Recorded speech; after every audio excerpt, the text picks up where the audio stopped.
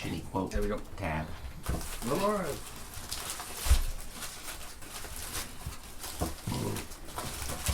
My favorite thing is I think the first thing I came up with shitty quote. Is the recording It just maker on? I pushed all the buttons. Microphone. That's the word I was looking for. I don't think recorders are accurate. Both work. Both. Your time is limited, so don't waste it. Yeah, living go get him, someone Mickey. else's Go eat life. the beer. Go eat the beer, Mickey. I don't know. Just random fucking quote. I can't find anything good. Do or do not, there is no try.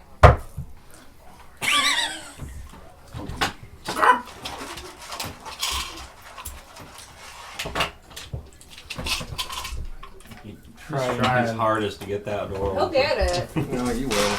Eventually, he'll get it.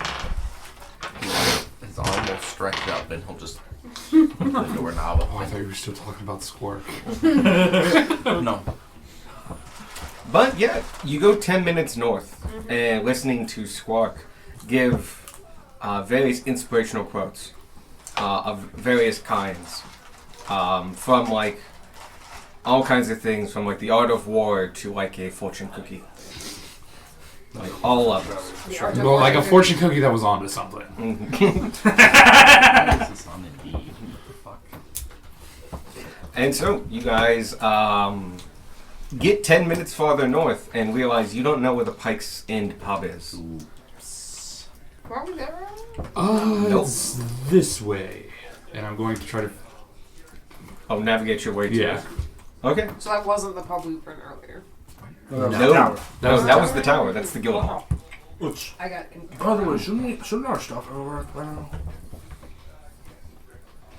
I think so, yeah. You want to get that before we head into a potential fight? I don't know how time sensitive this is. Out of character, God still has to work on stuff. Yeah. Yeah, I kind of want to mess up with it. Alright, If we can do- fight vampires, you can say I told you so. we can do this later. Gunmar wouldn't know.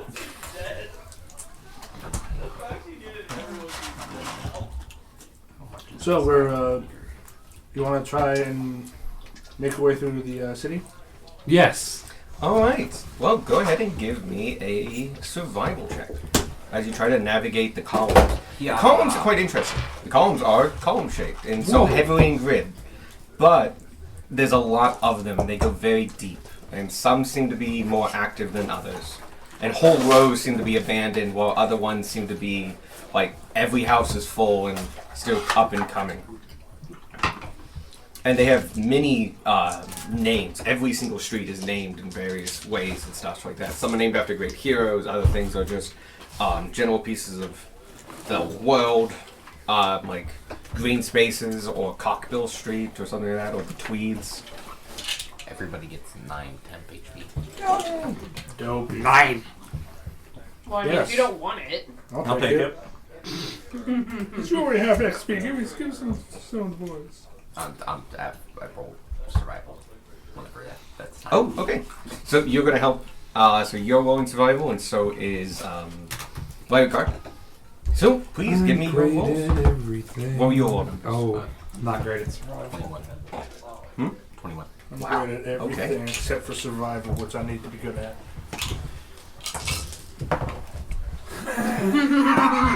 7. You being the personable fellow that you were, immediately approach somebody and like mention like, "Hey, where's the Pike's End?" Like, you don't get there right away. You may smooth them, but the second you do say the name of the pub, the Pike's End, the person you were talking to was always quite suspicious of you. Just goes, "We don't go there. We just, you don't know me." And pops up his collar and kind of like rushes off. Look, a distraction. Take his money. I pop my collar up, my hood up, and walk off as well. Cool.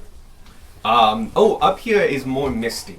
It is day, but because of the tallness of the columns, each individual house is about 2.5 stories tall, like tall buildings, and they're long and they're kind of squished together.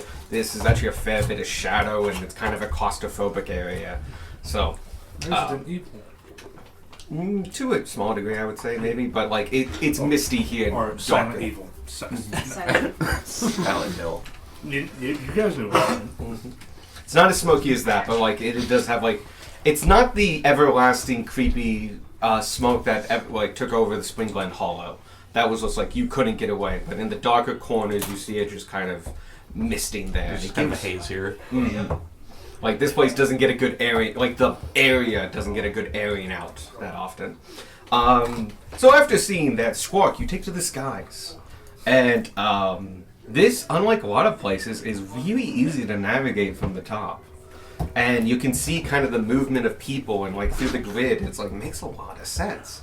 And, like, you just need to go up and this way and that way to get to different places. And all you need to find is the Pike's Inn, and you can connect point A and point B. That takes a minute or two. But could you give me a perception check while you're up there? You will find that this is just how quick.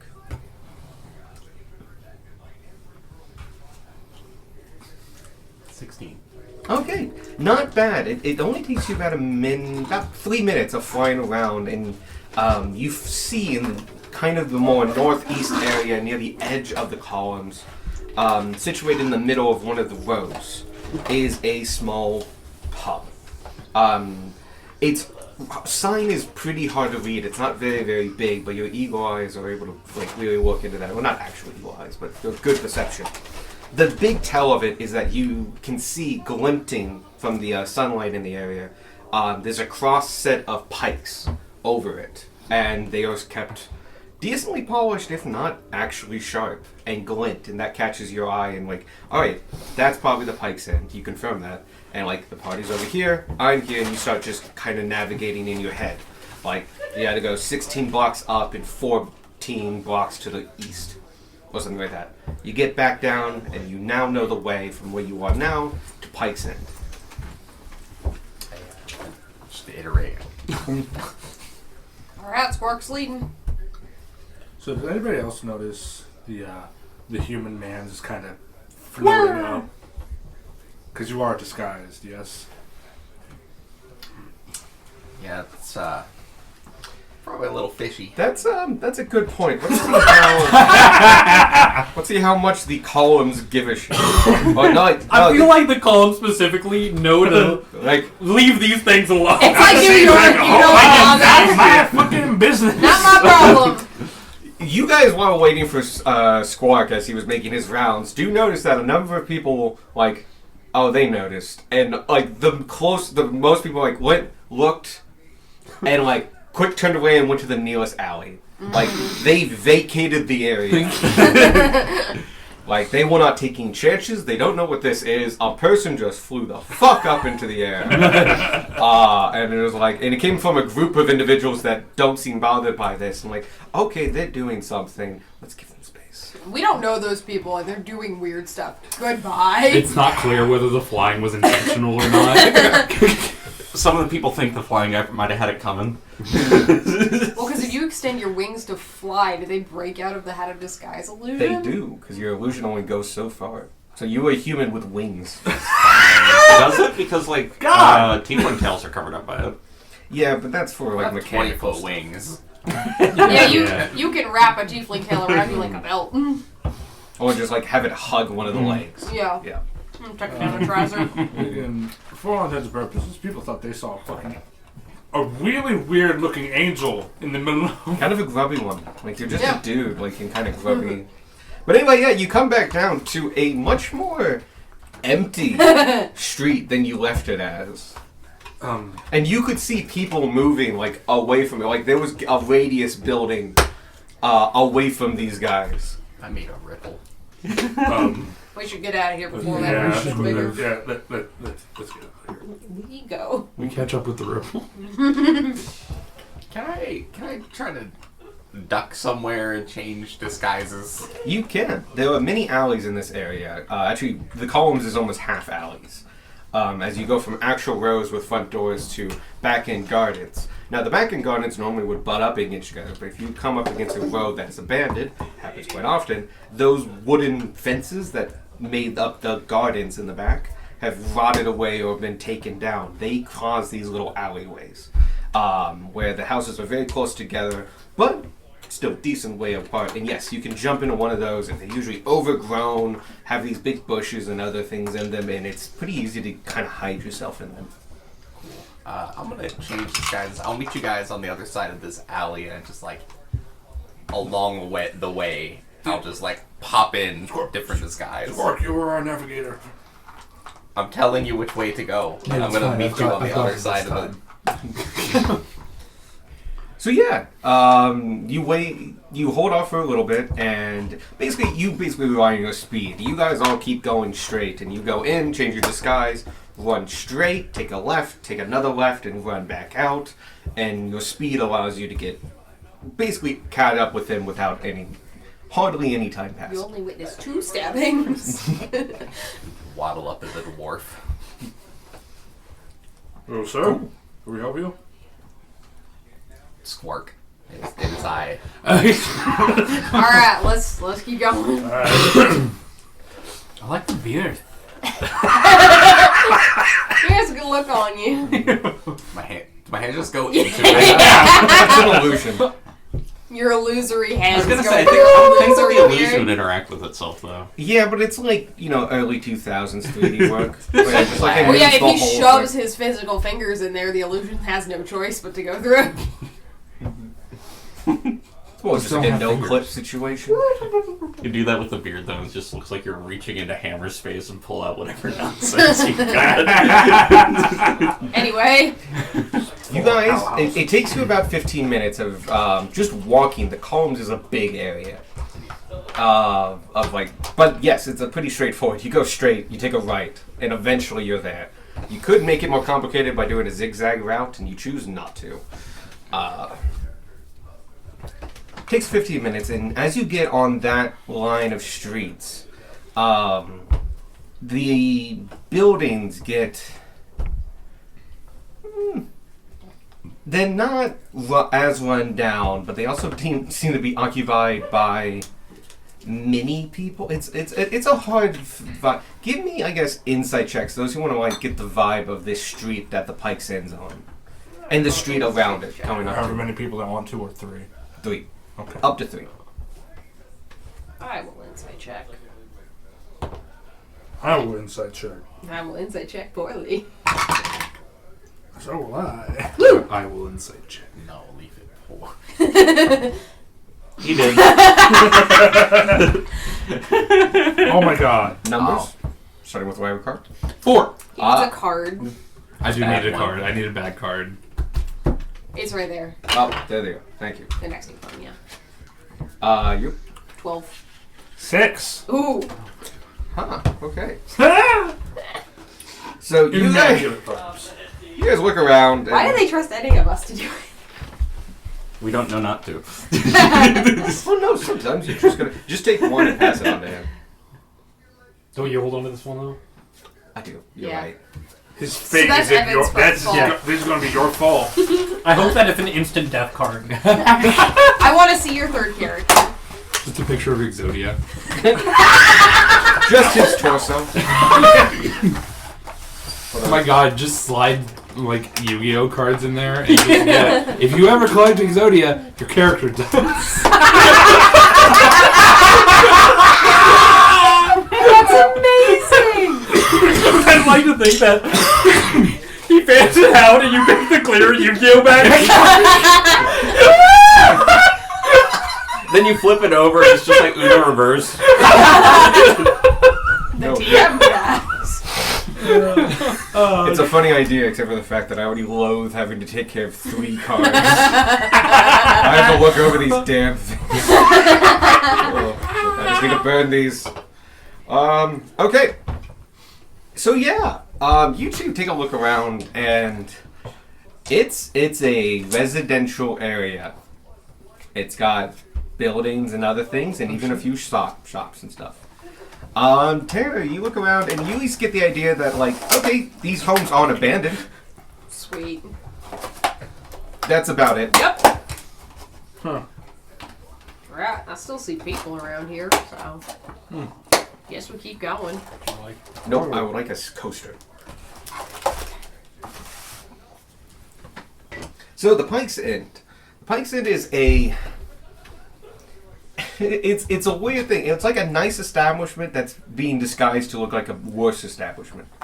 You can see that like it's grubby and has mud on the windows and walls and like it's all kind of monochrome and other things. But if you take a closer look with enough of your passives, you actually can. That you can see that like the wood is like mahogany wood. It's like nice wood that is framing the door itself. The door uses beautifully and like well-made brass handles and other things like that. The windows aren't just your natural like lead-lined piecemeal, but they're actually like recreated stained glass pieces. And yeah, they're dirty, but they're actually very nice. And there's like 16 of them.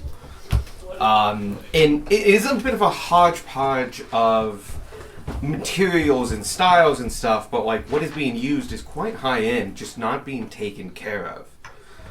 Including the pikes. You look up and they are field marshal pikes. Used from different places, not from the south, no. Yeah. You said field marshal. Basically, these are pikes to be used on horseback, so they're extra long. And they're very shiny and like kind of nice and beautiful. But you can also see the pit marks where like these will obviously like they get shined up like once a year, and it was probably recently because they have pit marks from rust and other things. And just under there, there's a swinging sign that's been painted. And painted pretty roughly, like a wooden back sign that has been painted on that just says the Pike's End. Or it just says Pike's End, not the Pike's End. The is implied.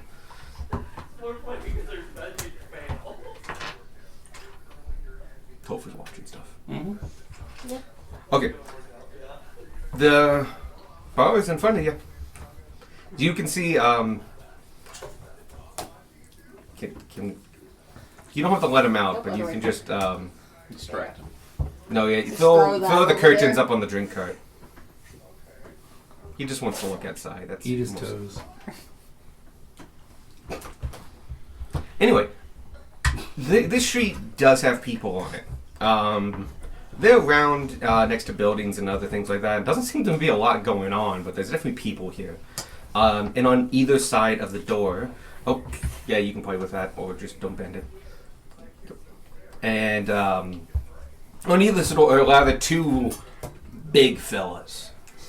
The word henchman comes to mind. Yes, goons. Goons is a good one. Thug. Ne'er-do-well was kind of a little too light on these two individuals. Ne'er-do-well has too many syllables for these individuals. Oh, these people don't describe themselves as anything. Little dee, little dumb. But they are big. They have kind of worksman jackets on. They look like they just came out of like a coal field or a factory or something like that. But they are big and bulky and just standing like on either side of the door, arms crossed, just glaring at anybody and everybody that walks by. We've long lost that guy who was like coming to the place, right? Looking back on it, you lost him. A while ago. You lost him almost instantly. Fair he enough. attempted to leave and did. Yeah. Like you could recognize it as like this guy know what he's doing. Yeah. I figured. I just thought we'd check. But yeah, he's gone. Well, I suppose I'm the front man for this, aren't I? Yeah. Have fun. Right, on we go. Look. Go get him, Tiger. And I walk towards the pub. I will go with. I will also go with. Yeah, we're still we go. I guess we all go. We all go. Just go. You all walk up, and as you approach the door, both of them hold out their hands and go, "Hold up." The one on the left is speaking. Just. Sorry, I just went blank for a second. You're good. Main character. He said hold up for a reason. Hold up. Motor noises. Pulls out note cards. I can't read. What are you doing here? What's your business? We have business.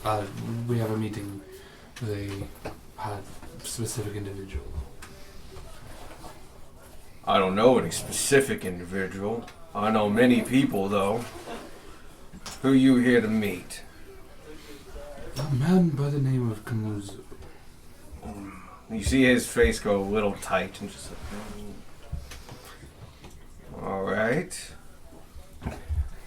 Well, there's a bit of a cover charge. 10 gold a person. Insight. Like, go ahead, yeah.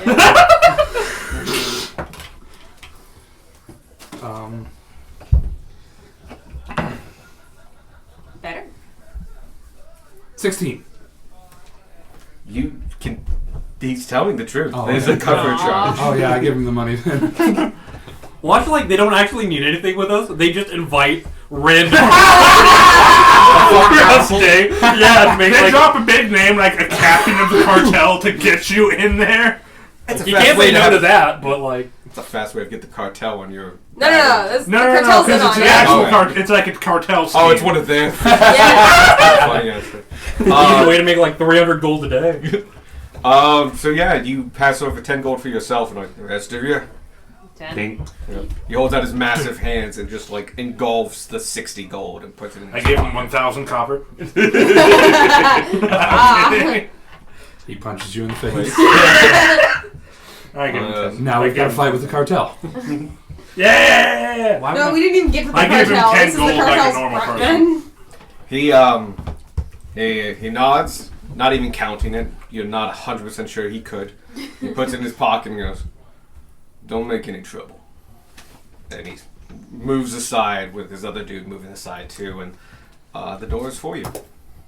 We enter. Go in. Inside, you see the Pike's End. Pike's End is a deceivingly big pub on the inside than it looks from the outside. If you've ever been to like old colonial places or even like Westerville and stuff like that, you kind of get this idea where like you walk in a small front door and all of a sudden like, where did all this room come from? It's like that. At least it is to me. I find it fucking magical. You walk in and just like, there's the rest of the like, where are we getting this space? Where are we borrowing this from? Anyway, you walk in and it's a crowded bar. On the right hand side, to the direct right and left are two little alcoves that would there be glass windows, you could have displays on either side. They have been retrofitted with benches and tables, and people are sitting there as well. That's also where the stained glass windows are. So they have weird, not weird, but kind of slightly out of place, more colorful cascading light coming in those two sections. The rest of this place still is lit by candles across the wall and across a couple chandeliers. There's a massive bar over to the right-hand side, being manned by one gentleman who is currently pouring pints for several people, but behind him is a beautiful array of different liquors and liqueurs and fancy drinks and other things like that. Some of which look at least quite expensive. There's also a mirror there, which is very traditional. He's serving a packed bar, and you have people and tables, and all the tables could kind of mix match. Some are high, some are low, some are circular. Most of them are rectangular, though. And a number of the rectangular ones look a little poorly put together. But they function enough to hold drink. Is that my cat? No, that's a person with legs. No one I was was just supposed to be but there here. are people. That was tough for getting food. Oh, okay. I thought it was like someone else just came in. Like, why are we not reacting to this? It's like, my mom's out of town. What? Okay. Anyway. Place is packed. Go ahead. Sorry, my mind went blank. It's What's contagious. the crowd like? Is it lively or does this seem more like a business kind of place? Go ahead and give me an insight. You will get Solid something roll. out of this, but this is more if you can pick up like the nuances. Because the answer to that question is pretty obvious. 23, not 20. Nice. Oh wow. So yeah, you get the vibe of this place, and this is very much. You get vibe of hangout. you see a lot of people getting drinks and stuff like that, and delivering drinks. You don't see a lot of coin changing hands. After a survey, like, no one's paying the barman, no one's paying or tipping the waitstaff that are walking around with drinks and stuff like that. Many people are in small groups, and you see a couple people playing cards and shuffling, and one of those are towards the front. And they're like in a much more relaxed atmosphere to a degree, but as you get further back, you get a lot more people in huddled conversations, small tables doing small deals and stuff like that. And just the buzz of like the talking is definitely there, but you tune into it and you realize like you're not picking up most of what it means. Like they are speaking in English, common, normal words, but like one guy's having to say in a sentence like, you know, Mary Poppins is coming down the chimney tomorrow night. She expects Little Miss Muffet to be there. If she's not, the toad gets his third hindquarters taken off. And the other person goes like hippopotamuses don't sink in water. And like they both nod to each other and just. Meanwhile, Darwin's looking in like, Miss Muffet better fucking be there. Follow quickly back. What the fuck is a hippopotamus? Like you get like they always talk in conversation, some in hushed tones, some in not, but a hell of a lot of it is in this like technically they're speaking words, but like it's like everyone's having their own conversation with themselves, and even that conversation doesn't make sense. Other than that though, yeah, it feels hangout like this is not a public establishment. And like you look down at the one of the biggest tells is you look down and you are standing on a welcome mat. It doesn't say welcome, but it's like a place to wipe your boots. You know the street outside is muddy as fuck. It is a dirty, like scrambled place. It is cobblestone, but it is like packed with horse manure and other things. It is not a clean street. And you look down and this welcome mat is really clean. And like not a lot of people use the front door. This is not a front door establishment. So that's the vibe you're getting. Alright. It's a trade bar, and the trade is illegal. Yeah, it's a great way of looking at it. Other than that, you look around and yes, it's busy, it's packed. You have the bar, a very nice and big bar being served by one bartender and several other individuals on waitstaff and stuff. On the left-hand side of the wall, about a couple, 30 feet in, is a big archway about 10 feet wide, and you can hear actually laughter coming from that side of the bar itself. And it's periodic, and it's not like laugh out loud funny. It's a lot of the like of like really big dudes. Gotcha. Who save their breath for punching. You know, that kind of situation. Yeah. As you get in and you're looking around, a lot of people give you looks, and they don't really stop their conversation.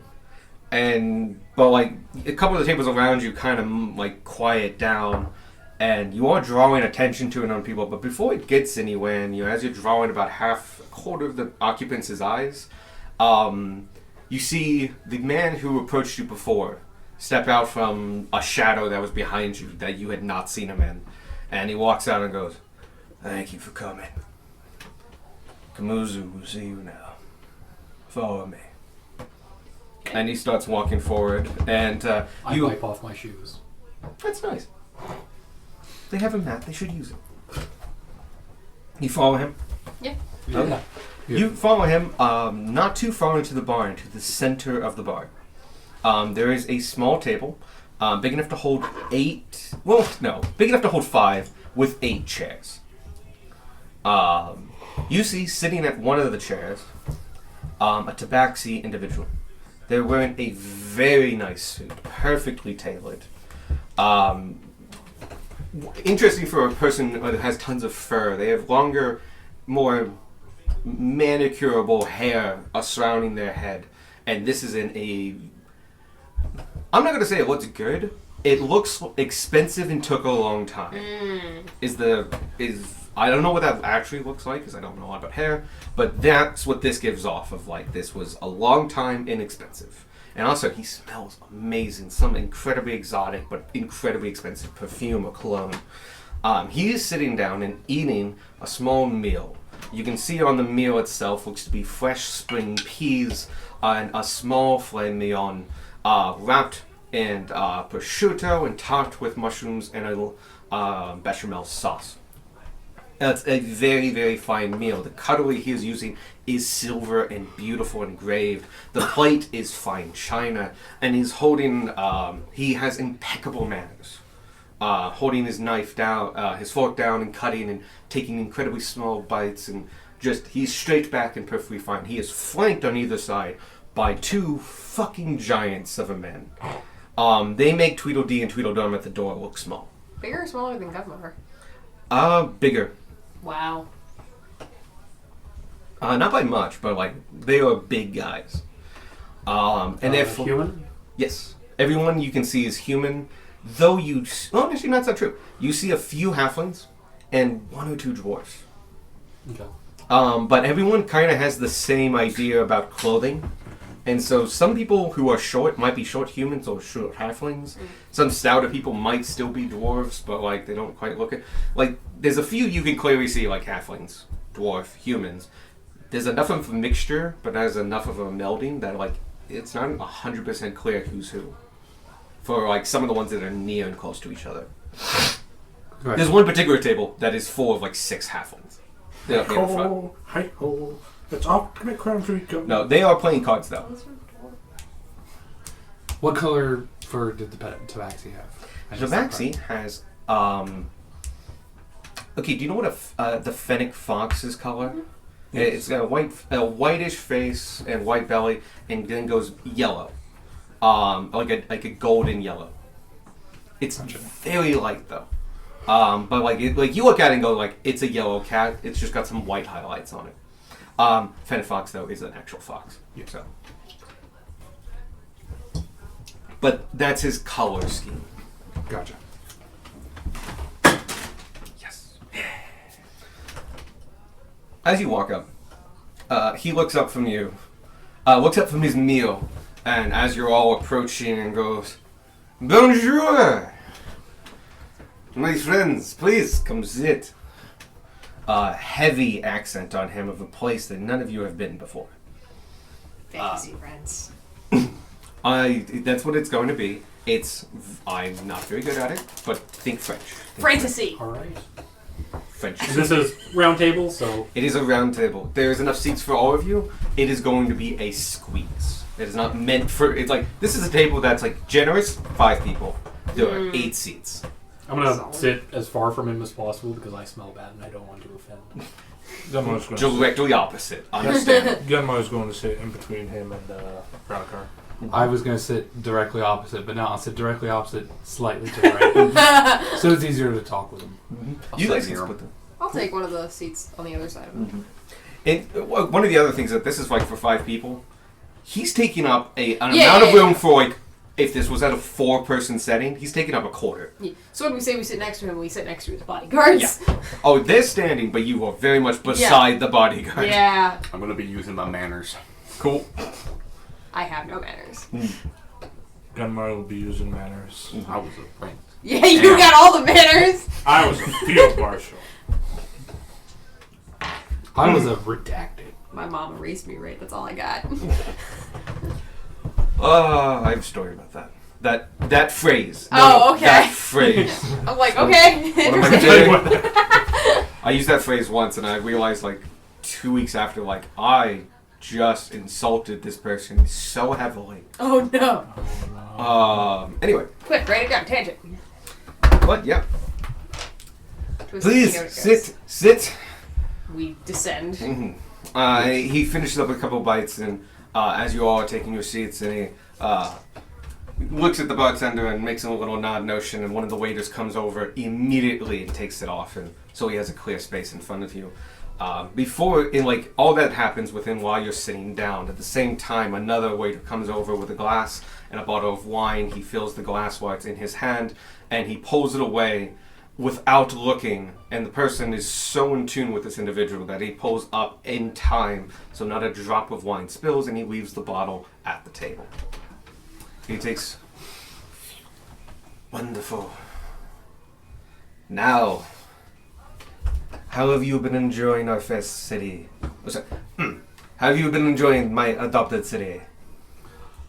It has been a treat for the most part, yes. It is quite exciting.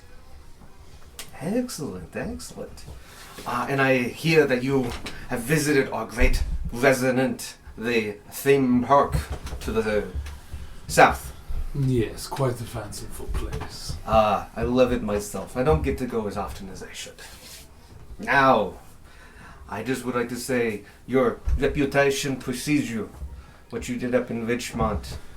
Many people took notice, and many people were impressed, including myself. And while not many people know just yet, as the edition I am certain is being written up as we speak, breaking the curse of Spring Glen Hollow opens up many, many things to us that are interested in such things. Saving a whole countryside. The kind of thing heroes of your caliber dream for. You must be incredibly proud. Can I insight to see if he's trying to butter us up or if he genuinely thinks what we've done is impressive? Yeah, go ahead. That's a bit of a nuanced thing, so yeah. 24. What'd you roll? 17. Oh, it looks like a 3. Okay, never mind. Those are 3s. These are new glasses. I mean, you're at a really weird You have a angle. plus 20. Oh, I can see the 17 now. Okay. Oh no, I'm looking at it from here. Yeah, that kind of does look like a 3. Okay. It's like oddly so. No, I believe you. You're at a strange angle to it. But no, I rolled a 17 and I have a plus 7. Yep. So, 24. He is genuinely impressed. Cool. Like, you guys took down a cult, and he recognized that you were very new to the scene, and So he's up. understands the situation to a good degree. He knew what you were up against, and you handled it very well, and despite the setbacks you had, you came back actually fully intact and healthy. And after that, he's at least heard of Spring Glen Hollow to a certain degree about what happened there. Yeah. And that one almost speaks for itself. Like, Spring Glen Hollow's curse was not unknown. It was like an empire thing. Few people it hadn't been attempted to try to cure Spring Glen Hollow in at least 100 years. And it was just one of those things that just like, yes, Spring Glen Hollow is cursed. It happened. It's a leftover from the Empire time, but you solved it. He's genuinely impressed with that. Cool. Every so often, adventurers just go there and disappear. Yeah, that's how it was. For 1,800 years, it was just like, oh, we're just sending people to die. And so, like, there was no contract for it and stuff like that. In fact, you guys didn't get a contract for it. You were We got an requested... explicit warning. You probably shouldn't. Yeah. It's like, We were I'm gonna told do it not anyway. to. Yep. But there was things you needed that were there. Well, and we And- suffered. One of them was your backstory stuff. Yeah. And the other thing was You also... don't took if, my memories. Yeah. if you're going to go there, you'll need this salt. Don't go there. But our amnesiac skeleton says we have to. Take the salt with you. Otherwise, it won't work. what the fuck do you mean amnesiac skeleton?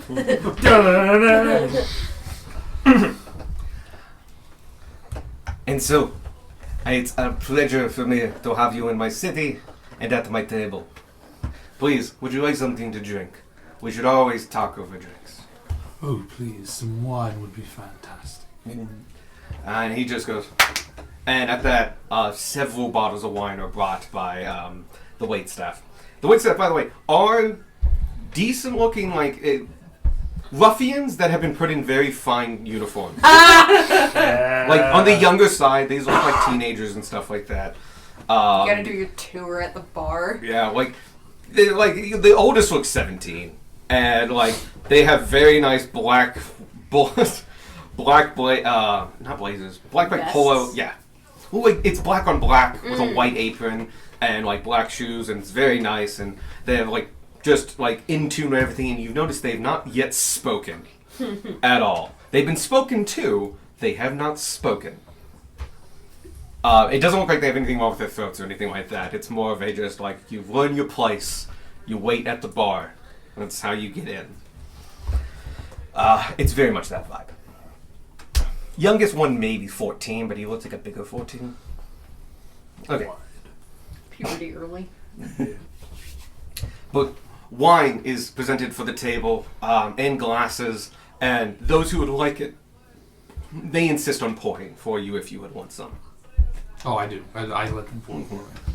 Excellent. Yeah, I'll do one. Yeah.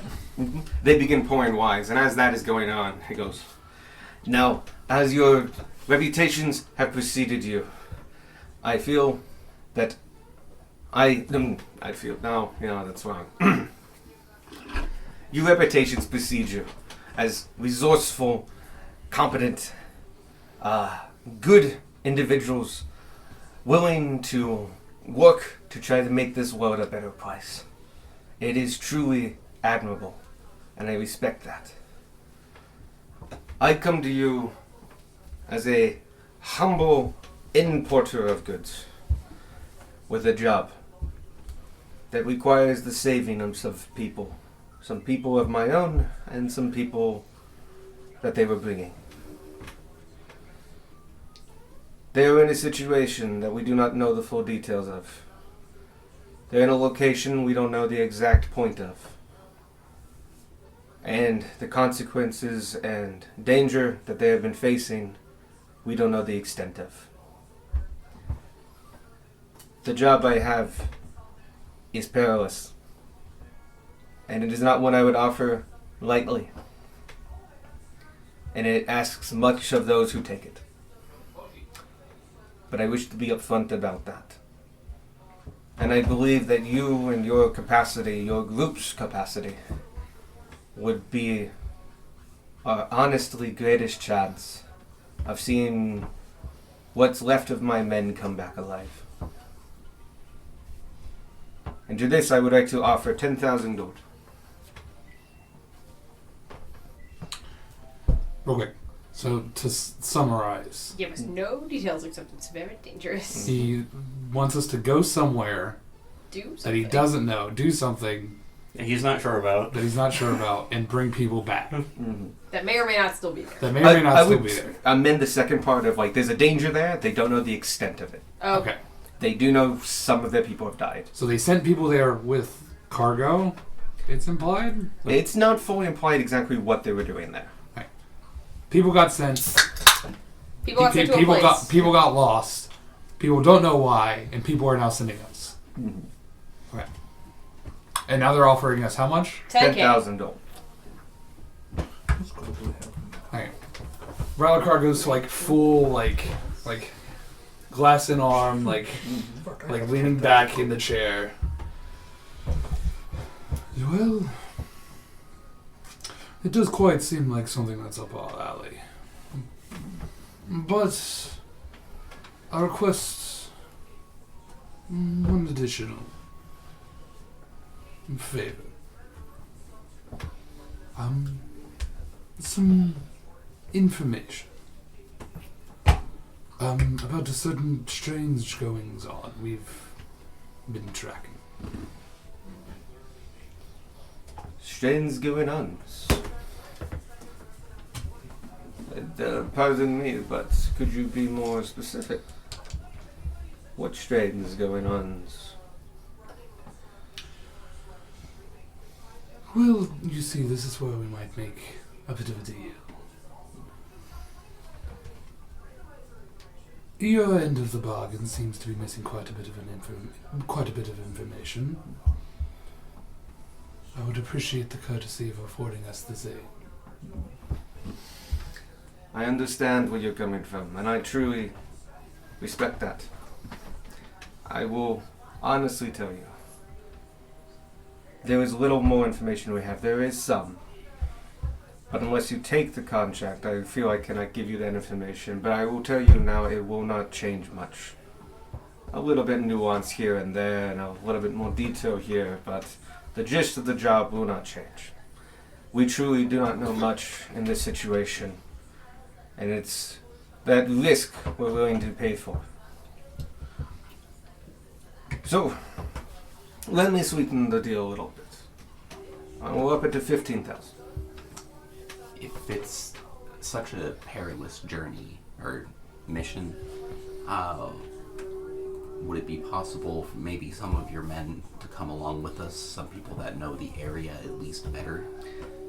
You will have an escort to part of the way, but after that it will be clear, and the danger thereafter, I feel, is more of your caliber, up to your caliber, than my men's. So you will have a guide part of the way, but they will not join in the fighting. Understandable. I think I know why you're in town, or why you've stayed in town. We've had reports of good success and luck being experienced over in our residence. That Ryan Ramon is having a good turn. I quite like that. He deserves it. He puts his whole life and soul into that theater of his. But it has brought quite a bit of attention. But exorcisms, oof, loud, noisy, and honestly, it's, from what I understand, have been helping people more than not. Not your average poltergeist, as you might say. I would not want to intervene in an aggressive manner. But, as we did look into it, we did find the true nature of that spirit. We believe it to be a portion of one of your compadres. We also believe it's not the whole part.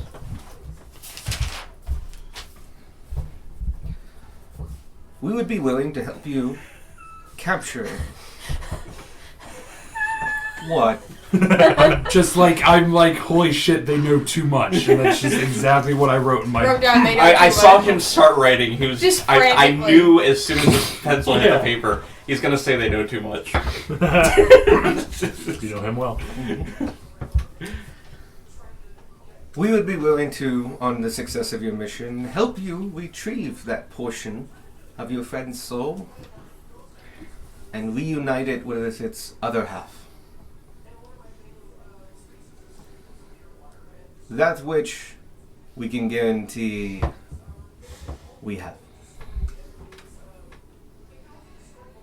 As he speaks, he snaps his fingers and one of the big guys reaches into his coat, pulls out a small round object, hands it to him, and he places it down in front of him. It is about 6 inches high, oval in shape, and made of what should be quartz, white and pink quartz that have been chipped, flaked, and balanced on each other all the way to the top. The lid made of the same. It is sparkling and beautiful and amazing, and you can see just inside this red moat, just kind of floating around inside of it, getting twisted and distorted by the crystalline. Beck, Mhm. you immediately recognize this as a goblin soul pod. Okay. Ooh. Oh, no. Oh boy. We found this little individual floating around. We've communicated with it and feel we have a good stance on its situation.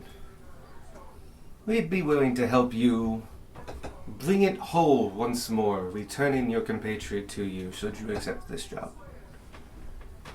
It is to our mutual benefit. And I believe important enough that we are both risking quite a lot and are meeting equally in the middle.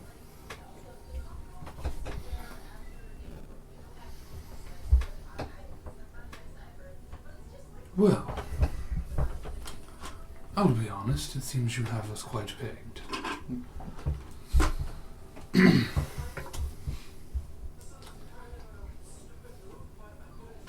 I believe we're inclined to accept your offer.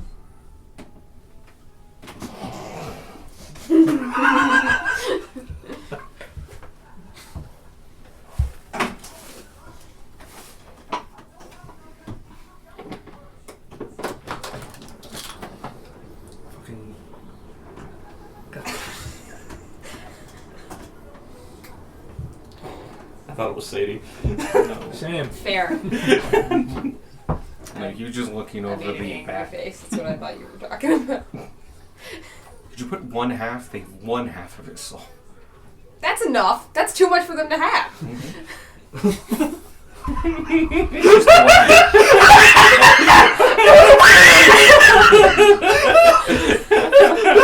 This is silence as we knows. Yeah, that's a fair point, actually. That's too much of his soul for them to have. Yeah, this soul pot is just on the table in front of him.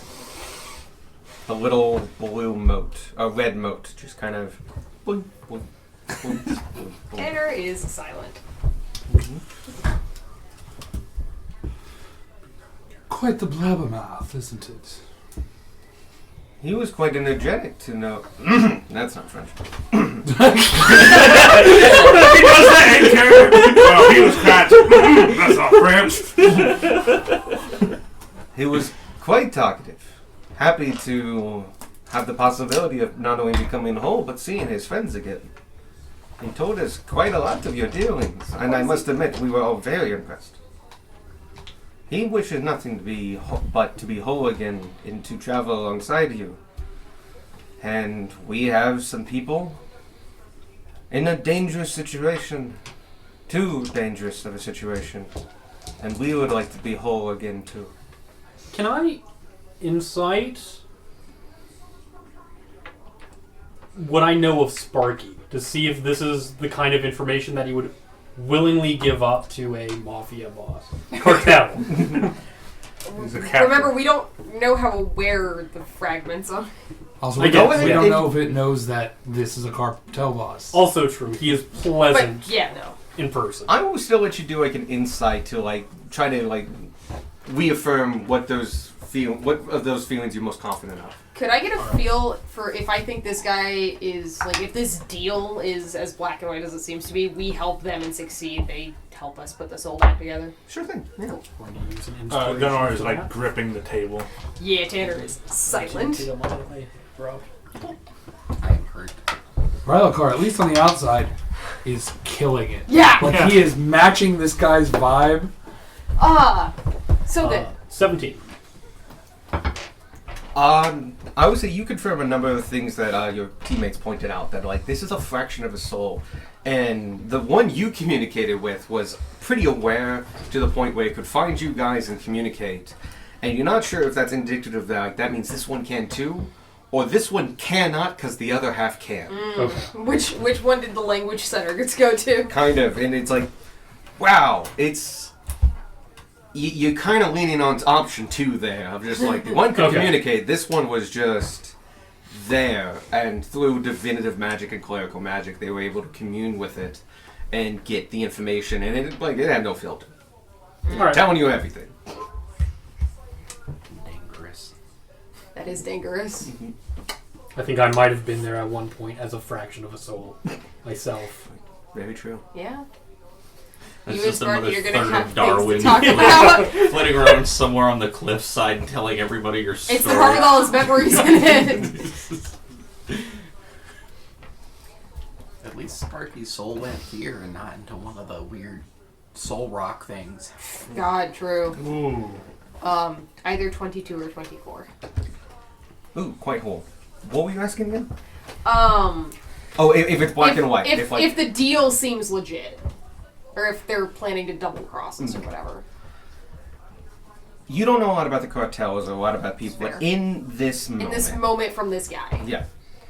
It feels like an even trade. Okay. He's sending you into what is he considers possibly a death trap. But it's important enough that he needs what they have and he would like his men back. He also knows we have a reputation of getting back out of death traps. That's true. And if you get out, you're most likely going to bring the other things with you. It's more cursed things. Yeah, we Cursed. I have mummy rot again. Not even a mummy here this time. But yeah, basically, like you have a reputation of going in places, surviving, and leaving whole for the most Ish. part.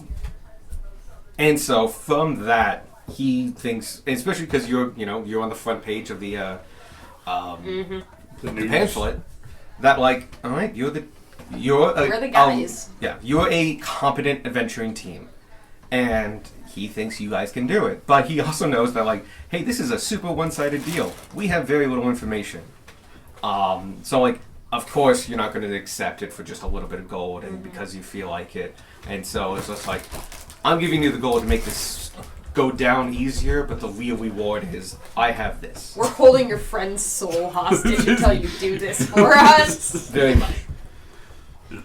That's the mafia talking. You don't get a choice if you want him back. If you want it back, I want my what was supposed to come in. Yeah. So you are feeling like it is sounding like a 1-for-1. Depending on how cocky you are, it's a great deal. Mm-hmm. Like, of course we're going to survive. We go in, get the thing, come back out. But if you are actually in the moment of just like, okay, we have no idea what to expect. We're going into something blind. We know nothing. And he's telling you that. Yeah. That could mean fucking anything. Right. All right, just to get this straight, and I gesture to one of the wine boys to refill my glass. One of them comes over and Yes! silent, immediate rush. Inspiration! No, that was good.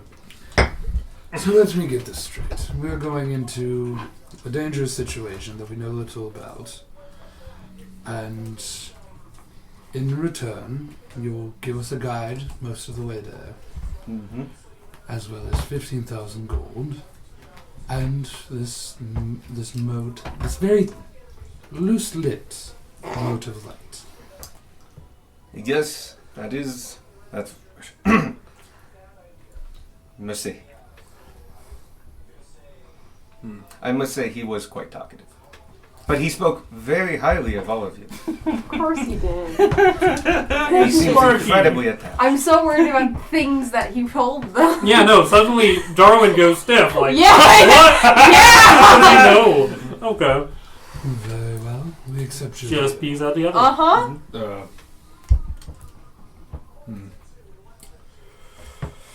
If you need to confer, I can let you sit here for the next hour or so. Enjoy yourself, have some drinks, have some food.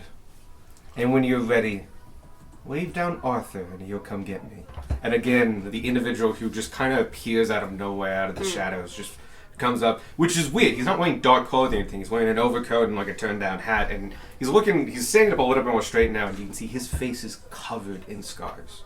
He is an older gentleman too. He looks to be like early 40s, late 30s. He's got striking like steel eyes and stuff like that, and just and he looks the pinnacle of like a mob enforcer. Flag down Arthur. He'll come get me. I was gonna ask a thing before he left. Oh, he hasn't left yet. He hasn't left. Oh, He's saying if we want to take a minute and talk about it, this is who we talk to when we've made a decision. But he's still here. before we accept, I have but one question. Was the cargo sentient in nature? And he is giving the impression of, is the cargo slaves? He's going to answer your question, but it's a... I'm just going to answer it how he would. The cargo was there by request, and is more important, and I do hate to say this, much more important than my men. Truly, I'm asking you to bring it back. And as much as my men as you can. Very. We shall do.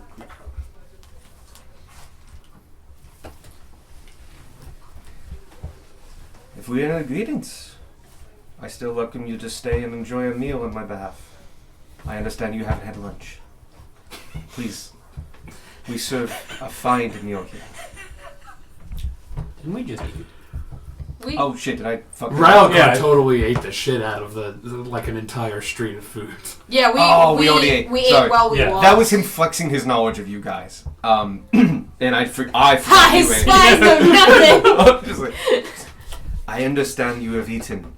Please, still, sit, digest, have a drink or two. Speak with Arthur. He has what other information we have. But I think we're in accordance. I thank you for your time. And he's taken up the glass jar, hands it to his man, and who takes it and puts it in his coat pocket. I will be not far away, but please do not ask for me unless you have finished the job. If you need anything whatsoever, Arthur can help you. And now, I have other business. Thank you. And he walks out the side of the room where you heard the laughter beforehand. You get a little bit hearing more of it now, and it sounds like a stand-up. He walks out, trailed by his two massive bodyguards. And Arthur sits down. You can actually scoot in a little bit more because he's no longer taking up a quarter of the table. He's just one of the same individuals. But he sits down, and as he sits down, one of the waitstaff immediately puts a flagon in front of him. And he takes a draft. Alright. The situation is as follows. A group of men were tasked with bringing in over the border a set of group of individuals. They had paid their way and paid up front for safe passage into the Empire. Our reputation is at stake. They need to survive and come here. They are your number one priority.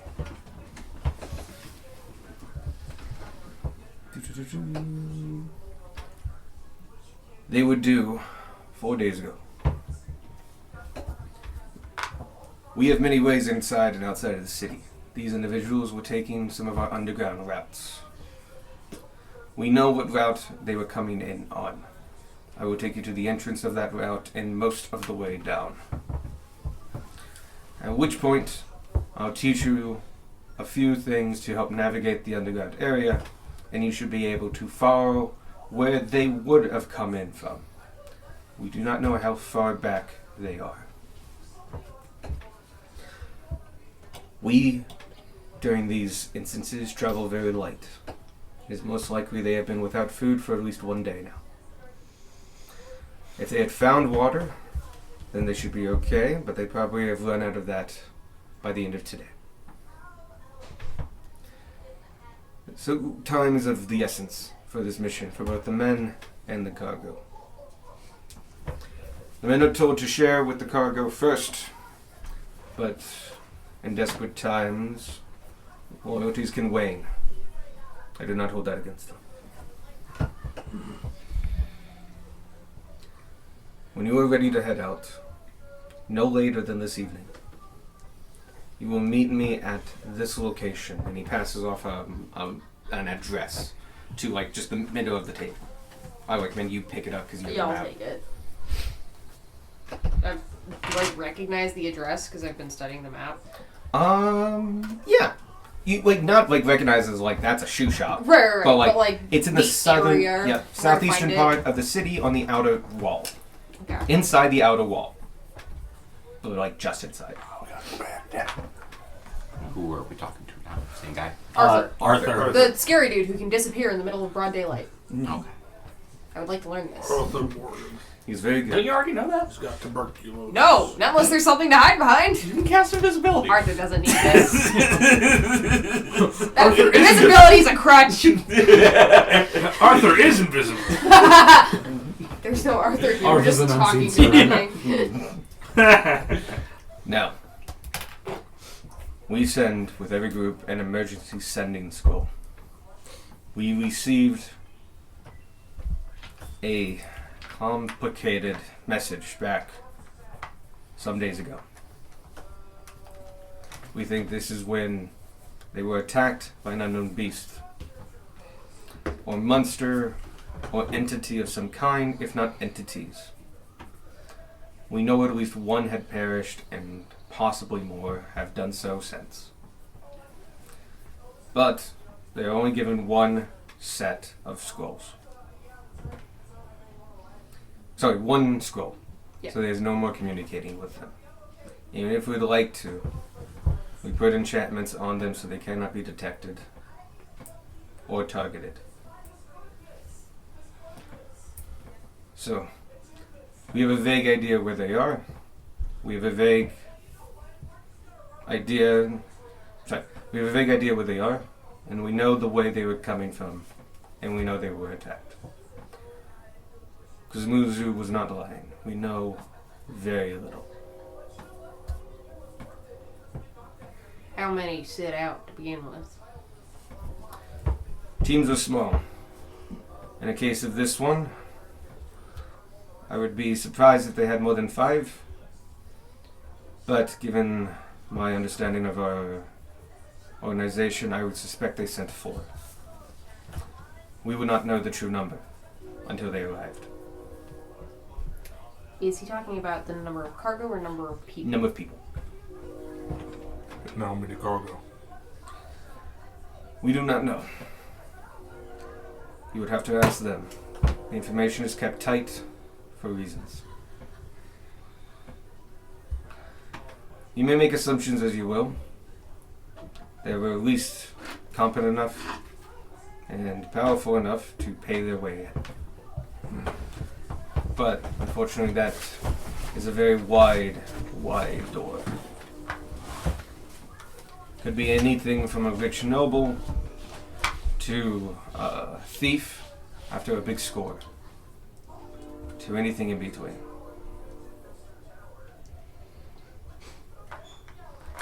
And you can also know that they could not come over legally any other way. They send it. What did they send? The message. It was not written down, as it came suddenly. We learned little. They mentioned one of our compatriots by name and said he had been taken. Taken, not bad. They mentioned he had passed after. Alright. He was taken, I believe the words were, he was taken, they got him, he's dead.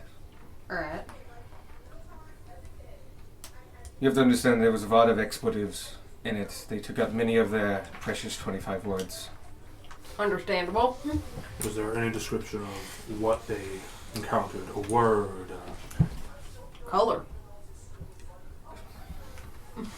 Size. Ooh, roll for that, actually. An elemental attack of some sort? Perhaps they wanted to do a dragon's word. Scary. Cute. Adjectives. Bunny rabbit. I think we have one descriptor in the whole set. It was large. Alright. Alright. That takes out humanoid. Oh, I think the word was huge or something. I don't have an exact word for you guys. It was a very big monster. It was big. It was too Really- big. Yeah. Fucking gigantic! It was massive. Bigger than a It was medium huge. creature. That's... That takes away. Big. Writing big in my notes.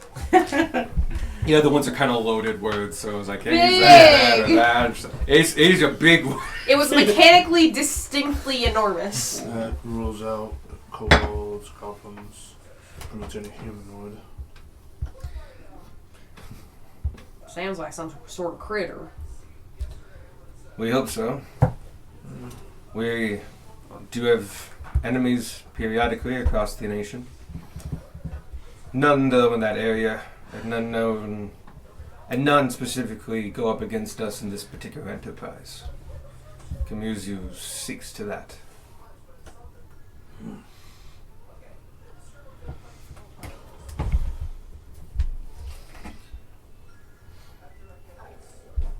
That's all we know. Alright. Sit, drink. I'll stay here if you'd want, or I will head off. But just come to me when you're ready, or meet me at that address at nightfall.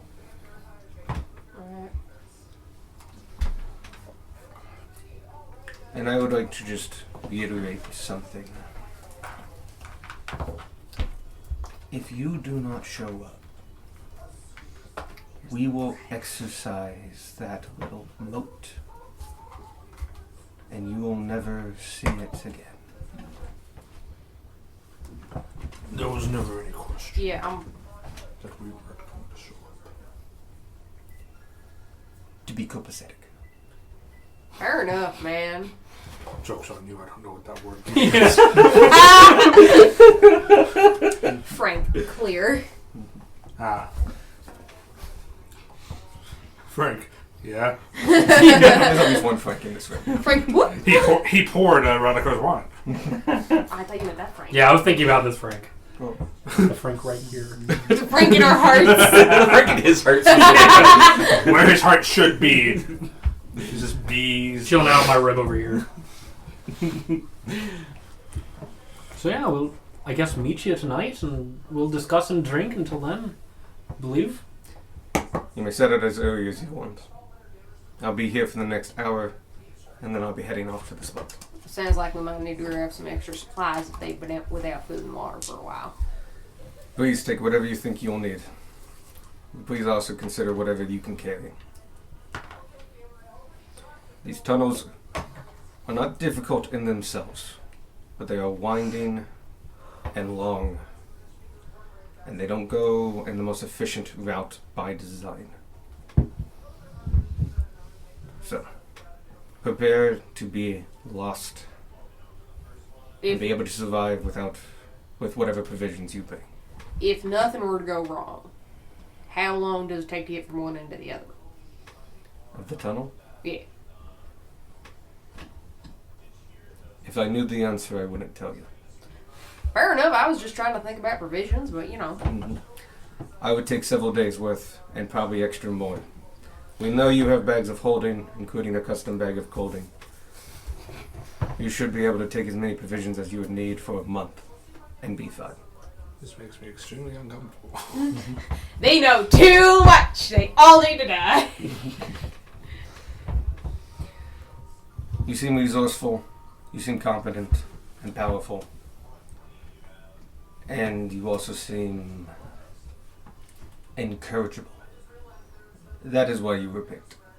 So, Incorrigible that's a or bad- incorrigible? What I'm getting at is that they have leverage over you. Oh, they have so Yeah. much leverage. Yeah. And depending on how much Sparky told them, they have more leverage.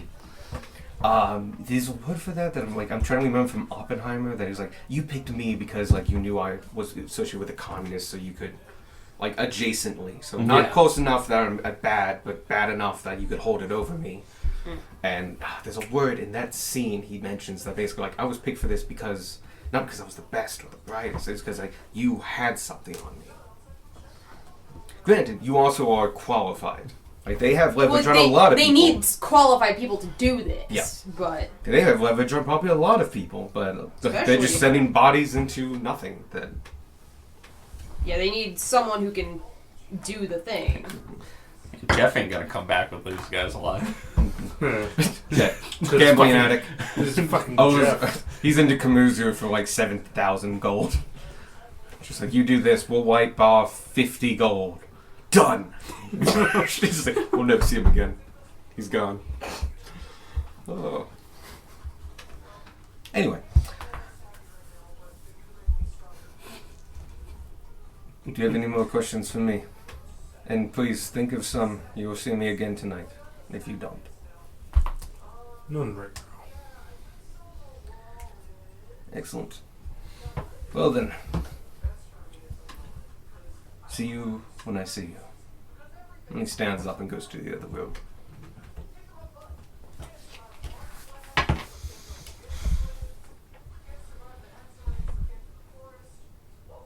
So, question? Mm-hmm.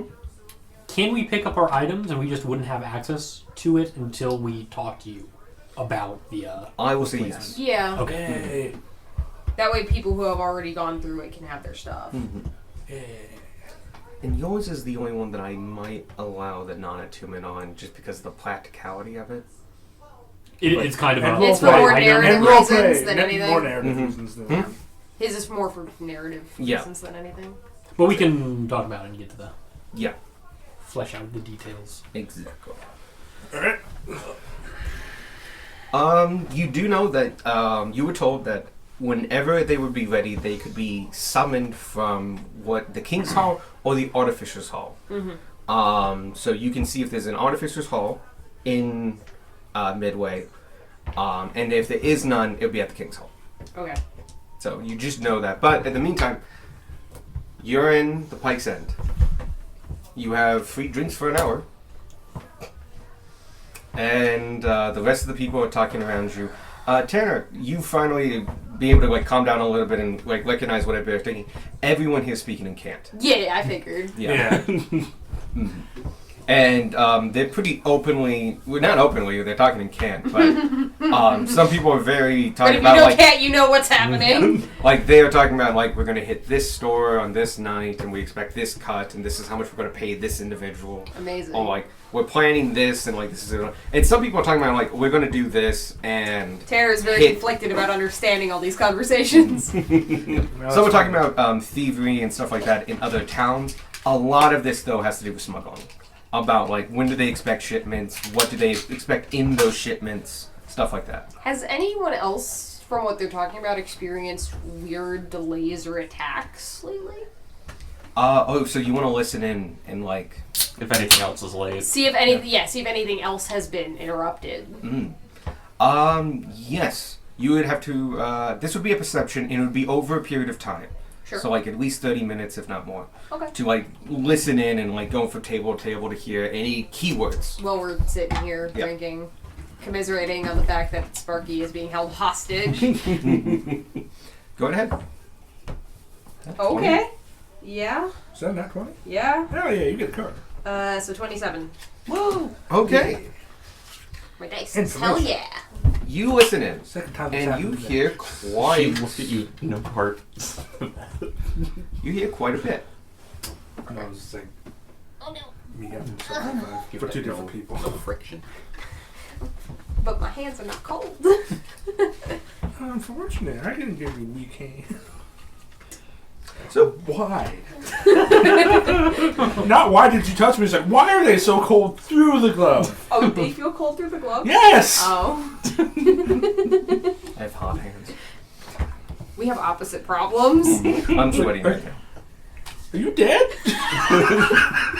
It's low circulation. Oh my god!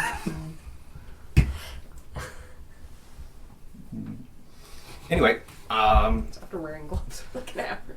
you guys, you hear a couple things. I would say. For one thing, answer your question is, for the most part, no. No other shipment has been late for like danger or anything like that. You hear about things being late, but like they heard they were late because they talked to the guy who was late. So like they came in, they were just late. Got or it. Had reasons to be, or like, you know, the patrol changed and we had to wait longer and stuff like that. Or you hear various like, you know, technical details of the smuggling trade that cause like, yeah, no, we had the cart underground broke and we had to spend 2 days fixing it because otherwise it would take longer to drag it than to just fix the cart. 2 And days stuff like- getting a new axle or 3 days dragging it here. And various stuff like that. Basically, like you pick up on like things become like it's not common. It doesn't happen often, which is almost why it's a point of time. And you hear like most of the times you hear about things being late were past tense. They were late in the past, and they had all these excuses. But as far as like current things being late, no. Okay. Everything else just seems to be running on time as such. But you also hear that basically all of the talk is about goods and items.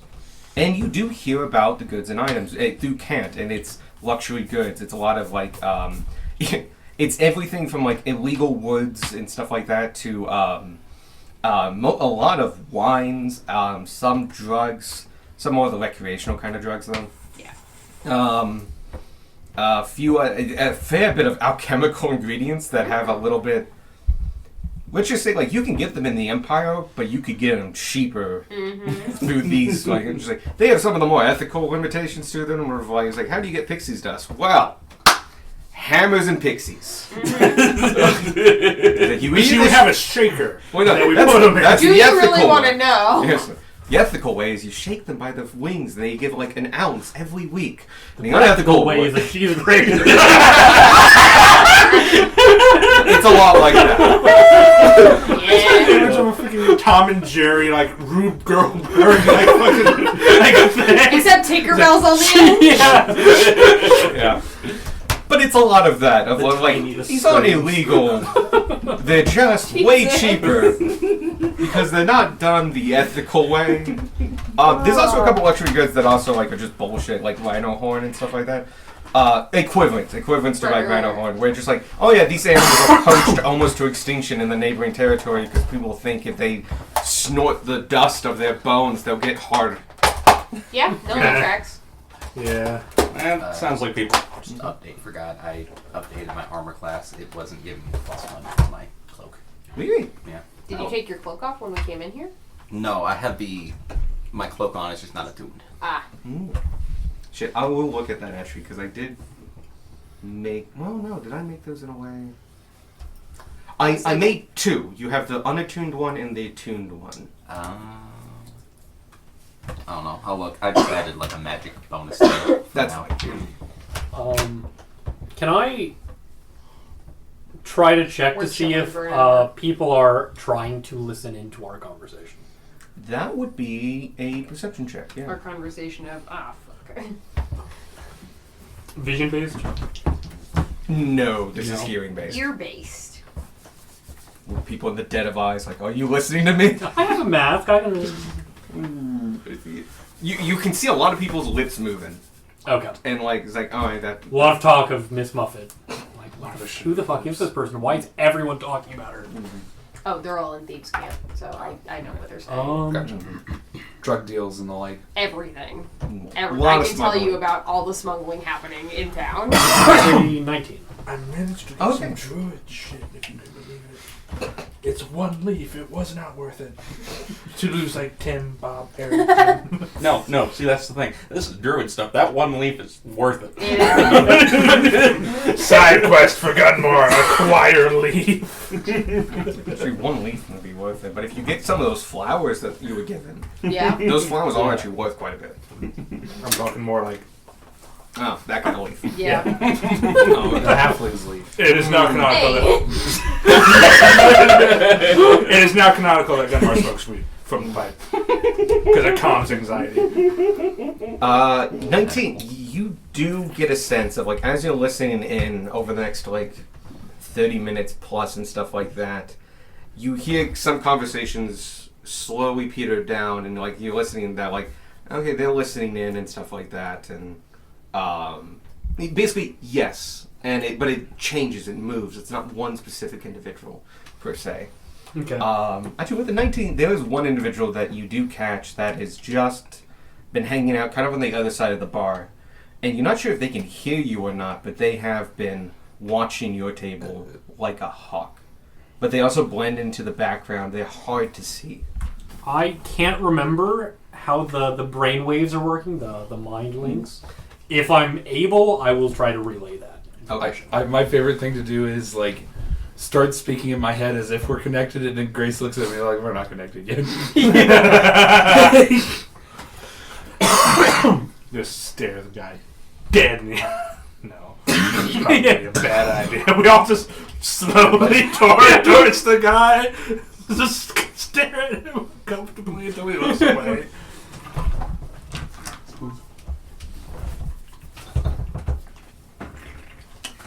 So, you have two people that have been doing something for like half an hour. What have you guys been doing in that meantime?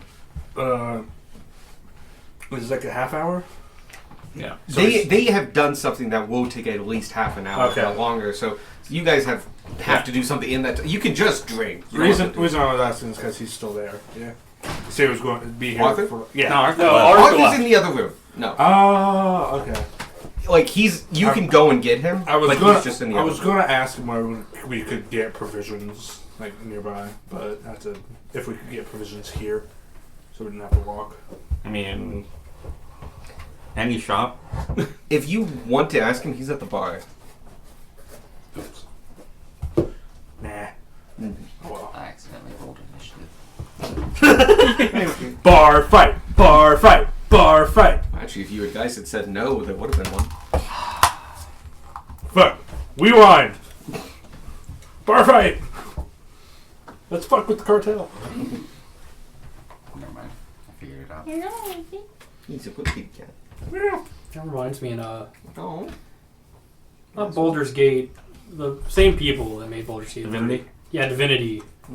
2. There's one song, I think it's called Tavern Fight. And it is the bar music for the first, 10 seconds, and then suddenly it just goes off. And it gets really epic. But it's so cool, because it is just the bar song, but better. Just like It's like one of the coolest songs in that game. the bar song gets a freaking guitar solo. Some fucking reason starts playing free. His scabs and looking stuff. better, yeah. Yes, the underground itself a lot. And then he got the thing on the back of his neck is very strong flea medicine. Because basically they said okay, it is fleas, but it's not bad case of fleas. He's allergic to fleas, and the medicine he's on to kill fleas does not kill fleas fast enough. It's frontline, and so they have enough time to be on his skin, bite him once or twice, and then die.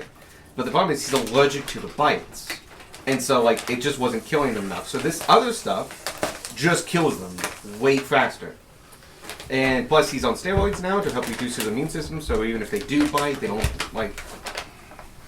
do all that and stuff like that. So he's never had a flea infestation. It's just he's allergic to what little bit of bites he gets. At least that's what they believe. But either way, they're treating it like an allergy, and so we're getting insulted like an allergy. That's one of the drugs they import. And he is looking better. Dice always remind me of ladybugs. Every time I see them. yeah. No. Oh yeah. No? Not like ladybugs. Ladybugs are blue. Until they hit oxygen, they're blue. Oh. I don't believe you. It's because he's wrong. Because he's actively lying to you. It's like blood. The oxygen also blood not is true. darker red.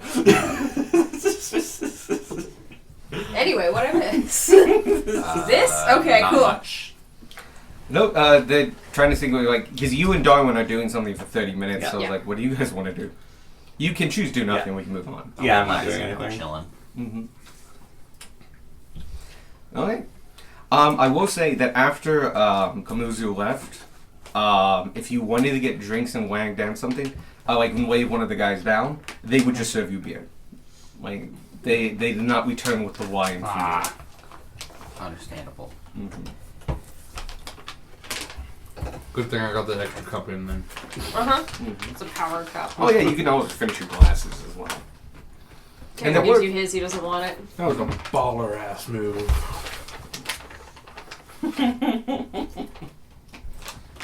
Said Gunmar was impressed by that.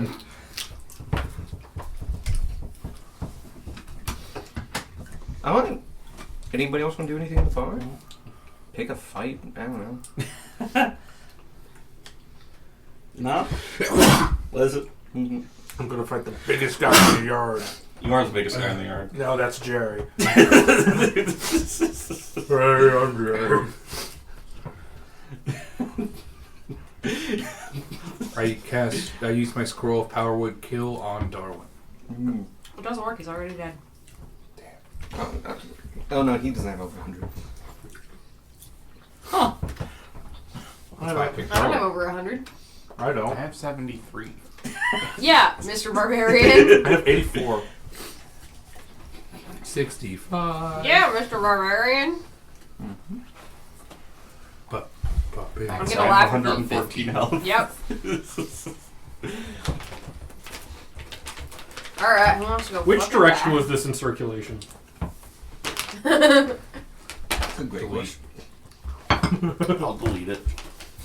So, you guys listen in and figure out, and there are people listening in, there's at least one guy looking out at your table pretty intently. Other than that, though, no one, nothing has gone missing recently. It seems to be a one-off thing.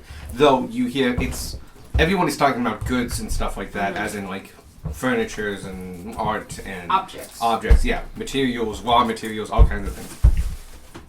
Yeah, the best thing is to smuggle are something very expensive, very light. So alchemical ingredients are high on the list there, and stuff like that. Silk. Silk is also quite good. Yeah. To a good, a decent degree and stuff like that, and also like certain drugs. Marijuana. Yeah, but you also hear like they were talking about bringing in like serious luxury goods of like finished pieces of like whole furniture and shit like that. And you're starting putting a couple things together that like this bar looks to be like made out of some of the luxury materials that didn't get a buyer. And so like that's why the door is really nice and like the stained glass windows like were never picked up or the guy didn't pay. The bar is immaculate. That's really funny. And stuff like that. And it was like they smuggled this in for a person. That person either didn't pay or passed away in the meantime. Anyway, it kept in their possession, so they put it into the bar. I like this. I like what you've done with this, Alex. It is nice. I like this. I mean, it's why some of the tables are really nice, but like they don't match up, and why some of the tables look to be like we found some wood in the gutter, and if we put enough nails in it, it stops moving. If you put enough nails in most things, they stop moving. And that's how you get tables. But yeah, no, that's why it's like a mismatch in here and stuff like that, like in all other things. I was gonna put rugs in here, but like it's like, oh, I couldn't do that to a good rug. I don't give a shit about that rug. That rug is like, it's like you can't tell because it's the same color as dirt, but under here is a beautiful rug. This holds like really Those important YouTube lore that we're restoration looking channels. for. Oh, very much so. They would go nuts for Like this it's a place rug because these from- people don't give a shit. As far as they're concerned, everything they have in here was free. Yeah. Like it's a rug made in Cambria. That's how old and expensive it is. However, it looks like shit now. But anyway, yeah, there's like weird like things on the wall that are like, there's a beautiful silver mirror that's like 5 feet tall and like with nice ornamentation around it that no one seems to give a shit about.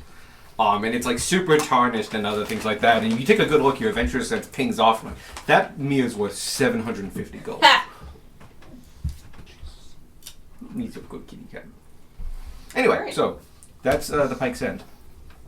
Alright. You guys ended up not fighting and not declining, so the bard did not attack you. So that's done. We're working with the cartel?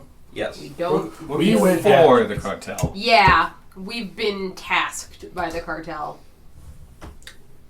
We've been extorted by the cartel. He's paying. Extorted is a good word. And the extortion is Sparky's soul.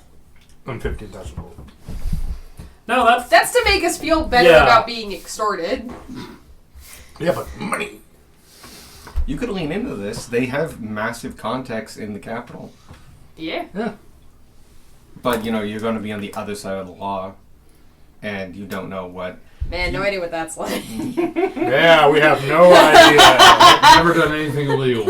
I'll just play both sides and let neither side know. It's easy. That can't. Oh, that backfire. always works out. Yeah. Sounds like a great idea. Never messed up before. Oh, no. Okay. Do you have jerky in your sinuses now? Ah, you bitch. Oh, you did God. what kitty can. Are you alive at least? Don't die. Kinda. Gonna give him a minute to Yeah. breathe again. Dare you not to. That was funny. I don't remember what you said because I was dying. But it was funny. Could you turn on the hot water, though?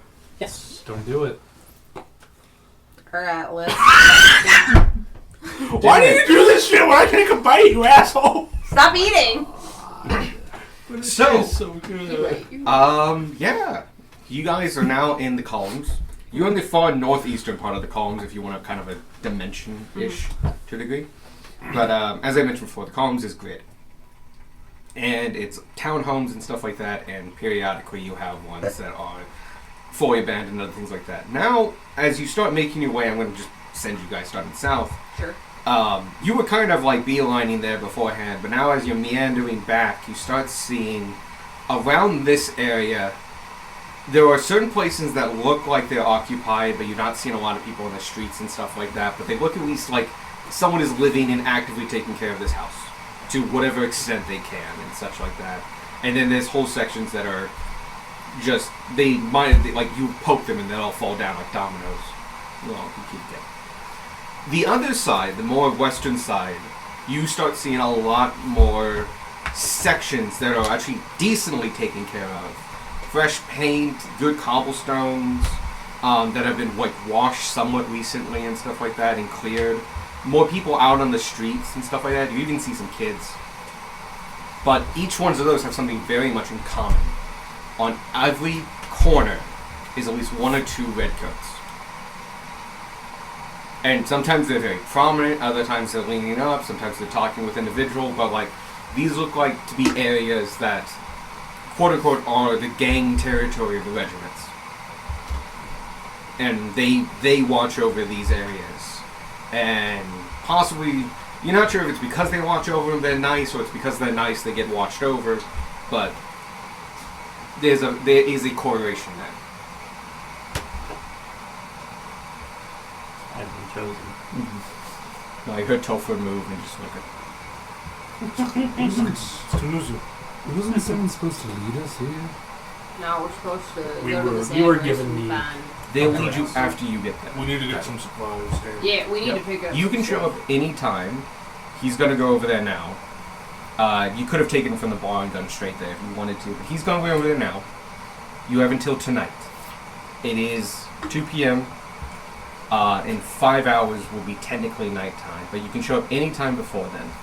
Were you here for the part where he threatened to kill Sparky's soul? to exercise. No, I was not. Okay, yeah. So if we don't show up, they're gonna exercise Sparky.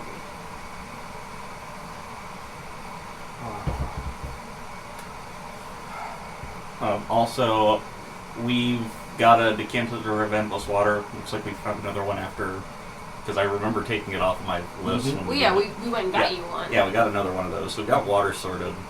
hmm We have a lot of food. We have all the food. We lost that in the fucking. We didn't We lose We got it. another one. I know. We We gave it We to let- Vine Blights or whatever. yeah, we Yeah. let go of that in the same section that Gunmar got 3rd-degree burns all over his body. And electrical burn. Yep. He jumped into a fucking forge. Yeah, that happened. Yeah. Good times. Yeah. Oh, good kitty cat. So yes, Some attitude. where would you like to go? Supplies. And then looking for an artificer's gift. Yeah, what sort of things do we think we want to take? Food, water. We got got those water. covered. We can pick up some extra food, but we got a lot. Do we need anything else? We need a few days worth of food to give to the refugees. I'm gonna stop calling them cargo. They're refugees. Yeah. Give to the refugees and the soldiers. I have stuff for climbing in case there's anything that needs climbing. So That's not But got a crowbar. it's not. I've got a grappling hook and a backup grappling hook. Back.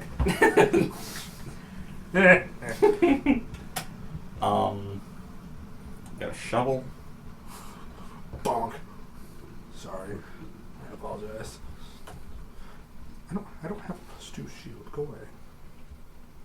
That was the replacement for the shield of Campier before I got the shield of Campier. Yeah, we got no idea what we're at to go find down Yeah. there. That's really all that I've got. Actually. By the way, Gunmar will reach into his, as we're walking, will reach into the bag of holding and just kind of try and slyly hand Radikar a sending stone. Give me a sleight of hand. If you want to do it slyly, yeah. Rolls in that 20 or the card doesn't notice. That'd be really funny. 12. You try to do it slyly, and a lot of people notice you, but they also, like, you're not doing... It's at one of that middle point where they just think, like, oh, you're handing him a sending stone. Oh, hey, is this a sending stone? Thank you. Oh, good idea, Gunmar. You're welcome. It's like that anime, like, downpour. It's just Successfully accomplished, no pride gained. Task failed successfully. Yep. The other thing that I failed at was maintaining my pride. Man, this is what. You're not exactly known for your sleight of hand, so it's fine. Yeah. I sleight of handed the fuck out of Sparky when we first met him.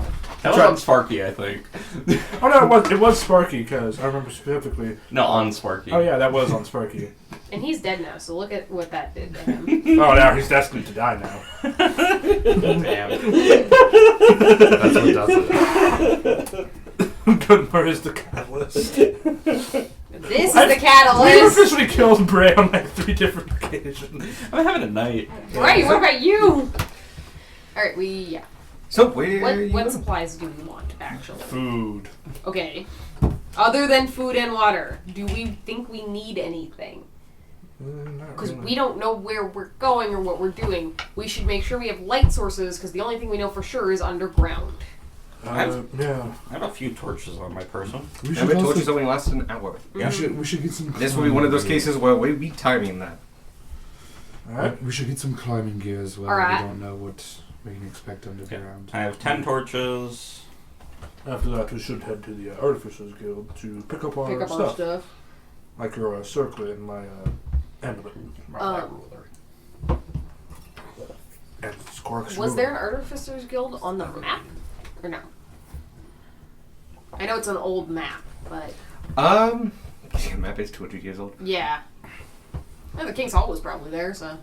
I mean, King's Hall definitely there. It's been there since the Yeah. founding of the city. And it has all the 4 walls on it, 4 major walls at least. What are you doing? Scheduling a birthday present for me from somebody, and I was getting the measurement. You're actually using a ruler as a ruler. Okay. Thought you were trying to scratch a weird itch. Okay. So yeah, the map. You take it out, take a look at it just real quick as Yeah. well, and no, you do not see an Artificers Guild.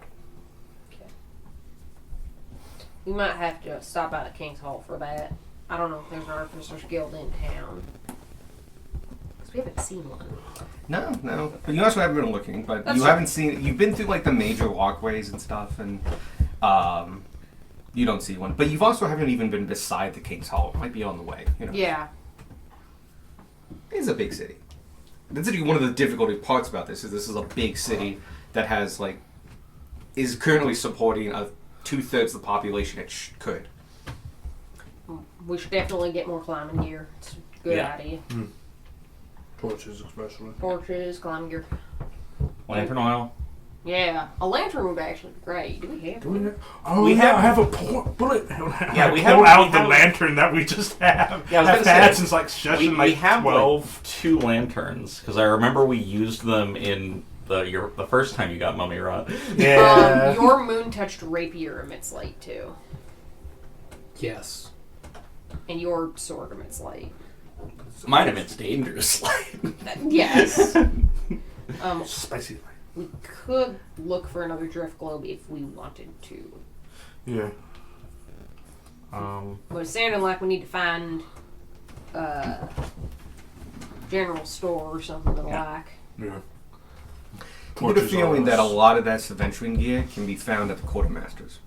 Alright. Yeah. Let's go to the Let's go quartermasters. back to the quartermasters. And real quick, Tally, who here has dark vision? It should be I have goggles. not. No, I have goggles for it. Halflings don't get dark vision. I Did you have goggles? goggles. Goggles.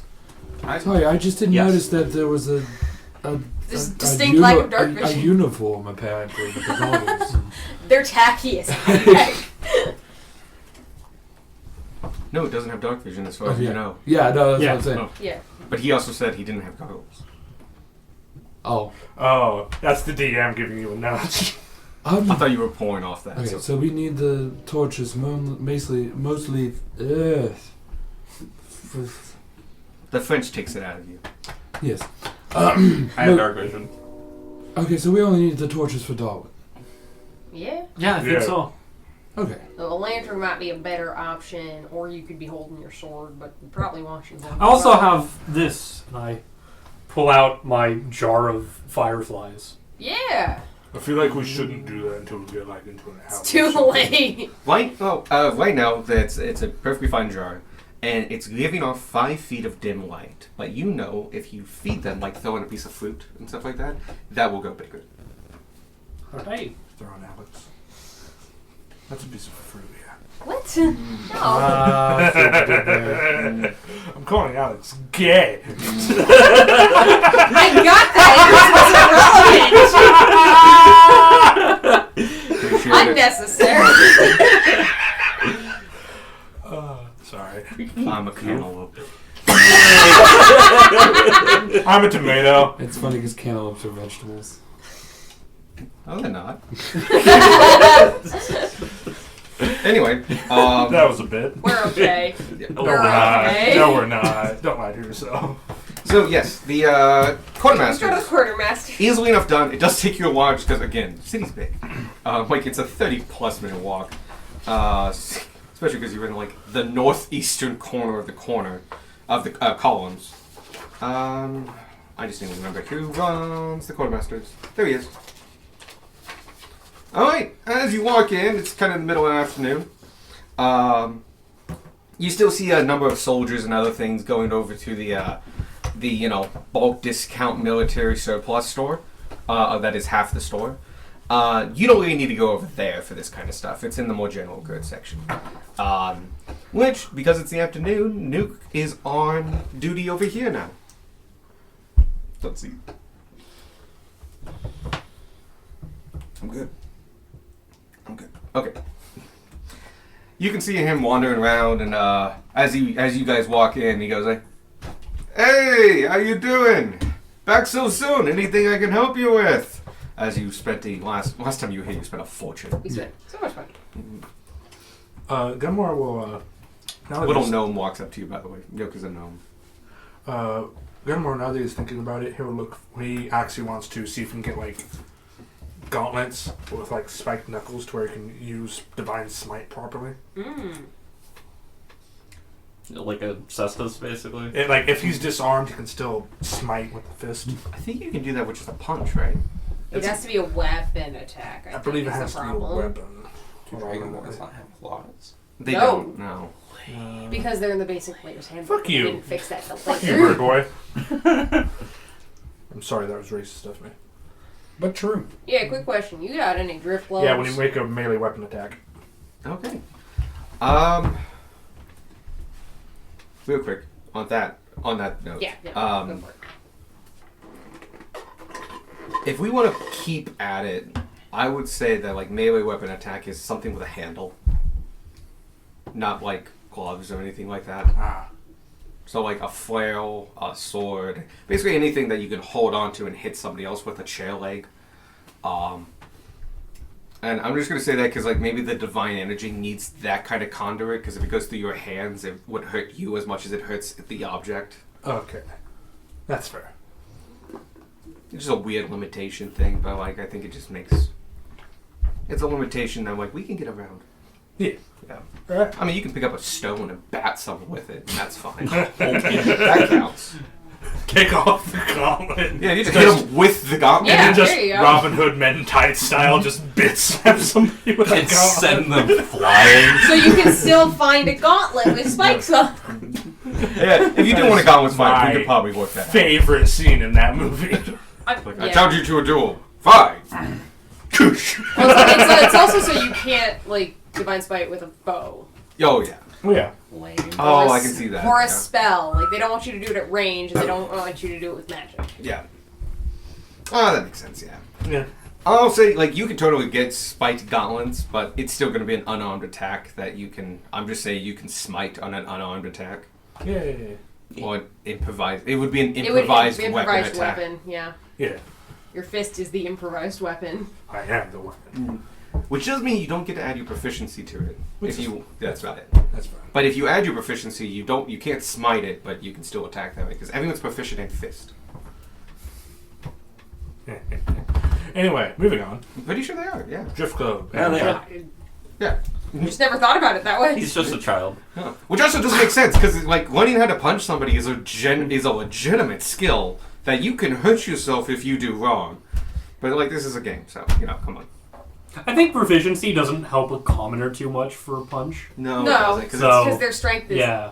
butts. Yeah, that makes a good point. I just laugh about the idea of a wizard who's not proficient in fist and he Yeah. tries to punch somebody. Makes a lot of sense, you know. Just like, That's correct. yeah, That's how you Yeah. break your wrist. Yeah.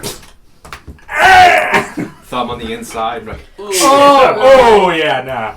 so anyway, you can definitely get them, but like mechanically, it's not going to change much. Okay, Yeah. it's no point. Thank you, then. Kat. Drift Grove. Oh. Oh, by the way, his name is Nuki, not Nuke. Yeah. Silent G at the start. Let me think. Drift Grove. Sheesh.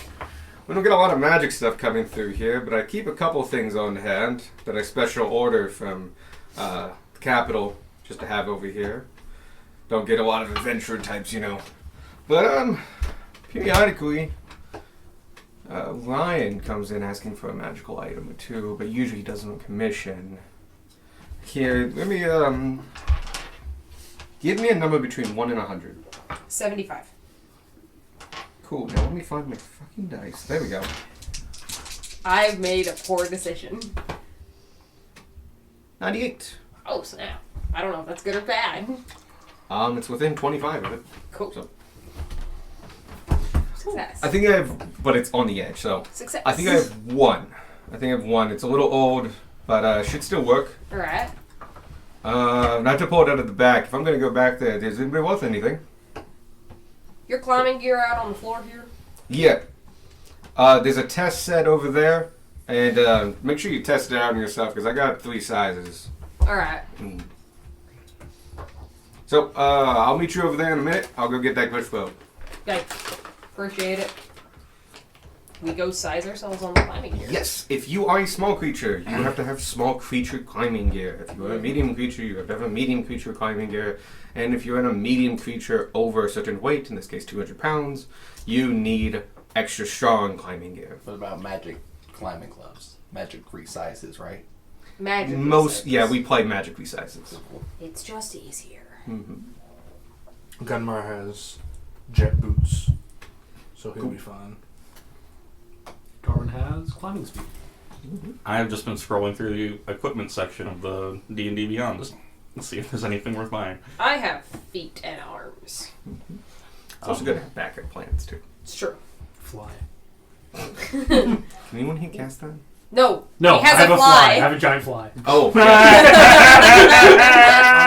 You've been told that this is a small tunnel a couple times. No, I'm gonna sit on the fly's back and he's gonna climb. You're just like there's a scraping sound. Back to the cheese grater from earlier. Finally graded pixie. So, My mantis is not gonna have a good time. That's what I was thinking. Oh, poor Mantis. I couldn't remember the mantis's name, otherwise I was going to make a joke. I also don't remember. I know you named it 'cause you named Argus. Yeah, Argus. Argus. So I guess Rallicor's the only one that needs climbing gear. I mean, no, Technically, what? I need climbing gear. Oh, okay. you two try on a couple climbing gears. They're perfectly, they're decently made. They're new, so they're not used, but they does mean that they're full price times 50% and not used. Especially because they don't move that often as much. I get to make up at whatever price I want. no. What I was going to make a different point of we should probably get some heavy duty climbing gear just in case we're bringing some heavy duty people back with us. They did mention that like the cargo's the most important part. But there Maybe are the some- cargo is big. They won't tell us. Yep. Oh, they also don't know. They did like explain that Yeah. like they have no idea what it is. There's a compartmentalization that goes in with this. Basically, we'll get climbers kits for all sizes. Cool. How many would you like of each? A backup? So you two need one. So Yeah, that's we like need one one. small and one medium. One large. Cool. So that's 3. Do we want additionals? Maybe 2 more smalls and 2 more mediums. Sure. Just to be safe, yeah. Excellent. So that is 7 climbing gear altogether. How much is climbing gear? 25 gold. 25 gold. How much is like a thing of rope? Like 50 it's feet of 50 rope? feet and it's not much. Go ahead and look that up while I do math here. So it's normally this would normally cost you about 175 gold. Nook comes around And he goes like, I found that drift rope. 1 gold for 50 feet of hempen rope. Can I get like 5 ropes? They're very big. It's a bundle of rope. It's Do 50, you have a 50 feet of rope weighs like 10 pounds. Okay, give me 2 ropes. cool? Do you want to give them on your person or do you have a bag? I'm gonna put a bag of holding. Okay, yeah, Yeah. that's perfectly fine. I'm gonna say the ropes. Like, you can find rope a couple places in this big store. Next to the climbing gear. So there's rope there, and he goes, "Oh, you find your climbing gear. I can check you out for that right here." And he checks the prices and goes, 1, 2, 3, 4, 5, 6, 7. Yeah, do a little bit of math. That will come out to 350 gold for those, and for the drift rope. This is He looks at it like a tag on. And he goes, Put your fingers 800. down and I'll hold all the rest. 800 for the drift gold. Plus the 350 for everything else. Yep. Some spare hammer and pittons probably for the climbing gear. Right, we grabbed spare hammer and pittons. Do they have a big price, or do they have like? Pittons. I know what pittons are. Yeah, but no, they've got a price per 10 in here. I just need to pull it up for you. If I search pitten, nothing comes up. Is PITI? the rope added There to it the is. price? Hmm? Was the rope Point added to the- 0.05 gold For 10, for 1. So they're 5 silver for 10. 5 silver for 10. Okay, we'll sell them in gold piece form, so 20 for gold, 20 per gold. So you have 20 pittons. Why can I only add 10 of them? That's rude. Arrows were the same Yeah, way, despite it's- a Weird. I think there is a bug issue in that particular case.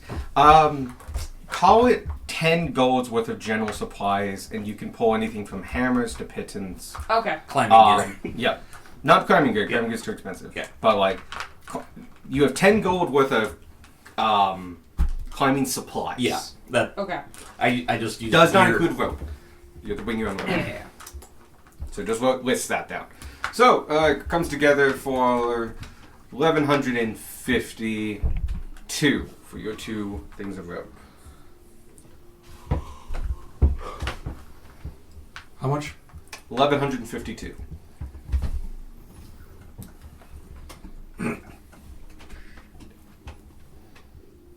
You're the party funds now, aren't you? Yeah, the party funds. We good with Yeah, that? but the bartering boy is right there. Oh, Barter. The bartering bird. this is a store we haven't been to before, right? This is a Yes, store it we is. spent Yeah, a we have. lot of money in. Mm-hmm. This is where we bought like all those magic arrows and stuff. Oh, okay. Yeah, this is that Oh, store. wait, were you here for that? We bought you Yeah. your removable rod. Yeah. Oh, yeah. You That's guys what I was gonna ask for. I was gonna ask for more removable rods. It's fine. We have to. I want more. Also, Oh. I think that we got I think the we bought one the they only had. one he had. Yeah, they had one. It was a weakened industrial one, so it's actually still stronger than a normal one. And has a buffer horse on top. Yeah, that's why I was asking. I just wanted to We need make climbing gear if we can get 10 immovable rods. Ladder anywhere we go. Yeah. I wanted to get a bunch and Fucking just like make a beefcake. spider web with nets or with ropes in the sky.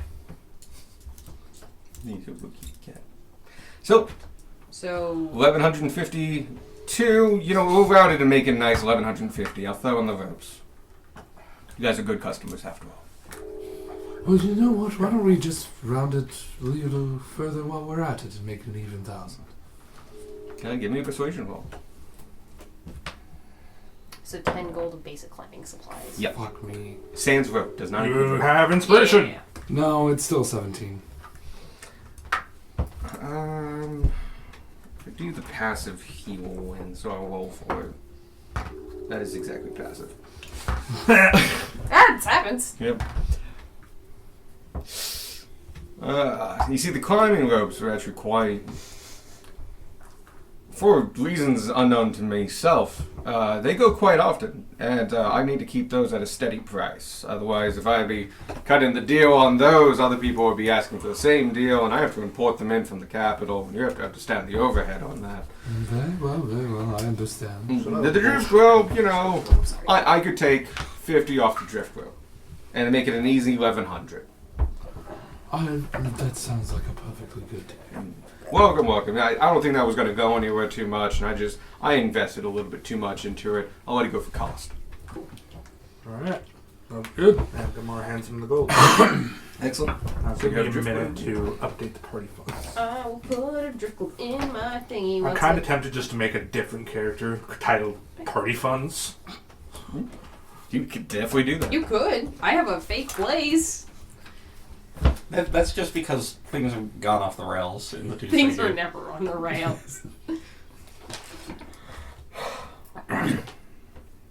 Anything else I can get you? I think so. I believe that is all.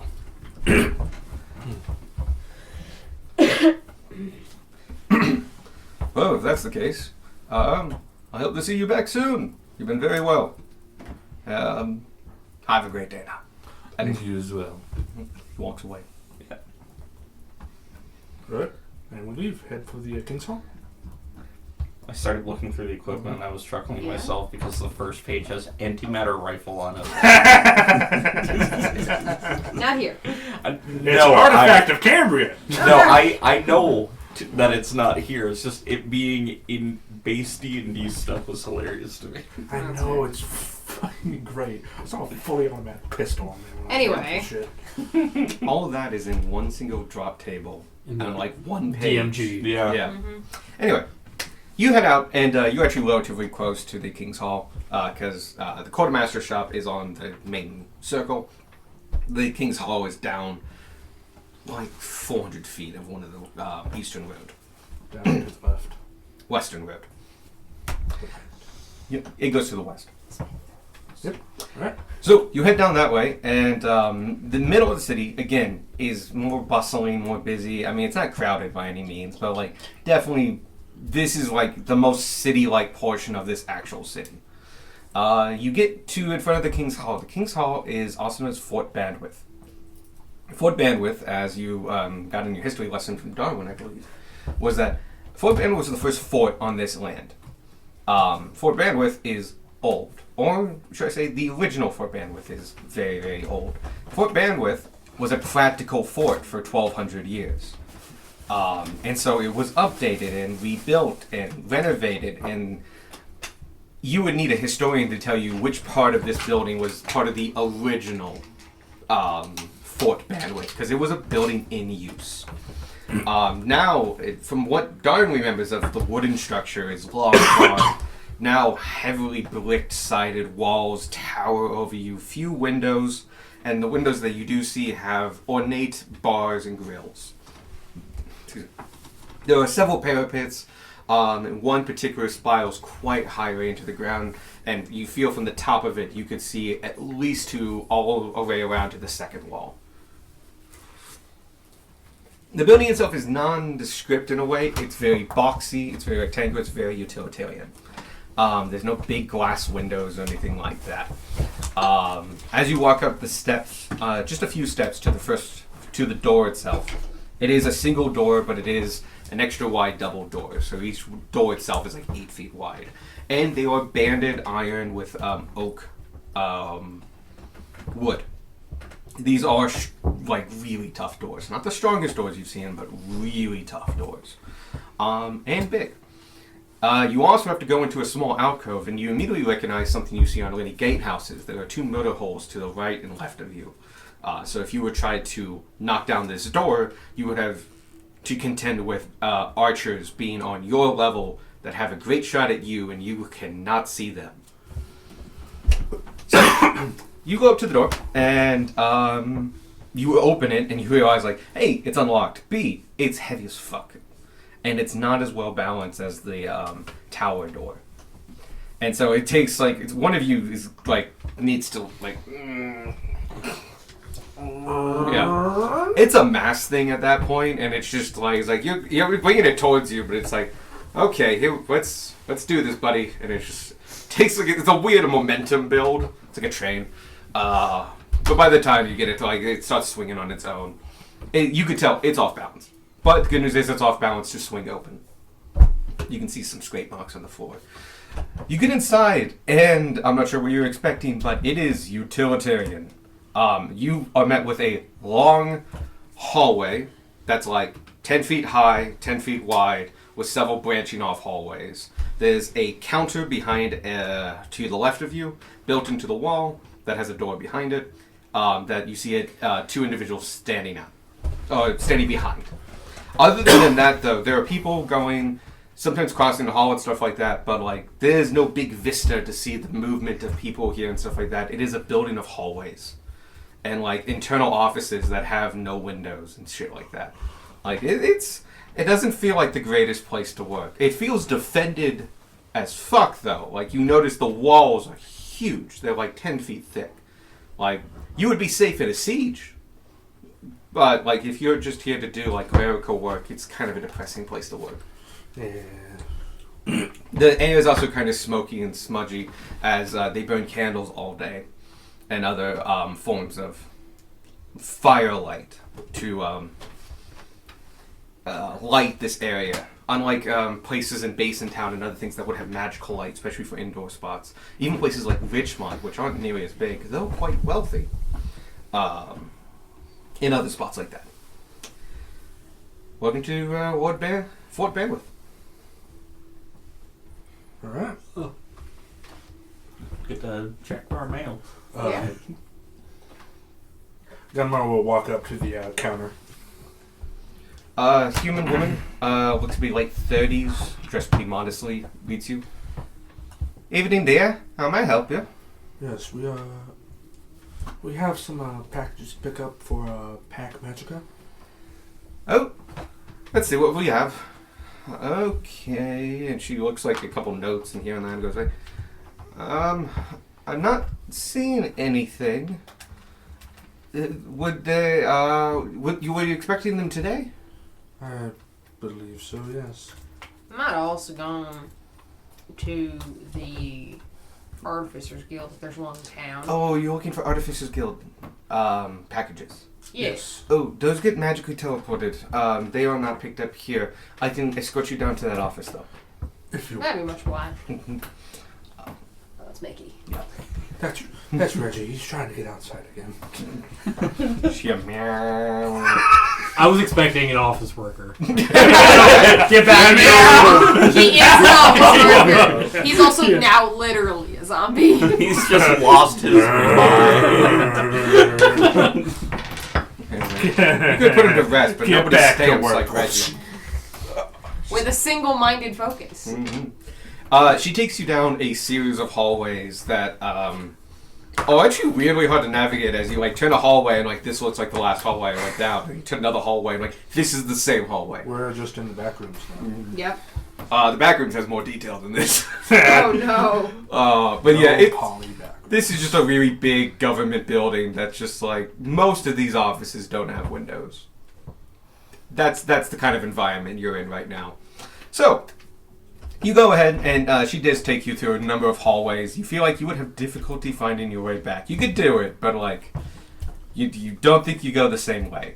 But you end up in you see an office that has painted in reverse on the backside of a pane of glass, Artificers Guild representative. And she knocks a couple times and goes like, Caroline, are you in there? And you just hear a muffled voice like, yes. I was like, you have visitors. There's some people that have some packages they need. And you're like, I'll bring them in. She opens the door and you're led inside a very stuffy but decently spacious enough office. It does have Yes, it has Caroline did give up. an actual alchemical station to one side that has a small forge, an alchemy center, and a couple of other things. A jeweler's kit, things you need to make things. You see in front of you is a gnomish woman. Her name is Caroline. She looks to be on the older end, and she's wearing a leather apron, has big goggles on, and has a headset that has many like lenses, glasses things. So you can do like wearable microscope kind of thing. Yep. Yes, that is a stone. A rock is made out of rock. You see several sigils on the ground, most of them overlapping. Some are chalked on. There's a couple that are like chiseled into the bottom stone and stuff like that. You see a small, incredibly, disgustingly cluttered desk in the corner that has just piles of paperwork on it, and a stool that looks like it doesn't get used that often, or a chair that doesn't get used that often. And she's sitting at the stool next to the alchemical station. And she turns around to you and goes, "Hello, dearies. You expected something from the Artificers Guild?" Yes, packages for Pack Magica. Pack Magica. Give me a second. And she humps down and goes over to the table. So the desk is filled with paperwork, and you just hear the scrunging of paperwork. It's just like, yeah. And like she starts opening drawers and stuff like that, and goes like, "Ah, found it," and pulls out a binder, and it's just like boom, and it's like a nice leather binder. She opens it up and like flips through like 2/3 of it to get to a page, and goes like, and it turns to be a handmade ledger. It has lettering and stuff like that. It goes, "Yes, you have a couple packages that are ready for pickup, but not the whole order.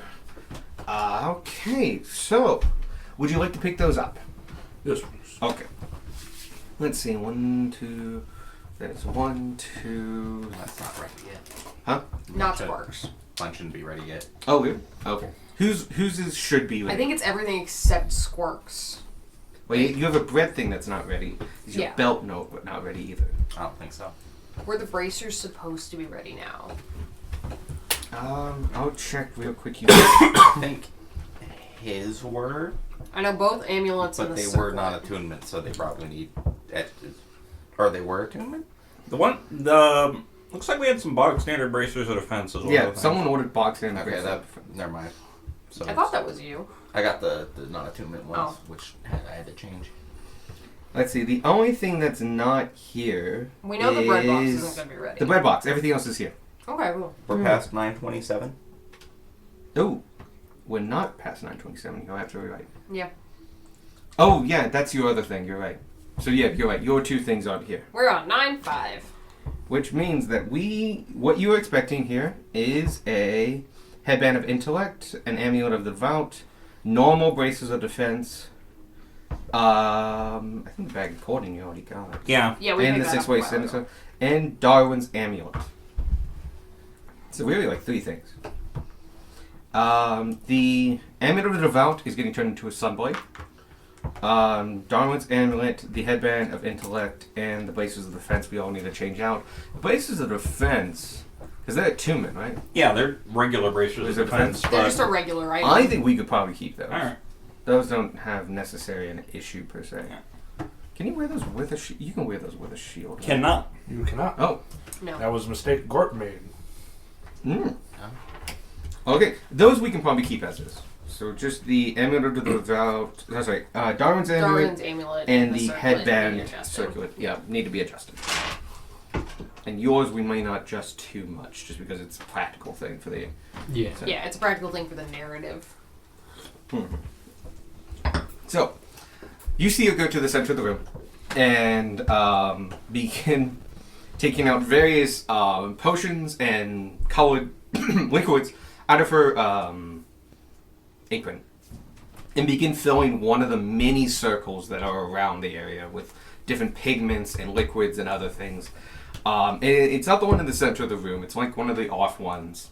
And she fills it all the way up with various colors of like red and blue and purple, and it's incredibly arcane, like deep arcane sigils and interlocking circles and stuff like that. The circle itself, though, is only about 2 feet in diameter, so it's not too big.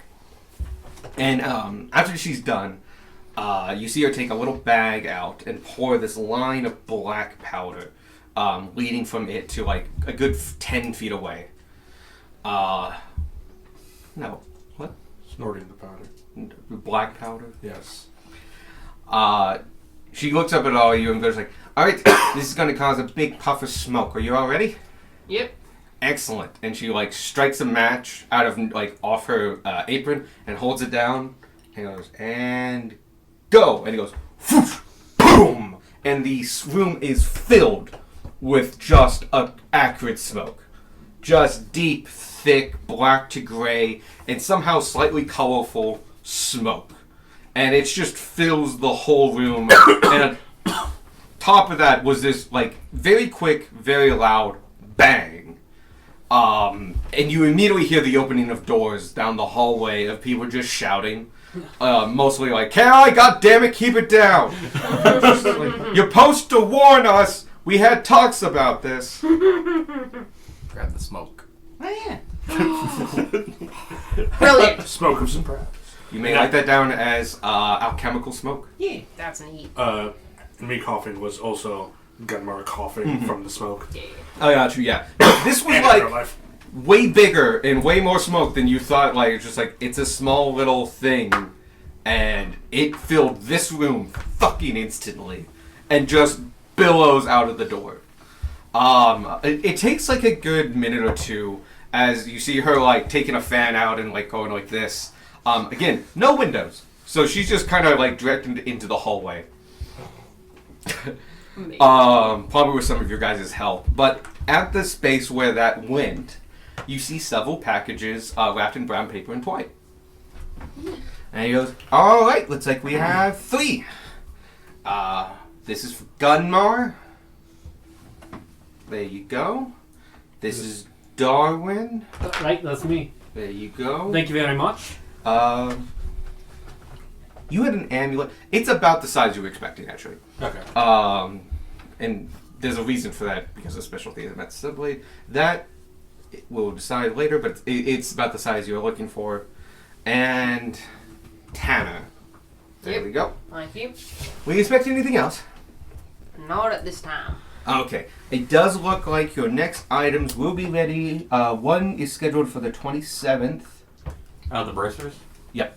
Oh, Or, what if... Oh, the normal the bracelet. normal braces of defense. Those come in another box as well. Yeah. And Beck. There we go. Alright. Looks like you have one thing due on the 27th and another thing next month on the 5th. All right.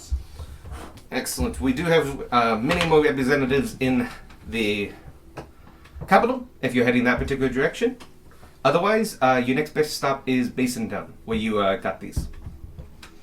Spring Grove Hollow, I think now there are talks of opening up an establishment there, but it has not been done yet.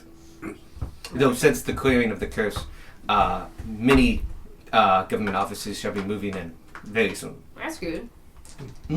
Truly.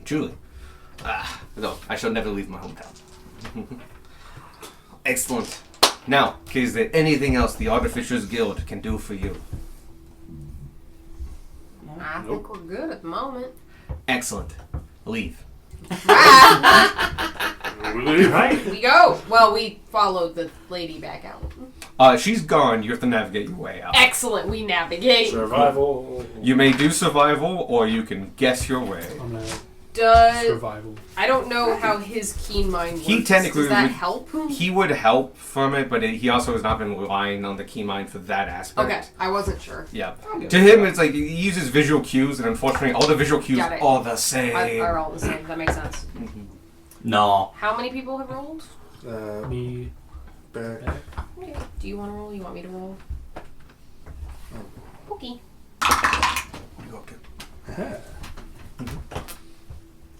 It's survival is a wisdom based. Survival, yeah.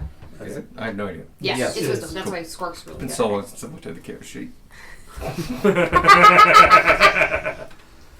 16. Okay, 16. 9. 9. Ooh. 22. 22. Hey. So no. Beck, Beck, gets lost alone. You three are kind of leading the charge here. These are pretty wide hallways. They're like 10 footers, but like in reality, you can fit 3 people in a 10-foot hallway. Yeah. As you're going down, Beck, you immediately go like, and this right, and these I two like- go, Point your No. finger, like grab your arm and point your finger elsewhere. yep, and just like at that point on, you I realize get the point. Stop helping. you two, actually both though, navigate your way back, and despite the fact that like everything looks the same, there are differences, mainly in like you remember like I remember this office because all offices have a pane, and a lot of them have a plaque that tells you like who is there, whose office it is, and by going off that information and such like that, you are both successfully able to navigate your way back to the beginning. Yep. In fact, you get there slightly faster because you find a shortcut. Well, it's like the person at the desk was doing the whole like right angle thing, and you realize like, oh, and I'm here, which means that's over there, and you're able to take a couple zigzags and get there faster. Good job, Darwin. Nice. You too, Gunma. Yeah. You come out and you see the lady at the front desk going, would you ever get your purchases? We were, thank you. There you go. Wonderful. If you need anything else, please stop on by. Well, do. Right? Mm-hmm. And we go. Yep. We. As you're heading out, you see she's playing solitaire. I don't blame her. Seems to be not a lot going on in this. In a town of crime, the government building is not busy. Crazy. There's other things going on, but yeah, there's not a lot going on. I was like, yeah. And so, We're not the place people go for help. We'll go to a secluded area. We go to a secluded area to like unwrap our stuff. Yeah. okay, secluded is not what the inner city is for. Being like a walled city, but if you go 20 minutes in any direction, you'll find it. Can we do 20 minutes towards that address we need to find? Sure. You Cool. can go south. Yeah. South is going to be the easiest one. You guys head south. Once you pass the inner wall, the Eldridge Wall, it becomes more of the like, oh yeah, nobody lives here, vibe. Yeah. It is really only within the inner city that it like. This feels like a city or something like that. And honestly, if it was just that, this would be a nice little quaint little place. The thing is, it's like 6 times bigger than that. It doesn't have the population to support it. Anyway, yeah, you find a nice secluded, one of the mini alleys, I would say. Well, this one's like an old, like just abandoned street. Like there's little houses and other things, and you find there's a couple tables and chairs that have been left outside of an old restaurant that looks like it's been closed for a while. The windows all boarded up and stuff like that, and the hanging sign is hanging by like only one side instead of 2. It says Luigi's Palace. You sit down on these bistro stools. You realize the reason they have been taken is that they are concreted into the sidewalk. Yeah. So they're uncomfortable, they're made of iron, they're pretty rusty, but they ain't going anywhere. You take your seats and open your presents. Hello. You see, instead of your amulet, you see your amulet, but it doesn't look anything has changed to it. And it's just right there. It's still your +1 amulet. But next to it is a letter and a roll, what's to be a bunch of paper rolled together with twine holding it. And it fits in your hand pretty well, but it's just wrapped in paper. And then there's a letter included. Okay, the fuck is this? And Gunmar opens the letter. It is from Arcanos, the artificial, who is the head of the guild in Basin Town. He's also known as a variant tiefling. He looks way more devilish than most tieflings. He's got wings, he has hoofed, cleft feet, and other things. He's also quite tall. Big ass horns. All good? Yeah, I was just trying to figure out the word I was trying to think of. I forgot the word here not too long ago. Just forgot it. The word alternative was what I was trying to think of. The Amulet of the Devout was made into a +2 with the stone that I had in it. Yep. With my... Okay. Yes. Yeah. But you already had a +2, but you gave that back. No, I think I did... I was mistaken. I gave a +1 to them because the amulet that... Because their holy symbol only made the... Yeah. It was an amulet of the devout +1, Yeah. but this was an amulet of devout that was a +1 if you put your stone in it, and since you did good, it became a +2. Okay. So it's that one missing. It has the space for your stone. Okay. The letter is addressed to you, Gunmar. Dearest Gunmar, I regret to inform you that despite our previous assumptions, certainties, and guarantees that we have discovered that it is actually in fact impossible to remove the attunement properties of most magical items. We have discovered that the experience we gathered while producing your collective protective cloaks was non-repeatable outside of the cloak-making process. It's the only item you can file attunement off of our cloaks of protection. Basically. Yeah. And I was like, as such, we deeply apologize, and we turn to you, your your amulet, as it is And as it was. As compensation, we have decided to instead invest your funds in Ethereum into this blade. It's like this big. Like what Yeah. blade? Blade for ants and Gunmar. They missed Go the for it. blade. Oh, it must part. be for me. Unwraps the. Oh, you give every ant inside of you just A a tiny tiny little sword? dagger? Get enough ants. That's devastating. Enough ants without daggers are devastating. You Yep. take it out, in your hand is a beautiful gilded hilt with chain wrapped wrap. So instead of leather, it's chain. It has a wide guard that has flourishes on the sides, and you can see it has various religious markings in relation to Ishmael itself, including the pommel itself is depicted. It's a very simple pommel, but it has a lot of meaning in that it is depicted to be a cracked helm, which is the universal symbol of Ishmael. Ishmael the Redeemer. As you hold it in your hand, you feel like, hey, this got some weight to it. Like this was built strong. This is solid all the way through. This ain't. Yeah. You finish the letter, and the letter says, in replacement of your item, we have sent you a custom-built sunblade. We believe the divine energy imbued in this via the help of your head cleric of your temple, should bestow upon you great power and ridding the world of many undead. We hope this suffices as compensation for our failure. Sincerely, Arcanus, the Artificer. Okay. Now, I remember a while ago, Gunmar, I had rolled for Gunmar to see if he knew what a sunblade was, to ask for it, and I rolled shit. So Gunmar has no idea what a fucking That's sunblade amazing. is. He's like, what the fuck is a sunblade? Gunmar, I'm not an expert in swords, but I think they forgot something. Yeah, it definitely did. I mean, I'm also not much of an expert, but I also think they forgot something. I mean, it's got I was magic so somehow, tempted right? just to accidentally activate it as I was doing that. Maybe You got a tune to it. Yeah, you have to be attuned Maybe to it it got to turn it on. broken in transit. Maybe. There's no shards in the thing. And we're talking about the sunblade that Gunmar has. Well, No idea what a sunblade I mean, is. if it's to make up for them screwing you over, it's probably magic somehow. To make for a good bludgeon. I would say at this point, the other half of the letter, you notice as you put it down back It in. like unfolds out. Yeah. And it's right there. Just like, it's like, by the way, if you don't know what a sunblade, like, P.S., in case you don't know what a sunblade is. And it goes and explains what It's a a sunblade is. lightsaber. It's the user manual.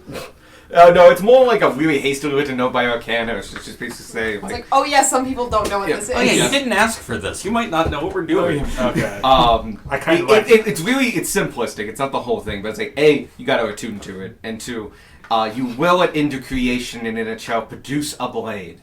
I like to think that Gunmar doesn't see it. Somebody else sees the rest of the note. Oh yeah, Reads it. yeah, nah. Nah, Gunmar does not see that. Because I Darwin like and the Tanner, idea 'cause of we're right there Gunmar. being like, yeah, no, that's broken. I like the idea of Gunmar still having no idea why he just got a sword hilt. But he understands he might need to attune to it to find out. Oh, yeah. And then that will explain everything. Cool. I love the idea that it's not like unfeasible that adventurers at some point find a sunblade and they're like, this is worthless. So Yeah. they just sell it for Like nothing. yeah, nothing. Non-magical bargains, man. It's a thing. And so, the other person who opens up their stuff is... Yeah. You, yes. Yeah, you actually probably get what that. you asked for. Neat. Hey, this is a normal magic item that you just wanted us to find and buy for you. Here you go. Oh, made. They made Yeah. Yeah. So you now have bases of defense. Woo! Require attunement and all that jazz. Yeah. And you did get a letter saying thank you for your business, basically, and all that jazz. You two both get a package. Yep. But you open it and you do find something what you weren't expecting. Possibly were expecting. I was gonna actually, but say we find our original items, and or Yep. And or something else. But yeah, you don't get your circlet. You get something else. okay, is the original still in there? Oh yeah, you gave Because him the we original. left the original. Yes, you did. You were given the original back. Okay, cool. So many shits. Not that I'm wearing magic items in Midway, but, you know, Mhm. for the future. Mhm. So you have your original magical items back, including yourself, and that one, the one you gave him, was a special new one, right? Yes. Yeah, Yeah. I gave you That one has the special properties of like telling you how far underground you are. Yeah, as well as like shit. Mhm. another one that'll be super useful. Yeah. Yeah, that could be. Yes. Another one. As we're like in a private setting, Gunmar also takes off the +1 short bow that he has and hands it to Beck. He's like, that'll be more useful than the mundane one. He's Here you go. I know. I put it in the bag. If Gunmar's far enough where the to other shoot one was. something, Darwin is not doing his job. We have ranged options. Put on my amulet. I'm gonna try and just like keep the symbol like palmed in my hand until it's in my cloak, so that Rylakar doesn't see it and Yeah, because none of the rest of us are checking. figure out that. something that he shouldn't. Very true. Could you give me a sleight of hand? Yes. I gotta give him openings to find something out. Can I help by distracting Rylakar? It's just the entire campaign. We never give him an opportunity. I'd to say he's Entirely. being a little subtle for this, and you got something else going on. Fair enough. That like. Go ahead. Yep, just a sleight of hand check. I believe in you. That's a 23. Oh god! Your passive is Not that. 23. You don't notice at all. He just like, oh, he got a necklace back. And like he immediately was like, it's probably a personal thing. 'Cause he immediately just puts it away, and you don't see it too much. So you have your things.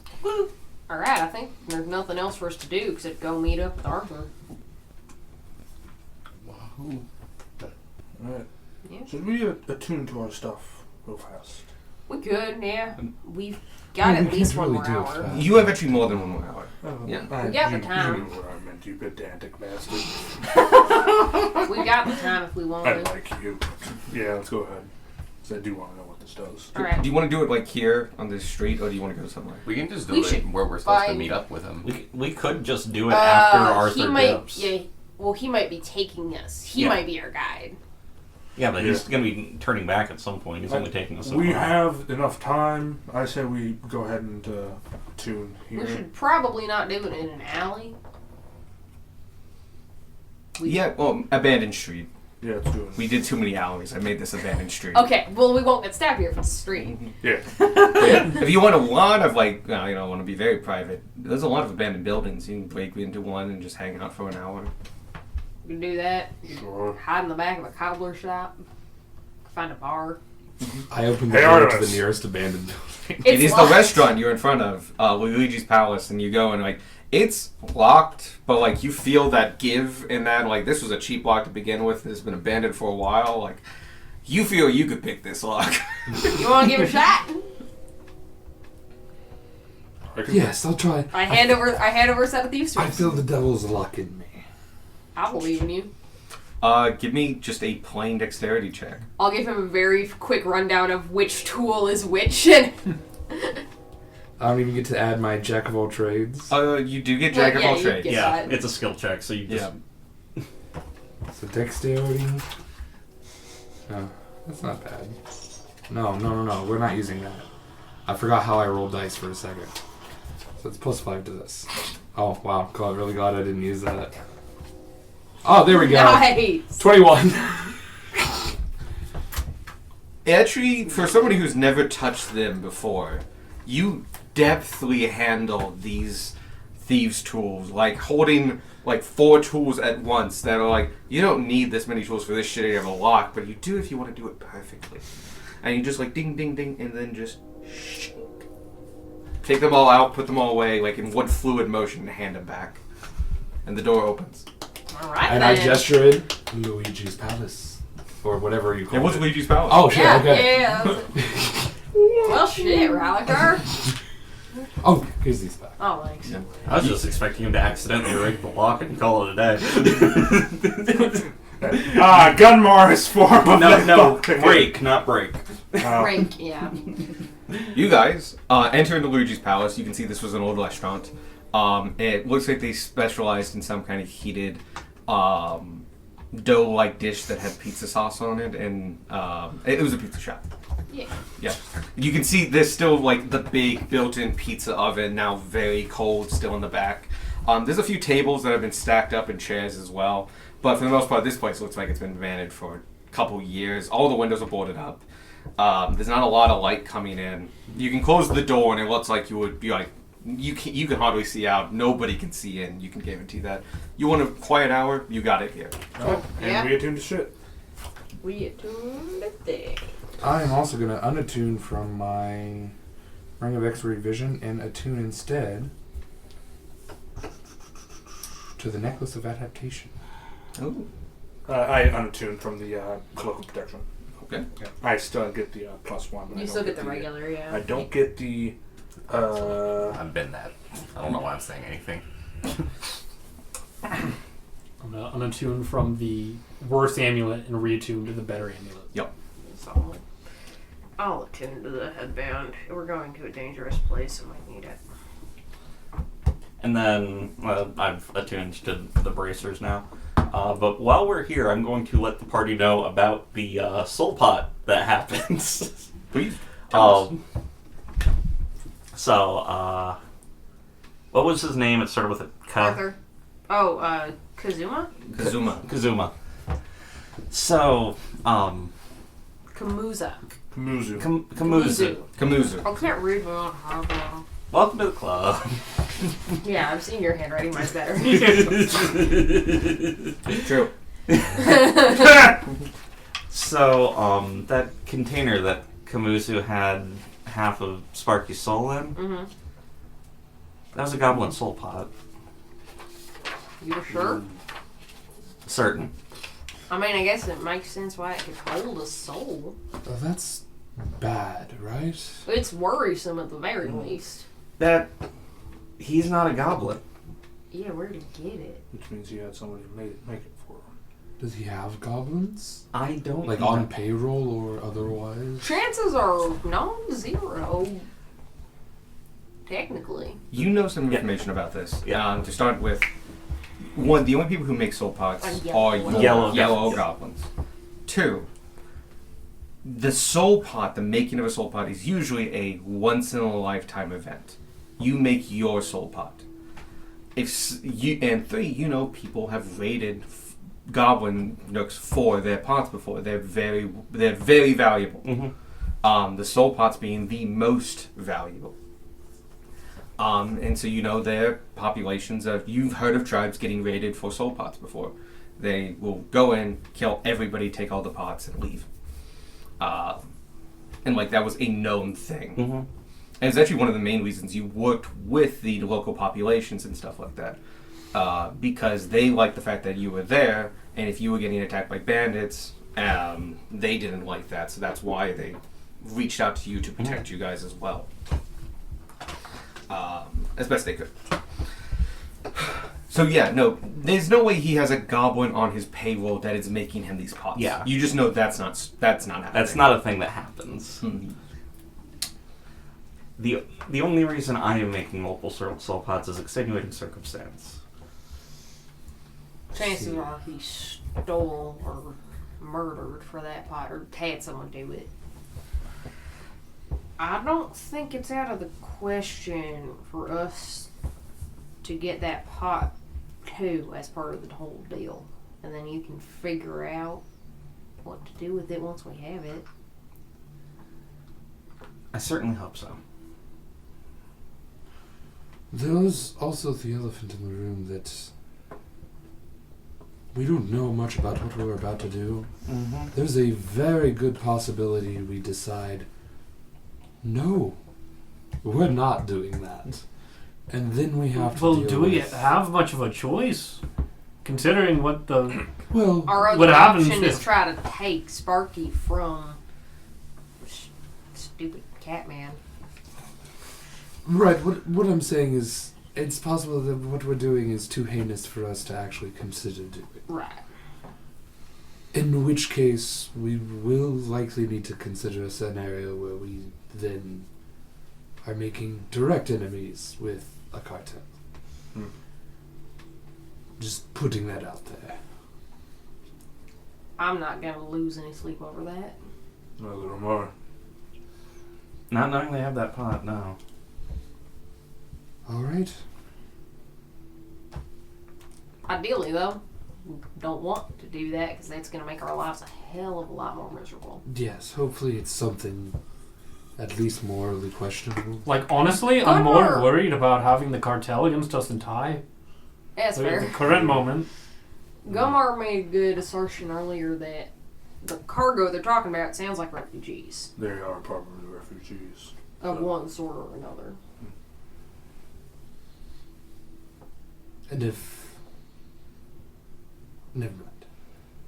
Alright. What I was going to say wasn't going to make any sense in the context of our conversation. Alright.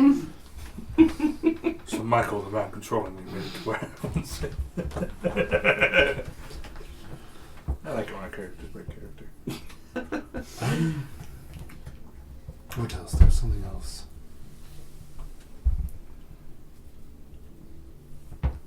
Just be quiet. I got the impression that he's at least intending to keep his end of the bargain to the best of his abilities, or at least was intending it at that time when he made it. So we got that going for us.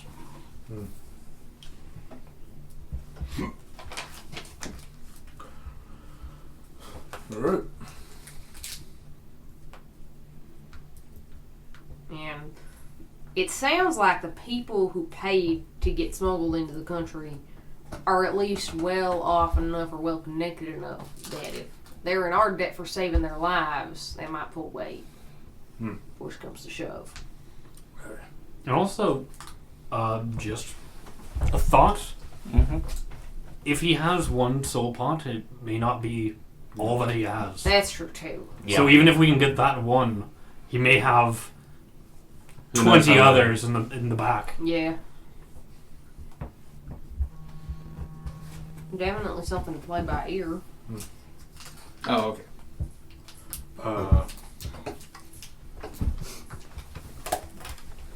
I was just No, go ahead. tuning stuff. You good? I'm just yelling a lot. You yelling a lot? Yawning. Oh, okay. Do we want to try to think about a plan to figure out, one, if he's got more, and two, how to take him if he does?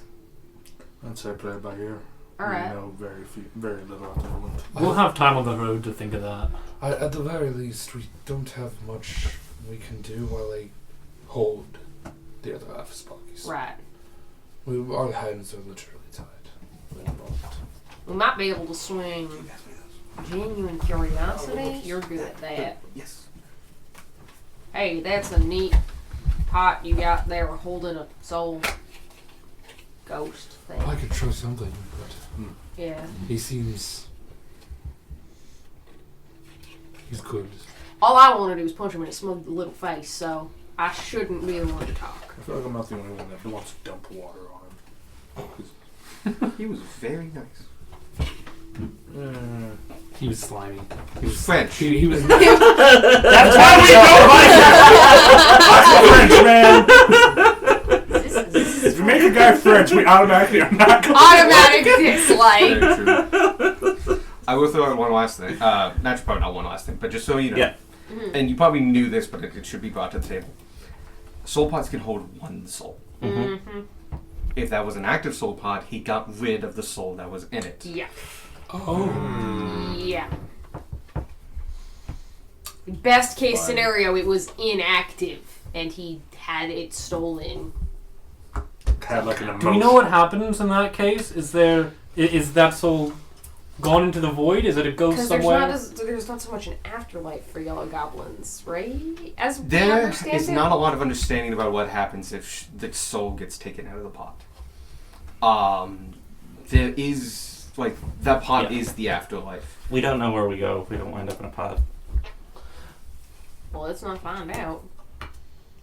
Have you made a pot for you?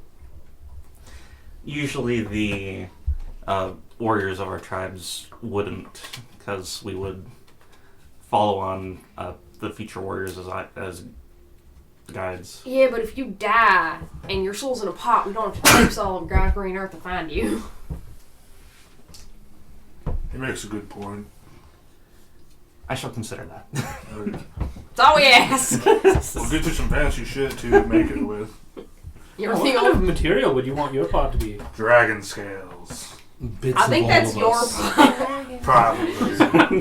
Tiamat's left fang. Small bits Which of one? small bits of Yes. the entire party. The leftmost. And I will need to put some time to think about this. Alright. Fair enough. It's something I've never had reason to consider. until That's now. fair, but considering what happened with Sparky, all of us thinking about plans might not be the worst idea. Yeah, well. We all just suddenly draft up wills. In this abandoned Everything goes to my wife. They're done. Everything goes to Frank. Frank Cut to still Frank says, I did standing it, on a pile of suckers. gold. Frank's just gonna sit somewhere like a dragon on this small pile of wood. Just on a backpack and a skull. He gains all your stats after you died. You die. Asmodeus shows up and is like, hey Frank, you inherited his debt too. All the bugs will just like amalgam into a dragon. You could die, we wouldn't know your bugs would just puppet you. Oh, that's some fucking horror movie bullshit. They learn Because to he's mimic his not voice. already. The scariest part You is become Oogie that Boogie. happened 20 sessions ago. Alright, are we done with our attunement now? Up to you guys. Yeah. You guys can still talk. Yeah. No, that was the Attunement move, hour. yeah. Done. We attune to our shit. Everyone stay on guard, because we can't trust any of these people. But we should head over. So Gunmar now understands what a Sunblade is officially after he attunes Yeah. to it. Yes. Gunmar would like to activate the Sunblade. Okay. It comes in as a beam of yellow congealed light. Holy shit. And it's not quite a lightsaber. It's like a diamond Yeah. kind of thing. Imagine a few mosquitoes that I had on my person just. And, well, that's Why did also you a even lot have problem. those? I didn't think I did. And you see as the he takes the blade out, puts it back in. Now it's blue, Well, damn. green. You also notice it takes a bonus action. Yeah, green, Huh. red. Yeah, between the 3 magic swords, we got all the light we can need. Didn't really need a drift dog. And I can also expand the sunlight. It's like, Well, now we have. Oh, I also remembered that I had this other drift globe. And I take out the Actually, one that we got underwater, the blue flame globe. Oh, snap! It doesn't like actually drift, so I have it in a little net that I carry around. Got it. Because it like underwater it just floated. Excuse me. Well then. But I remember that immediately after he purchased. Alright. Drift globe. Well, so Darwin's gonna have all the I light do. he needs. and Gunmar does put on the amulet and insert his stone, but he doesn't attune to it. It's just making it look nicer. Cool. Alright, shall we make our way over to Yeah. He We had What's the name? activates the blade and where just we're supposed to meet Arthur. attaches it to his hip. I have so many fucking weapons. Do you think his name's really Arthur? Nope. No. Much of my name's That Taylor. Probably That John. is an alias. I bet it's Edmund. Edmund? That's a pretty common one. Eugene. He might not know his own name anymore. Happens when you pretend to be someone else for long enough. You guys make your way over to the meeting point. It takes some amount of time, not too long, under an hour. You're pretty close already. It is to the southeastern portion, and on top of that, it's to an abandoned, well, it's as abandoned as anywhere else. Not more abandoned or less abandoned. The equal normal amount of abandoned. And the address itself is a nondescript building that is butted up against several other buildings in this tiny little collection of what was businesses and homes and such in the southern area. Unlike the columns where it's like really tightly packed and stuff like that, especially the last ring, the one between the third wall and the fourth wall, A lot of space, a lot of movement, and a lot of stuff like that. Almost like little hamlets of circles and stuff like that surrounding the major city. You get to it, and the address is an abandoned, nondescript building. What's maybe had a store on the first floor, has 2 floors above that. That might have been the storekeeper's house or home or rented apartment. You don't see any entrance.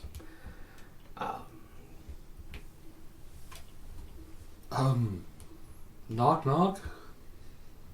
I look for any signs of thieves' camp. Open up the doors. Go ahead. Give me a perception check.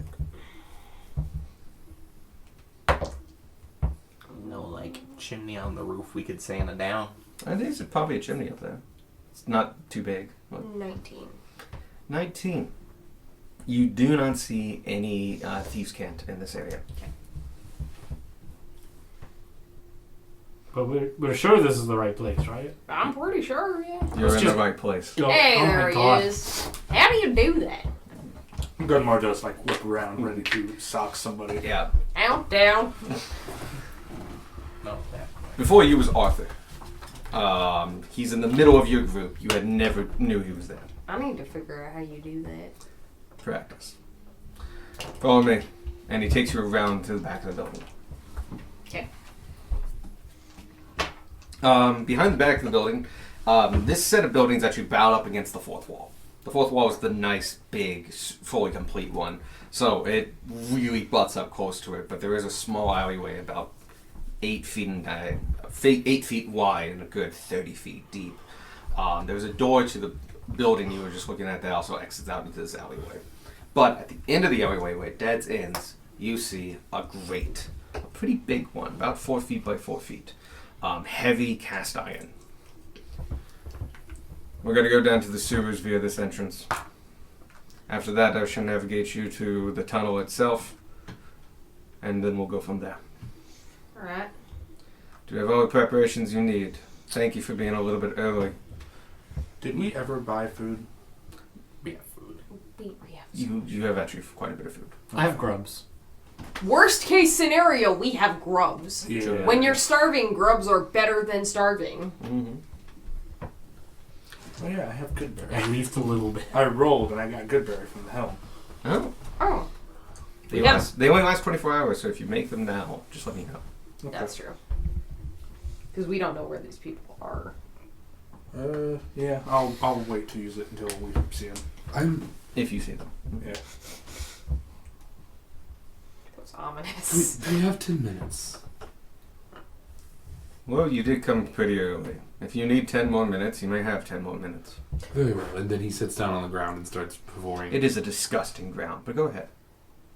I'll press to digitate myself when I get back home.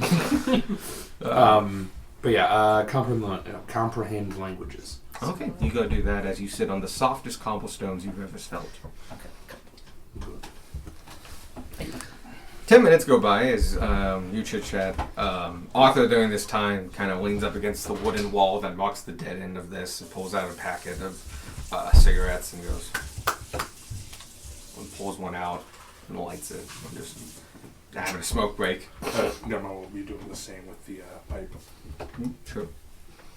And you can see, like, in this darkness alley that as nighttime is falling, it is evening, about 5 p.m., especially being this close to the wall, and being in this alleyway on both sides by high walls. It's dark and dingy in here. It's oddly cold. It's more damp than you expected, because the water doesn't burn off here, as it's always in shadow. So the only thing in this monochromatic scene of this alleyway is the glow of Arthur's cigarette in his mouth, lighting up his face in an orange glow, and a little bit of light coming from your pipe, illuminating your fingers.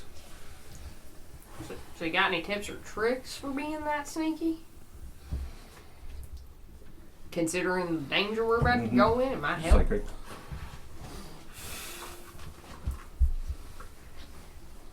down there, no. Up All here, right. look, cut him off like Oh, that. sorry. Down there, not much. You're dealing with beasts mostly. They use all their senses to see, to know if someone's there. People use their eyes. So you just become something that people ignore. Just right in front of their face. And they pass right over you.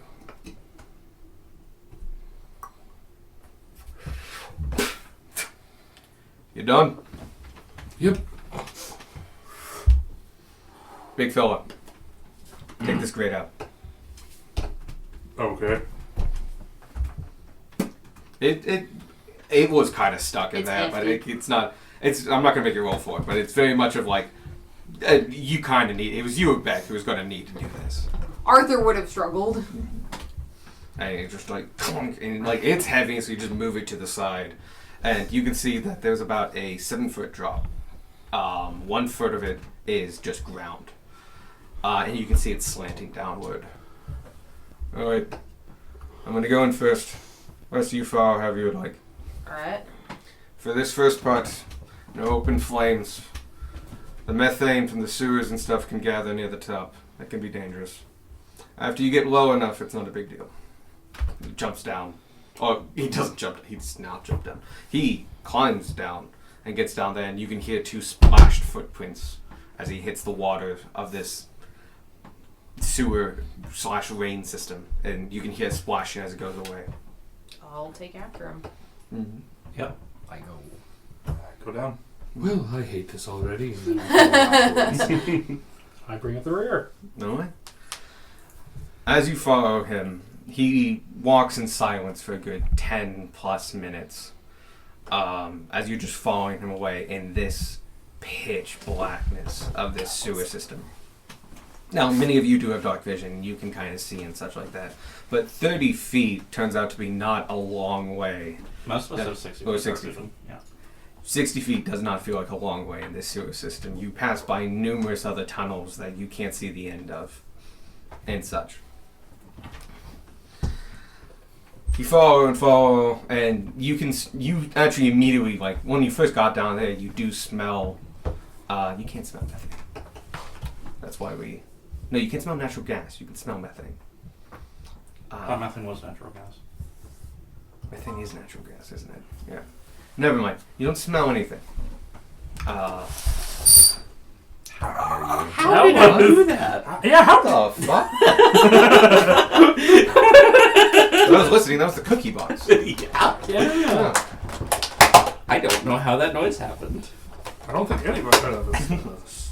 So anyway, you guys head your way down, and about 10 minutes after, he looks back and goes like, "All right, you can turn on your lights. You can choose whether or not to." Mm-hmm.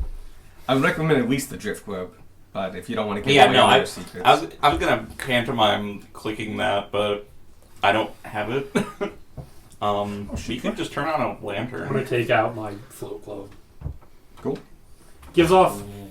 I don't think it's quite as bright as a drift globe, if I remember correctly. Not, if I remember. And it has like a kind of a It's blue. Yeah. dull blue It's a dull blue. light.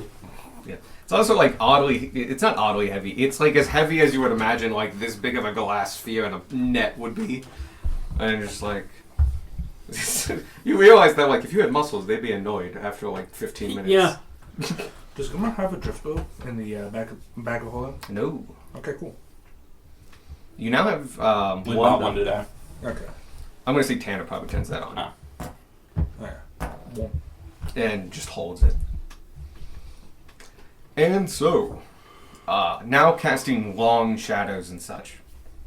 You guys are heading your way down, and you are going down steadily. It's a for a sewer. It's a pretty steep gradient. If Sparky was here, he'd be able to give some comments on this. And Sure. those of you who have traveled in the sewers with Sparky before, remember your time in Richmond underground, making your way towards the Cobalt settlement and the maze of sewers that was. And seeing the stark contrast with that this is actually far more structure, and it's not nearly as weavy and wavy and stuff like that, and it's also not built as well. It's built well, but it's not built as well.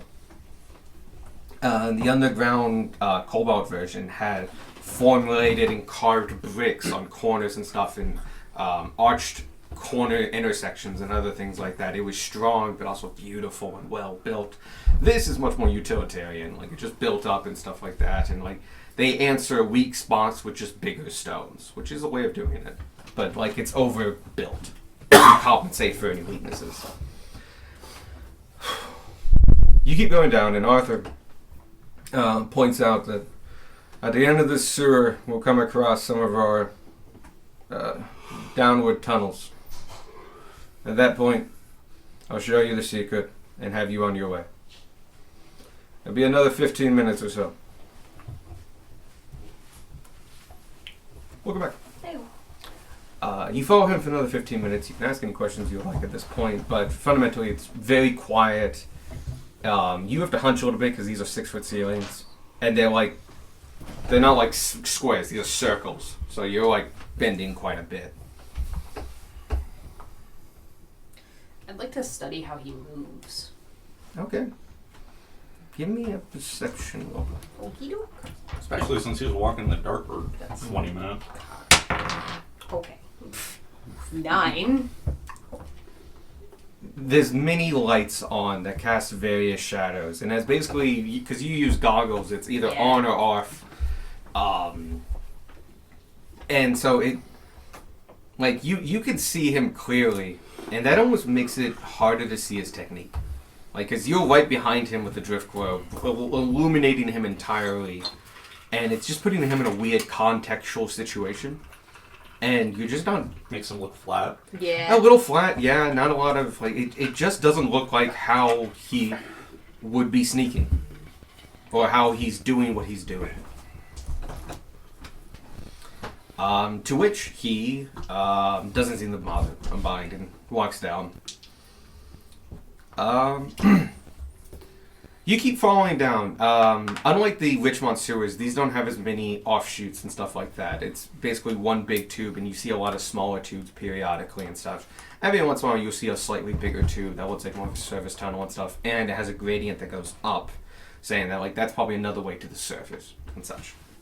But for the most part, you're in one tunnel with a lot of small tunnels that are more like pipes connecting to this one. You go all the way down, and after about 15 minutes, so total walking of 25, you get to this T intersection. He takes you to the left only like 30 feet, and you can see there's a big hole into the side of this section. And on top of that, this wall, the further bit of this wall and tube, has been bricked up. The brickwork, though, seems to match the work of itself, so there's probably that was intentional, and there's like this was just a T section anyway. Down that tunnel, he climbs down, and you all climb down, and suddenly you are in this earthen walkway. It's about 5 to 10 feet across in places. It's about 10 feet high, and it's earthen, like packed. It's packed earth on both sides, except for this small exit to the sewers. Excuse me. Alright. He points one direction. If you follow this way, you will eventually lead up with the line that they were using. It is the only line that connects with this tunnel.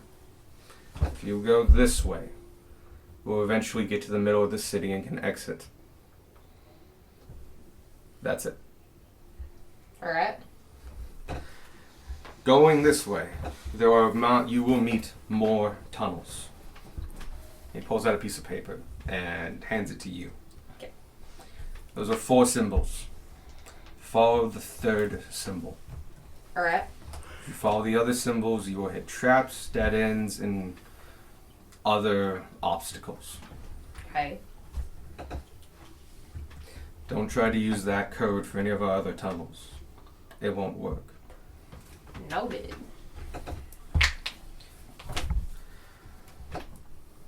You have 2 days. I'm sorry, you don't have 2 days, sorry. I don't know what's going on. No.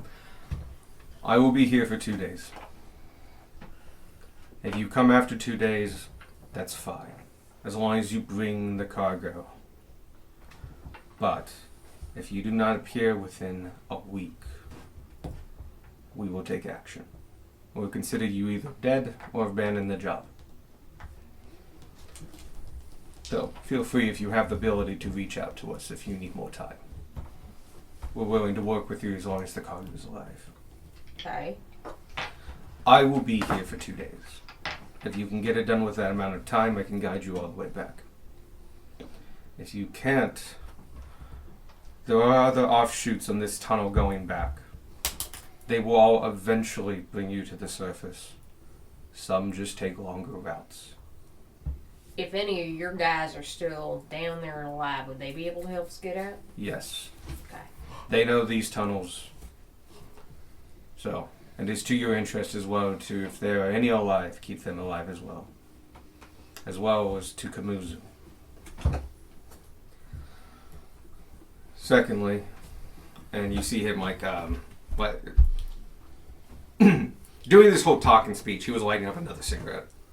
And he had it in his mouth and was like, and secondly, and you see him hold it out to the tunnel, and he goes, Ch-. And you didn't see it, but there was a fuse there, and it goes, Ch-.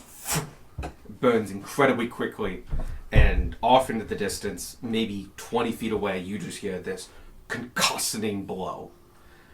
It rocks all yourselves. You are like within 30 feet of this explosion. Everyone takes 1, 2, 4 of thunder damage.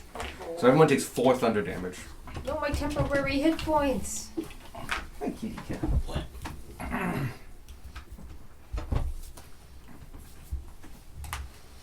And you see that he winces himself. He takes the same damage as you. As far as we're concerned, now that you have seen it, that tunnel and entrance is compromised and useless to us. Try using it again and you'll see nothing but rubble and dead ends. Alright.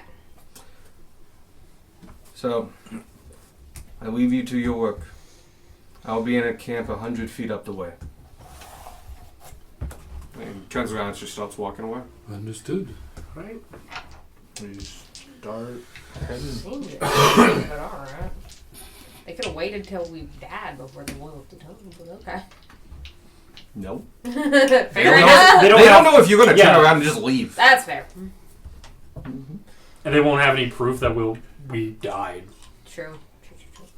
Alright. Well, let's form up and get to work. Alright.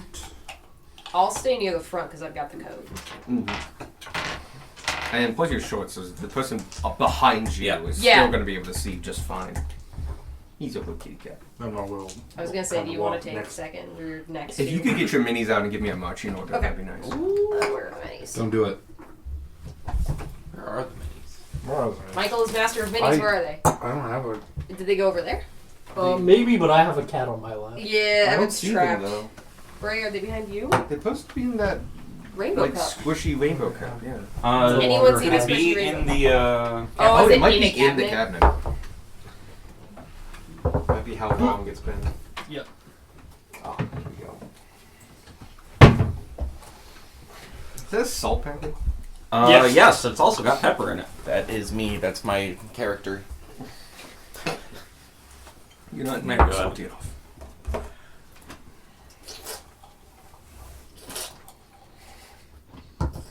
Relicar? Yes. Yes.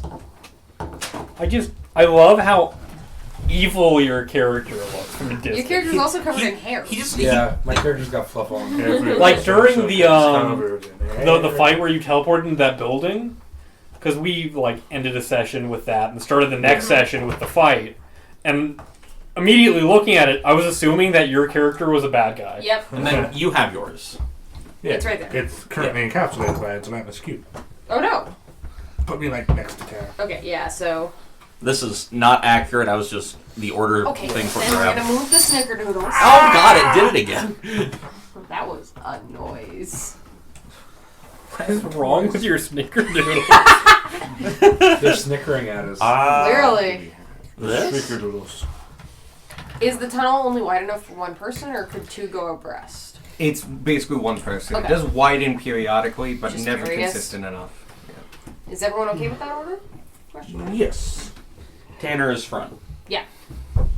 It is. Can you see that? Actually, no, but that's fine. Okay. Oh, Yeah, go that way. Yeah. Cool. Okay. So Tanner, Gunmar, Beck, Squark, Rylikar, Darwin. There's this fight happening between the two of us right here with the Iorian. Turn you around. Turn yourself around. There you go. Very on brand for Beck to just be going backwards. So, you Thank you guys. for not dragging that over there. I learned my lesson.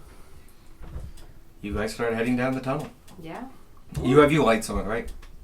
Currently, you have like just The We drift can just have globe the drift and globe on. Yeah, I have drift globe at back. Do we have drift globe So- at front too? We can have the globe at front and back. mm, Okay. yeah. Little twine to the But you, globe. like now, you could give your swords and stuff like that because Arthur's not there. And you're not Yeah. giving anything We're away. we're out of the methane, so Oh, you've been out of methane actually for 10 minutes Oh, for okay. a while. I must You have won't miss that. Yeah. The sword wouldn't activate the methane. that 'cause one it's would, but radiant. his would. Ah, yeah. His I'm- is actual fire. Yeah, same with torches though, Yeah. and lanterns. Yeah. I'm gonna try to keep like an active watch of things kind of above and behind. Okay, yeah, that's actually smart. The roof of this goes from anywhere from 10 feet to periodically, it's just an open cavern that goes up into darkness. You have no idea how deep. You do know how deep you are underground. Right now, you are 40 feet underground. Okay. You guys begin walking. It is a gentle sloping down, not really perceptible, but you can tell that like you're going down at a decent bit. Well, not a decent bit, but you are consistently going. Okay. Also, the second part of your amulet that tells you the way out Yes. does not work because it knows the way out from how you came in. It knows the way you came in got blocked. It's just, Now now it's just saying think trapped, trapped, trapped. Path blocked.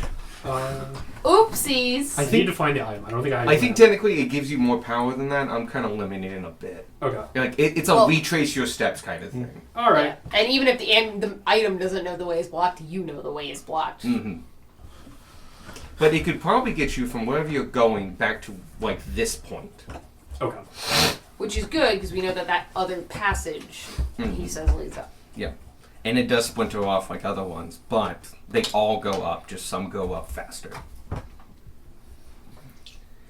So you guys head your way down, and it's a weird form of traveling. You've never traveled underground for this long. That was not like in a sewer system. That like at least you were on one plane for the most part, and like it was all man-made. You're switching between a lot of natural caverns and a lot of man-made moving of dirt and stuff like that to make a cavern. You find various times when tunnel sections, off tunnel sections, have been boarded up and rock has just fallen to cover up that area. You find other places where just mounds of dirt have been placed in a natural cave opening as they had a tunnel through something. This was a tremendous amount of work to build this tunnel. Not unstoppable, but definitely like this was not done overnight. And the biggest thing you notice is that periodically you go into rooms. They're dank and smelly, and some of them are partially collapsed, but they are rooms. Some look like to be cellars and basements. Other look like to be first floor rooms. And a number of these rooms and buildings are tilted just to a bit, but sometimes as much as like 10 degrees or more, where you like have a hard time standing up in them as they are sighted. And you remember how Artemis talked about the fact that this is a swamp. And the swamp moves and changes, and there's underground rivers all across this whole region. This could have easily been an underground river at one point that got diverted, and other parts are where buildings have sunk into what was once dry land but no longer, and then became dry again. That was really funny. And it's a weird sight where you're just going through and it's all dirt around you and stone and chisel marks, and like it's like you're in a weird mine / natural cavern. There's even like old embankments of sand and silt more like than that. And then periodically, like, you hit a wall that they punch through, and just like, you're in a basement. That is a decaying crate over there. That is a hatch that is open, and you can see it's just packed with dirt and other things. And like, it's a weird juxtaposition and stuff like that. And at least more than once, you end up going down a set of stairs from like a first floor to a basement. And more than once, you end up going up a set of stairs and such. And the road, or this hallway or tunnel system, is not straight. That's one of the biggest tells about it. It meanders and goes and twists and turns. Your longest bits of straightness are like maybe 100 feet. And it always gently curves to a pretty decent degree. He's a good kitty cat. This goes on for hours. You will keep going and going. And you woke up pretty late today, I think, right? Yeah. Yeah, around 10. We went clowning the night before. Oh yeah, we slept in. God, yesterday was clowning. Pirate clowning. Pirate clowning. Yep. Some of you have been nursing a hangover all day. Ooh. Actually, no, you cured the hangovers. I quickly. Oh yeah. Yeah, you cured the hangovers. You So keep you going. would have been nursing hangover. Thanks to your keen mind feat, you actually know what time it is. Or you know how long it's been since a certain time, so you can derive the time, is more an accurate way of putting it. And you realize that, like, 9 p.m. has come and gone. And you've been walking for easily 5 hours. And, like, theoretically you have a little bit left in you, but more likely it's just like you guys are getting tired. And this is not easy going. It's ups and downs. This is not a flat path. It's climbing over rocks and boulders. Periodically, things have fallen from the ceiling and stuff, and so it's not always been the safest areas. Other things have collapsed, and you've had to clear small rock falls and stuff like that, or help carry, like lift some of your shorter individuals up and over rocks, just to the top of the rocks and stuff like that. Just 'cause- Ask first. we'll say they did. Yeah. So 5 hours have gone by. It's like 9:30 now. You're hitting kind of the nearish ending point of like your day's coming to a close. I missed the cards. Yeah, we should look for somewhere semi-safe, I guess.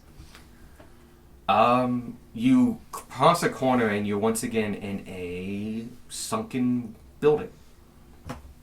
You can see that of the windows, most of them are filled with dirt. Some have kept back the dirt over the years, but most of them are like giant mounds coming in. Walls are being pushed in, but you can see the tunnel continues on the other side. But this gives you at least, you know, a good Walls. 30 by 30, square of like, you could make camp here.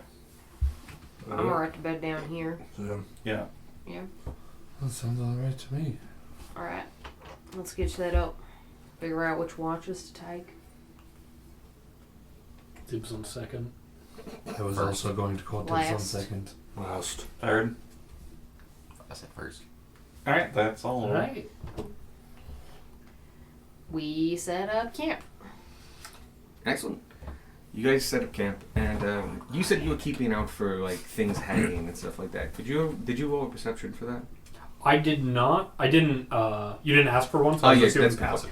I'm going to say, for right now, this has been a pretty uneventful time. In fact, you actually saw less animal tracks or anything like that. This is not an easily... It looks like this tunnel doesn't go to the surface much, if at all, in any direct path. So you actually don't see, like, even traces of animals a lot in here. Footprints, burrows, all kinds of stuff like that. And with your passive, you didn't see anything. Okay. May me and my pillow be cleaned. Cool, I get in the hammock. Shit, I'm first watch. You get out of the hammock. No, I sit up in the hammock and just...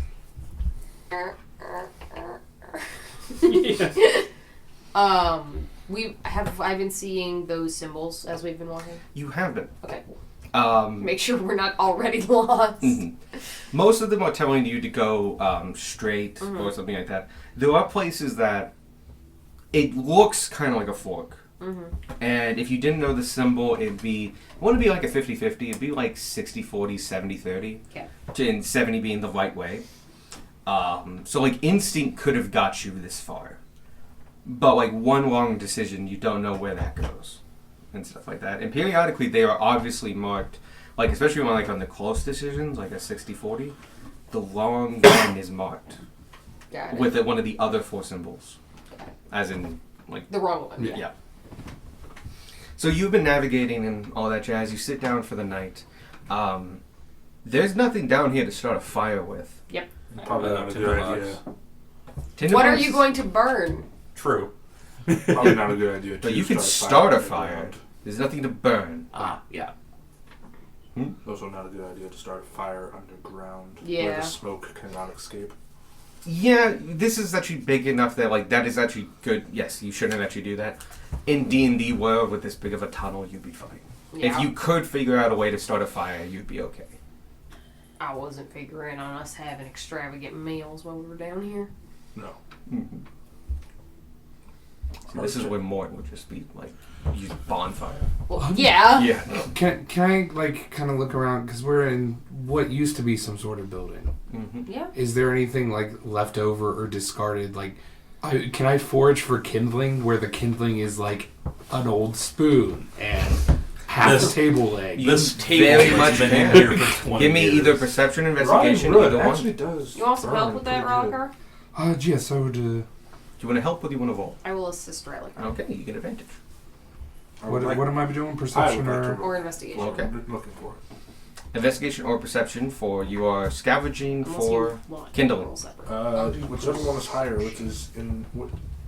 They're the same stat, right? No, one's wisdom. One's wisdom, one's I intelligence. use the wisdom one. That's which is perception. Perception. Ooh. 14. Are You get advantage. Yeah. I get advantage. You either get advantage or I roll. 17. 17. That was quite a 14. 14 and 17. So this room actually does have some old boxes and a whole table and chair set that is very moist. And once again, it's absorbed a lot of moisture and all that. But you feel like if you could get it to start burning, it could really begin there. And with a 17, you do find some actually drier bits of wood across on the other side of the room. Because this room's at a small angle and the table and chairs are at the bottom of it. But at the top of it is like a broken crate that was kind of hidden mostly by some rubble. And you take it out and it's dry enough to start the fire. And then you have the table and chairs that are good enough to continue the fire. It won't last you all night. But it could heat up a meal. And it will give you like at least an hour, if not 2. That's a great find. Yeah, we use like. I can breathe fire on it to get it started. I was just gonna hold the flame tongue to it until it That's took. true. You're all allowed to start it with your Yeah. Do we want it to last all night? No, Yeah, we could use this another night. We can just heat up some food.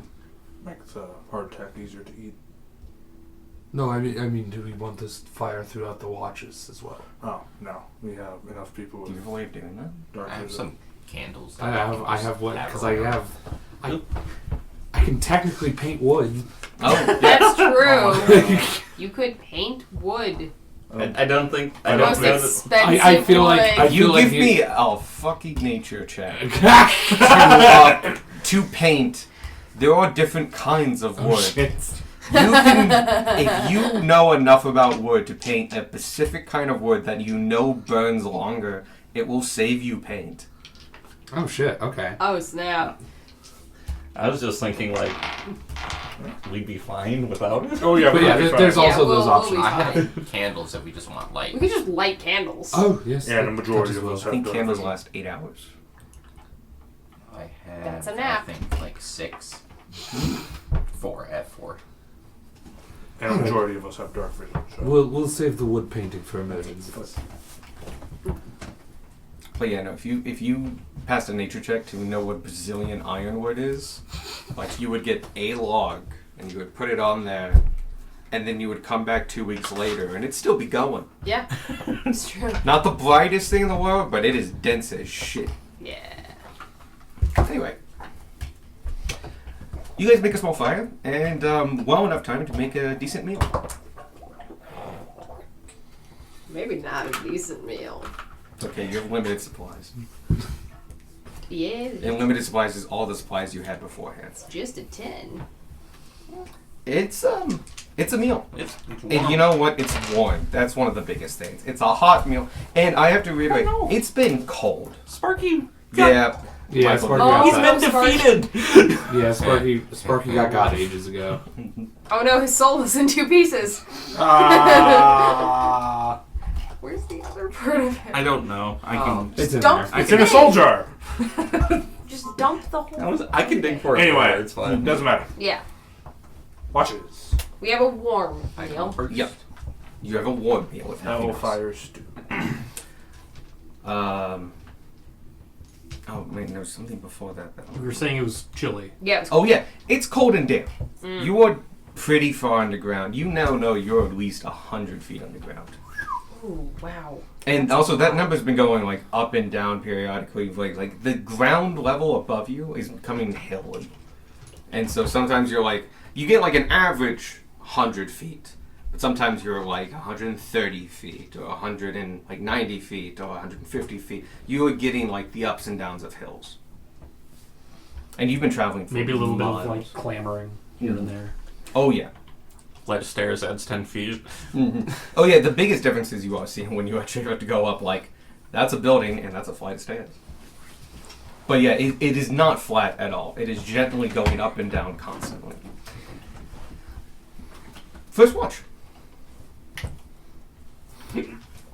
Gunmar sleeps in his armor because it doesn't. Mm-hmm. He doesn't have any exhaustion, and it doesn't really do anything. 18. Okay. But also passive 20. No. We do, with watches, we do Active. active. Okay. So you can summon Avi down here if you really need to, right? I'm gonna not. Avi would have a very difficult time If going there through were the tunnel. space. Yes. In this room, yes. But Avi would have a very difficult time going through the cabin. Gotcha. Basically squeezing the whole way.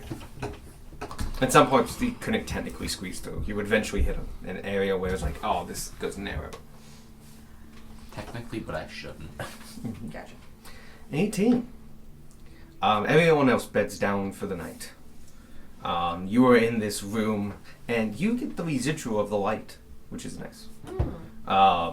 It dies down about halfway through your watch, but your first hour, it's lit, and it lights up the whole room. Because it's not a big room, and you can kind of get the sense that, like, this was, like, a good dwelling, stone, based on the table chairs that are burning and stuff like that, and the other crates, that this was probably more utilitarian, industrial.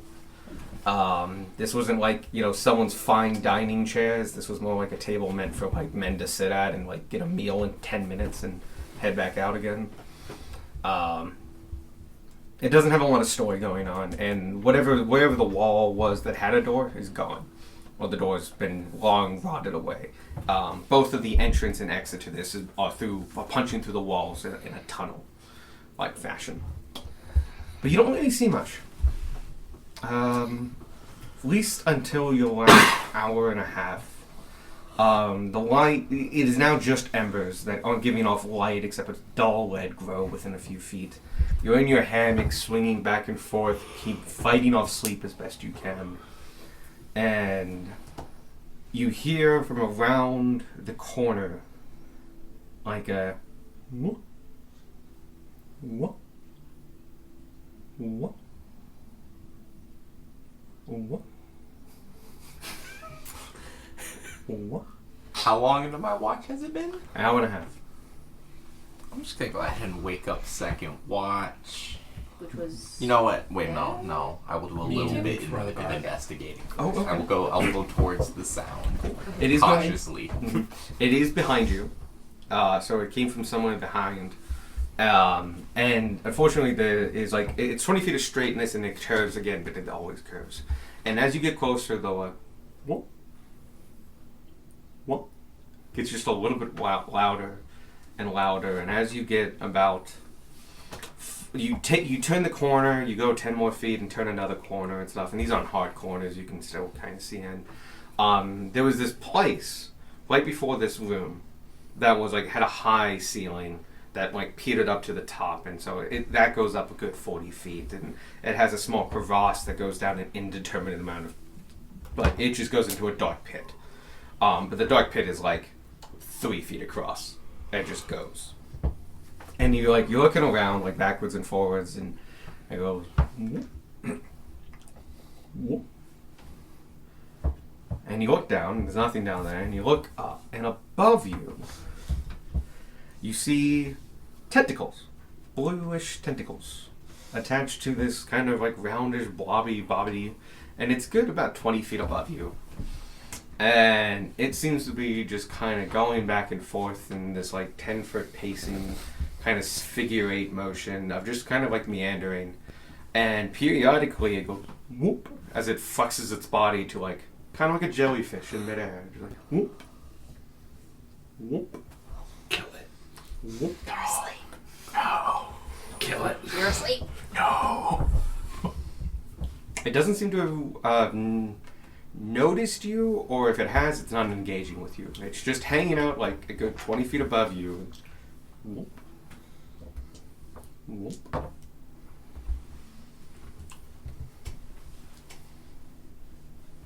I'm gonna be honest. I don't feel like it's much of a threat. I kind of like the little dude. It's a little guy. It's a little guy. Exactly what this son of a bitch is. Yeah. It's great. It's one of my favorite D&D monsters. It's incredibly deadly. It doesn't seem to be engaging with you until you engage with it, and it's just hanging out.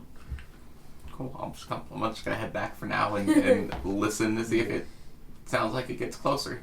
I was really hoping it was going to be a loud roper. What's that? Yoink! You didn't wander off in the middle of the night with everyone else asleep. You come back, we're all dead in our beds. They know I hate ropers. I know you hate Roper. Wow. I see how it is.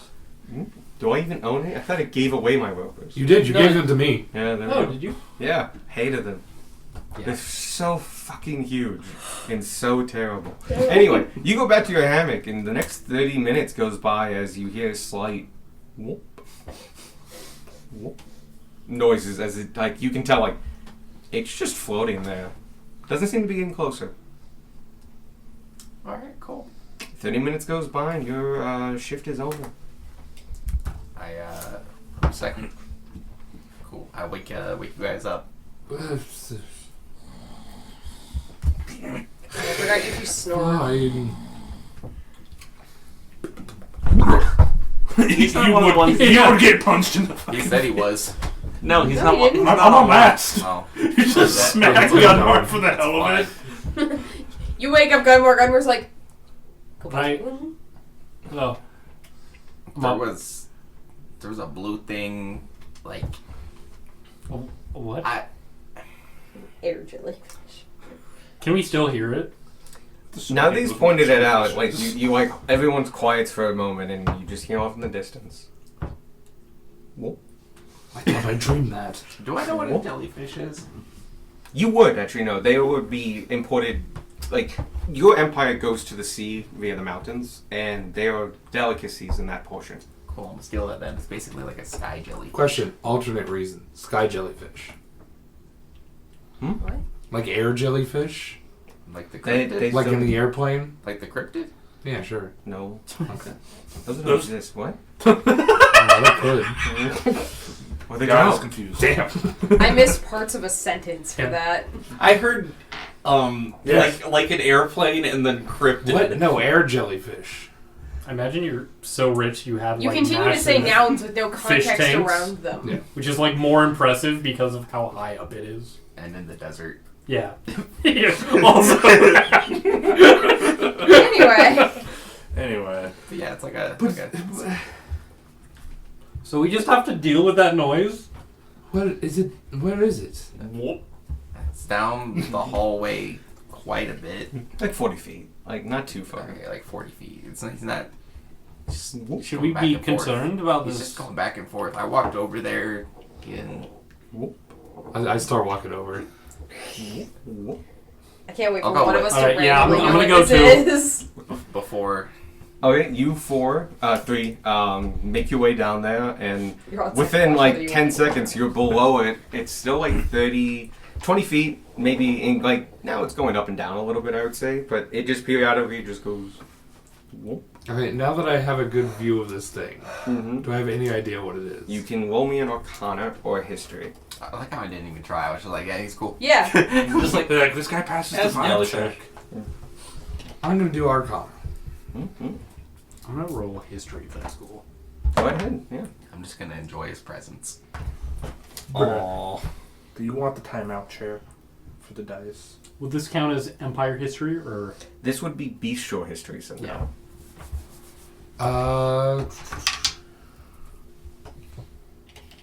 12. No one in the Empire has ever seen one. 23. Jesus. Both of you actually got it.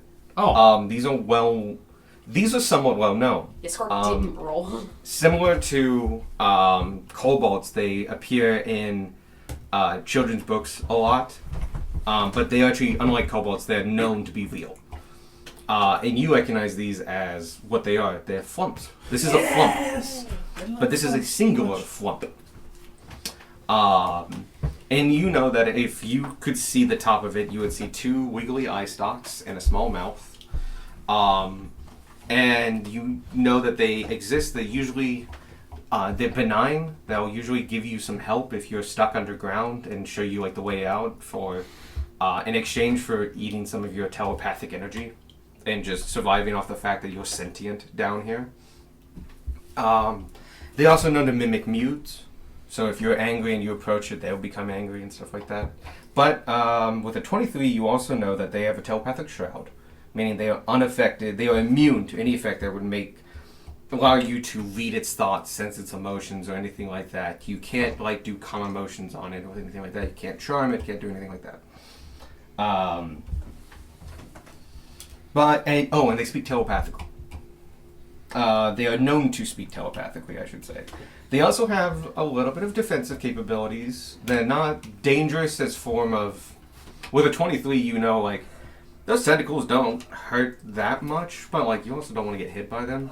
But, like, they're not too big of a deal. The bigger deal is they have this, like, squid-like spray that they can do as a defensive measure that fucking reeks. Ah. And it's just one of those things of just, like, you know... Don't surprise them. Yeah. But you do know that they pick up ambient telepathic energy. So just your thoughts. If you think it, they probably know what's going on. So the likelihood that it knows you three are there is 100%. So it's a. I guess I don't know. I communicate this. So it's a friend. It's a friend. I think at it. Hello, friend. It's just. Think real hard. They all about try to think it the way that they're normally thinking to Tanner. you're just doing the hardest math you know in its general direction. You're trying not to think about the jellyfish you've eaten. Yeah. It would actually be math. Yeah. You guys learn a You've done lot about arithmetic, aerodynamics yeah. and stuff. Like you're doing derivatives of this thing. Do such intense Aerophysics. math, you give it a headache. It's like, stop, no, please. What's your intelligence? 10. 10? Yeah, it's smarter than you. It can keep 12. up. Still smarter than you. My intelligence higher. You guys, you three go around and you think to it and it just like you can hear the whoomp, whoomp, whoomp, as it just like it takes the brunt of all your thought as you suddenly like reach out for it and you can see it like turn and slowly look down at you guys and just like it thinks to you all just, I knew you were there, but can I help you? Please stop thinking at me. I'm gonna just say out loud, I do apologize. I didn't mean to cause you any discomfort. No worries. By the way, X equals 4. I like edit the math in my brain. Suddenly it works. I just kind of saw you floating there and wondered if, we're going to be in the area for a little bit. Maybe you wanted some conversation or some company? Well, I could, I wouldn't mind it. You could take it or leave it. I just, I sensed, some smarter people coming by again, and, I always kind of hang out here for a nice treat. All right. Well, if you want to hang out, feel free. Okay. I usually hang around here. When you guys leave, I leave through that crevice. What crevice? There's like a 3-foot crevice next to the thing, and you look down and just like, it's pure black. You look down with all your dark vision you have, it's still black. It's not wide, but it just keeps going. Yeah, but he doesn't have bones. He just kind of stops whomping and makes his way down. So is it okay if I keep eating your thoughts a little bit? Sure. Doesn't hurt, does it? No, I know some people say it feels a little good and makes them like a little euphoric. Euphoric. Euphoric. That's fine. I wanted to ask if you wanted to hang out anyway. We're all on the same page. Okay. If you need me, I'll be here. I don't fit through the tunnel that well. How big is it? It's about 10 feet wide. Oh. I always forget how big forms are. Wait, no, it's not. It's Okay. small. It's I was gonna small. say, wait, Yeah, flumps aren't big. No. Okay, yeah. I thought it was like a This is little... a strangely large flump. I'm gonna let you know. I'm gonna keep Not that. that It's a fast. strangely large font. It's like it's from all it's a the pots colony it's of eaten. one that gets a pretty consistent supply. So it's like this is a medium-sized one, like a high medium-sized font. This It's is like a new player character. It's 6 feet in diameter, and just like you do pick that up. That like you heard they were smaller, and just like whoop. It's one of the reasons I would say that you can hear it because it makes a conscious whoop sound as it has to move its bulk. Interesting. What's your range on eating? Ooh, I've never measured it before, but I can feel the most of the room over there. Oh, okay. Yeah. How far away are we? You've got 40 feet. Okay. Ooh, yeah. All right. Well, pleasure to meet you. Okay. Um, If you need any help, I'll let you know anything. But if you don't, I'm just gonna hang out here. all right. If we think of anything, we'll be back. You guys should ask about who's been through here. I know that. That was a Squark needs to go to bed. Night. Have a good night. You do. He's doing all this telepathy. But yes, what can you tell us about, I suppose specifically dangers, but yes, as well as any suspicious characters? Well, I never pass judgment for the most part. I'm just happy that they're thinking. But people periodically stop by and go all the way through. I think they know about me because they usually choose that spot to rest. Either that or they know that I eat kind of the nasty thoughts and they have good dreams in that room. It all tastes the same to me for the most part. Keeps me out of trouble. But no, couple guys come by at least once a month, give or take. Sometimes two. It's been picking up a lot. I remember several years ago they came like twice a year. But for the past, like 10. It's been like monthly, if not more so. What about more recently? Well, I feel like there should be one coming soon, but they never stopped by. Are you here to go look for them? Yes, we were sent to retrieve them, and I hope they're okay. Harold's with them. Harold has bad nightmares. I like to help him sleep when he stops by. who's Harold? He's one of the guys who goes down. It's the same people for the most part. Some people switch out. Can you tell us anything about what he looks like or anything? Actually, I can't. I kind of keep out of the way, and we don't really talk like I've done with you guys. All right, that's fair. I can tell you what their minds look like. sentence. Harold's is angry and cynical, but it stems from a lot of fear and anxiety from his childhood. He didn't always have food on the table. He always packs extra rations. And then there's Jeremy. He's a good lad, younger, and he looks up to their leader, Clarence. Clarence doesn't go by Clarence. He goes by Ruford or something like that. Nobody knows his name's Clarence in the group, but I can tell. You watch, you're the one with one of the high perceptions, yeah? Yes. You watch as Reliquor is listening to this thing divulge the deepest secrets of random ass people. Like, you watch as he quickly starts to grow more tense and more like, I'm not, and just kind of like starts. I'll let you continue the questioning.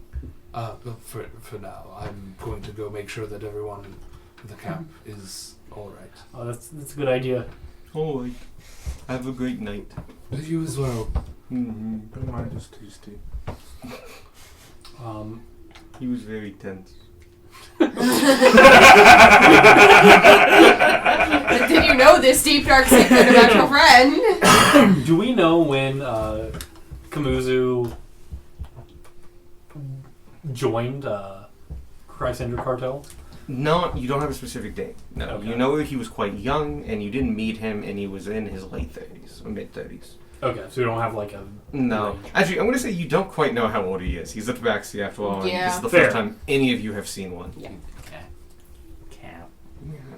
Meow. Maybe that's why we didn't like him. They have a whole empire across the range. A whole empire across the empire. Yes. Yes, sorry. But yeah, This they... excellent empire of the empire. Yeah.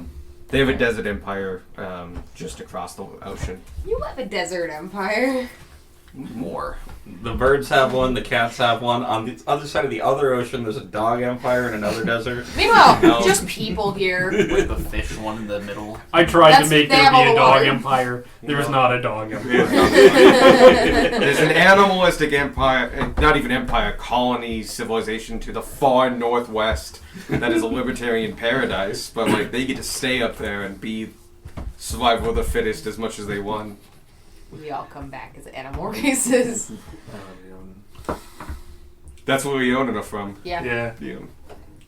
And elephants and stuff like that, and minotaurs. And So, are there any threats? I know we asked, but we kind of got off topic a little bit on... Not off topic, but you answered a different question. no worries, no worries. There are a few. This tunnel is above the Underdark. A decent ways, but things climb up periodically. Usually when food sources are scarce and they're desperate, so they can be a little rambunctious and harder to kill. Umber hulks are the biggest threat, I would say. But you get scavengers as well that come up here periodically, and other things that can go a long time without eating, like ropers. But for the most part, we're too far up that a lot of them don't come through. And the tunnel was built in a way that there's just not a lot of openings. But you would be careful. I've seen memories of big cliffs and perilous falls and other things on this journey. You have a safe walkway, but just holes appear periodically and you want to be careful about them. And there's going to be a cliff or two you have to climb.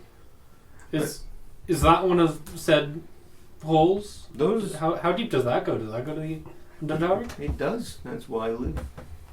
I stop up here because it gives a good meal. I'm quite bigger than the rest of my colony because they don't know about this. He's my new favorite NPC. But yeah, I usually come up here and whenever I sense something, you know, get a little snack. All right. I have one more question, and then I'll let you get back to Oh, certainly. You can talk. doing as much what as you do. desire. Mhm. Have you seen any mycelids around here? Ooh, there was a colony. They were deep down. They were peaceful enough though, but So still further down? well, they were. But they ran off a couple years ago. Huh. A big thing came and attacked them. Not them, but like, I think it would have attacked anything and they were in its way. It moved in, so everything else moved out. Mm-hmm. Do you know what that big thing was, or? No. It was big though.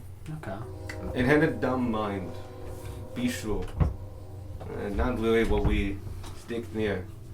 Dangerous and dumb is not a good combination for Flumps. We take dangerous and smart though. We're good at hiding. And so we hang out near sentient colonies and such. I take it you tend to, when you come up, stay around this area, so you wouldn't know what's further on ahead. Oh yeah. I don't travel with the walkways that much. Probably smart. Mm-hmm. If this would collapse, I'd be in big trouble. A lone Flump is a dead Flump.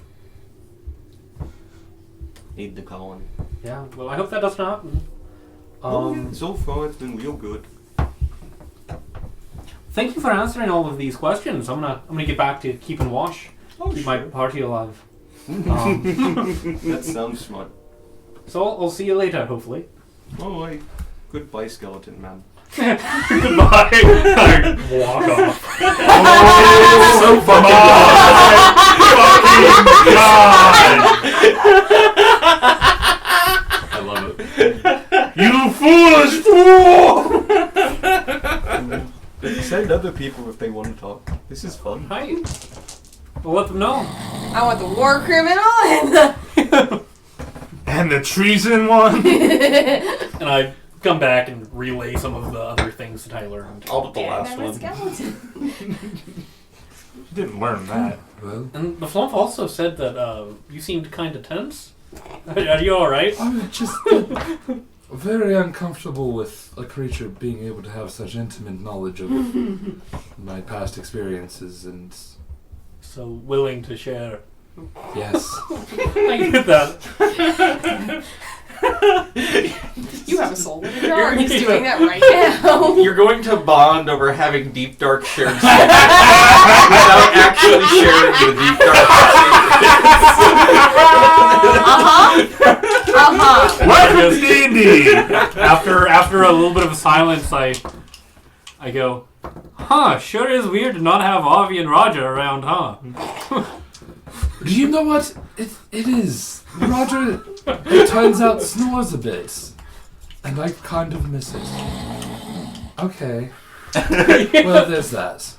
What do you do with your basilisk? Is it still in It's just in the cart. Okay. It is a cockatrice. Cockatrice. It's gonna die. No, it's gonna. It's gonna get in all our food. There's going to be man. shit and potatoes all over our Somebody doesn't just get out and go.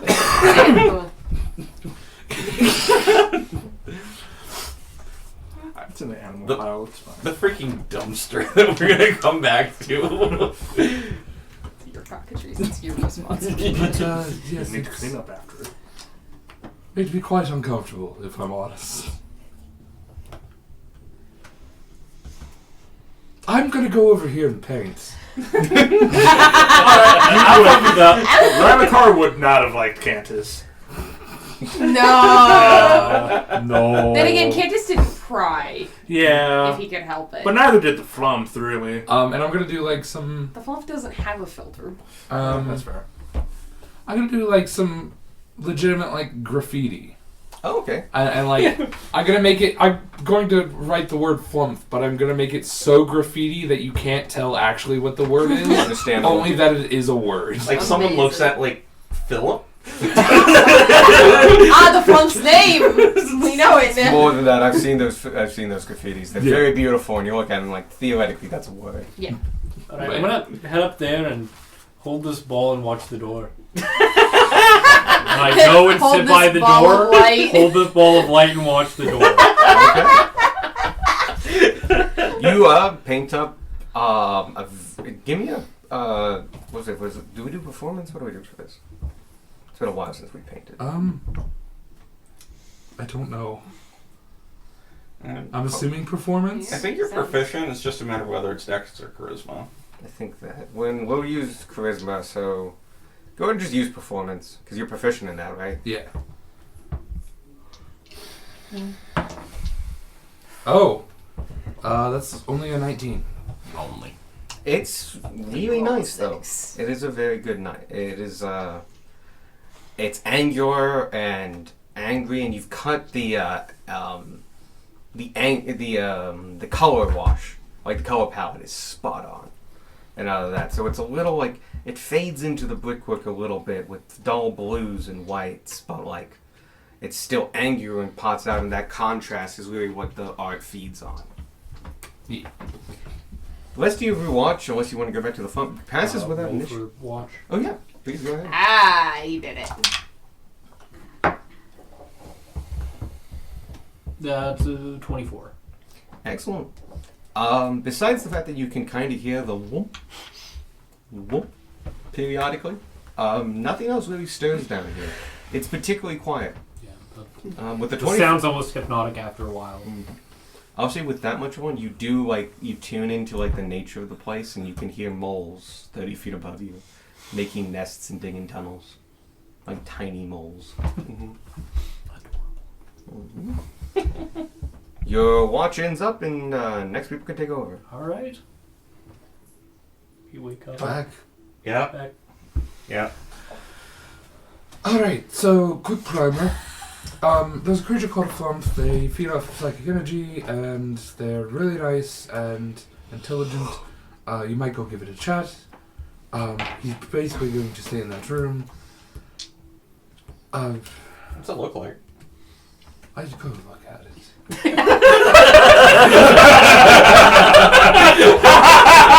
Does it look like a flump?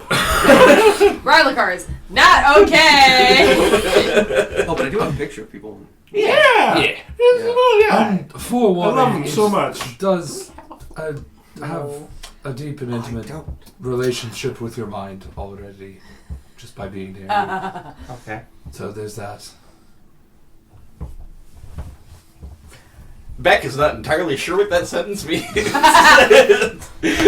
You and Beck will find out. And like Rylicar's saying this as he's sitting down on the ground, like pulling his covers up and just like, but yeah, just I guess leave it alone, and then it makes this warmth noise. You get used to it after a while.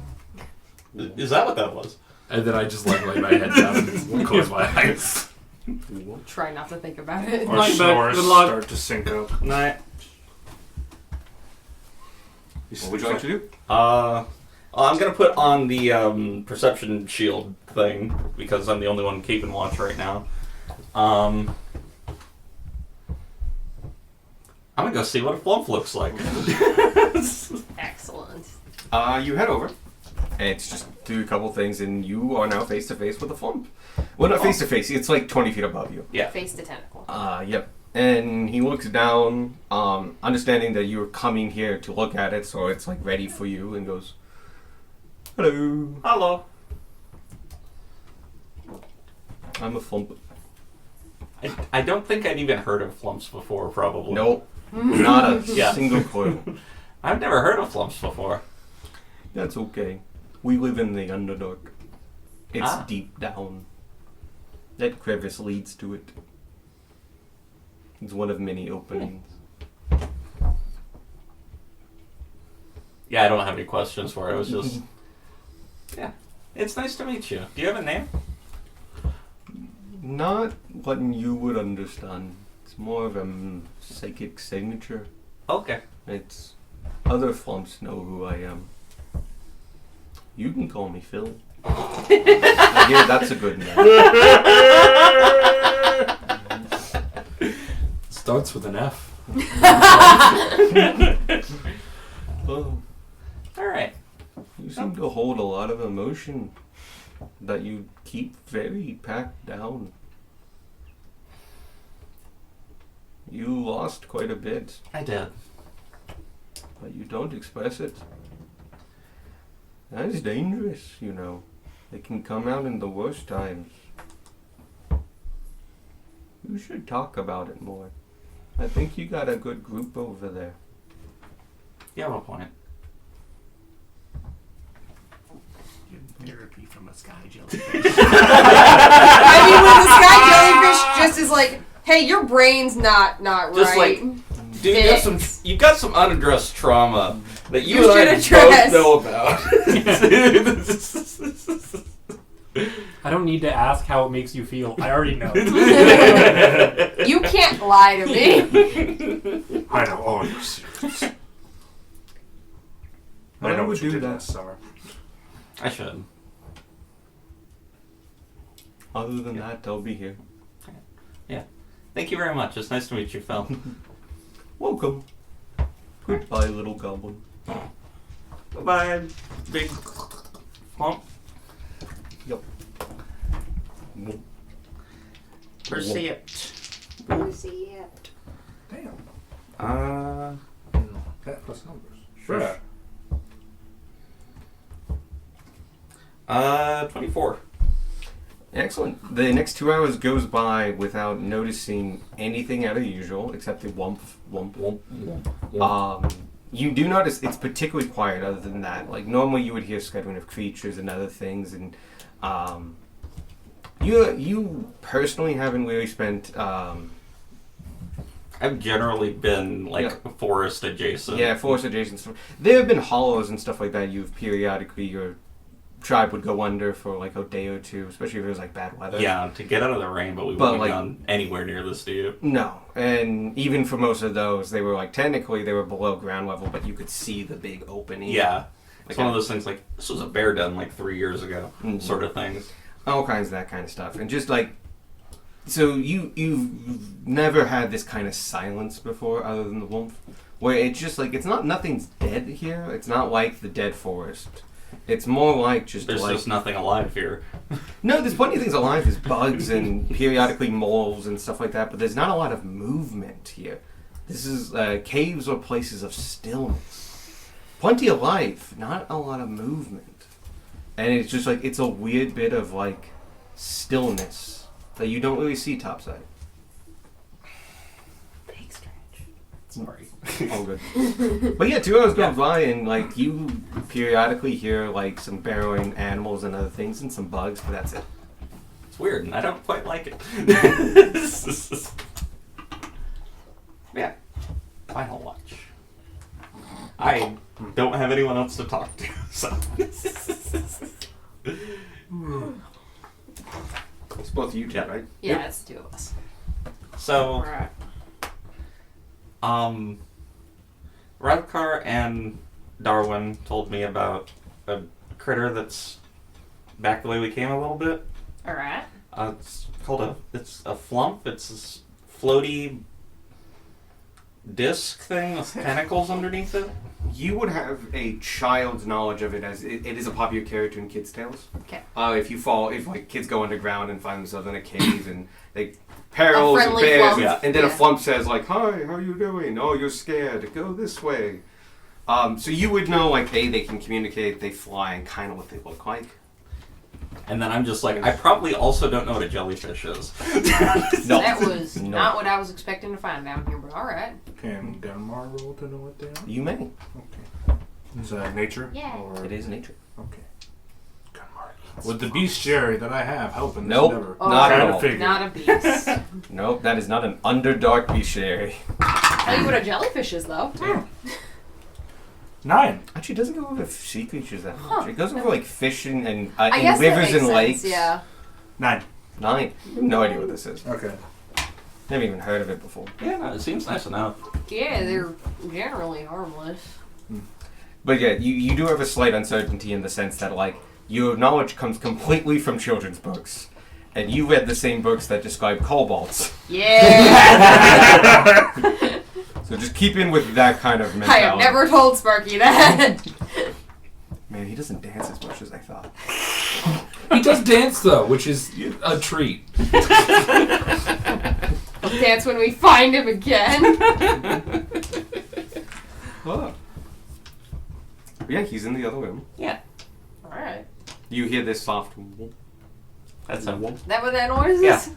He told me his Right. name's Phil. I didn't know they had names. He said they usually don't. Oh, okay. Well, They don't have names in the way Yeah. you know names. They have flump names, which are like telepathic signatures. They have like brain names that they can telepath at each other, but they don't have names like Beck or Tanner.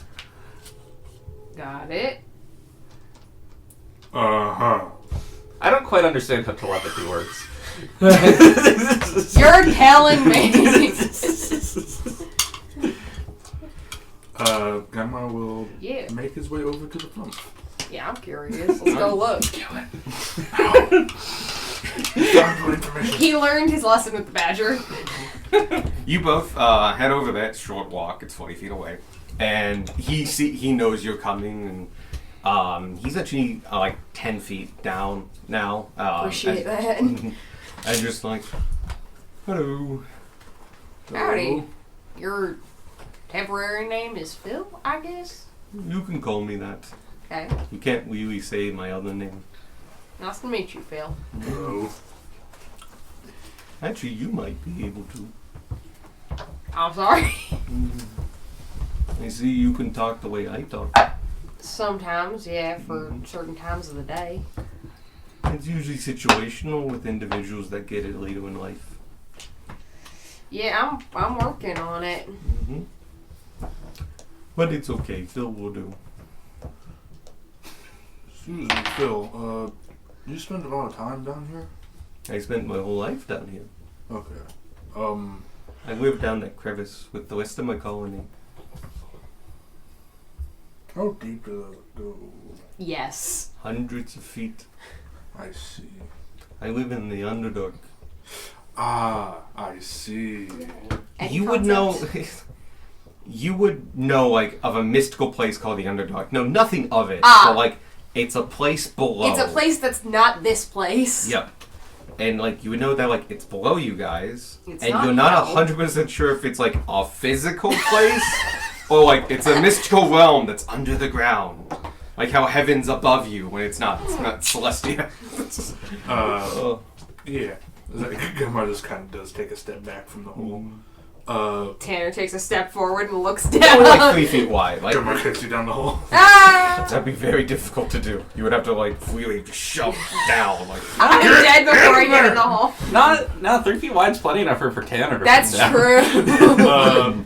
yeah, but it's not like a straight You shift. not You would fall bounce down, off. Oh, yeah. yeah. You would catch yourself within 10 feet. Ping pong your way down to the Underdark. It's not a comfortable fall. No, but you said you spend a lot of time in these tunnels. Oh, I come up here periodically. People use these tunnels, and when they stop by, I'm usually up here waiting for them, and I snack on their telepathic energies. Did you happen to see any, like, a group of people pass by here, like, 4 days ago? Roughly in that time frame? No. When was the last time someone came through here?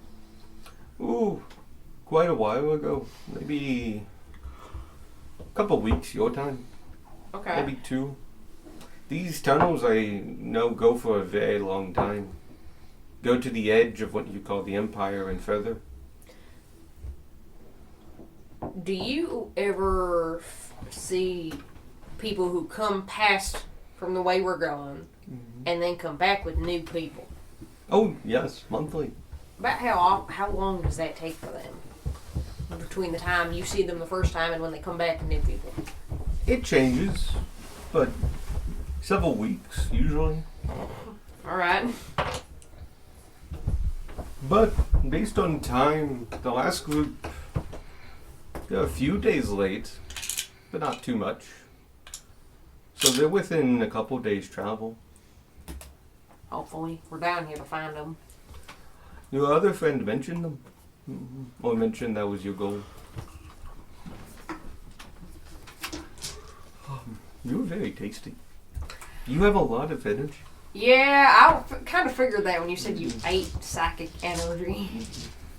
It works kind of like that. You can actually see him like visibly kind of like growing a little bit, like being kind of near you. And you're just like, it kind of looks that way. It's one of the reasons I'm bigger. Do you have... Sorry. No, go ahead. Do you have any descriptions for the people that... Not physical. I don't actually see them. I mostly hide up here in the crevices and feed off their energy as they make camp. I could give you descriptions of their minds. Sure. He Yeah. reshares the same ones Yeah. I've given before. Okay. Yeah. The one about Harold and Jeremy and Clarence, whose name is Clarence, and no one knows that. They think his name is Rupert. I was also looking for like. There's a couple That's- ones that come and go, but those three are usually very consistent. Okay. And they were definitely in the group that came. That's good to know. I was more looking for like the a description of the refugees. They would They not haven't pass They Yes, would not have sorry, come They yet. haven't been past Okay. here yet. Okay. We That's haven't the reached point, them. yeah. We'd be going the other way if they came past here already. Yeah. Okay. I see. Now I have a good image of what we're doing. I thought we were. No, you're going past, and they got somebody, and they're bringing them back, but they haven't made it back yet. Okay. Yeah. Yeah, they've gone this way, but they haven't come this way yet. Okay. Or all the way this way. They haven't come I past the understand flump again yet. The check mark of the flump. So, interesting stories you both have. Yeah. That's neat. What do you make of this? And I'll pull out the catalyst. He kind of goes down and gets real close to it, and he's very tasty. He? No, it's. Oh, sorry, okay. It's very Fair tasty. enough. It has a lot of energy in it, of the psychic variety. Yeah, after I found it is when I started having the psychic energy. That's probably connected. That is my assumption, Phil. I'm glad we're on the same page. But I've never seen rock like it before. Yeah. But it's very tasty. And you can see him like visibly kind of growing just a little bit. And like, it has a lot of energy to it. It's very sad though. Like, it's not sad. It can't feel sad. But it's not complete. We've been starting to put together the story of it, and everything we've put together so far is sad. It's like not a whole thing. Like a whole soul. Like the way we're a whole thing? Yeah. Like your goblin friend who stopped by. Mm-hmm. He had some trauma. You should talk to him because I don't think he'll talk to you.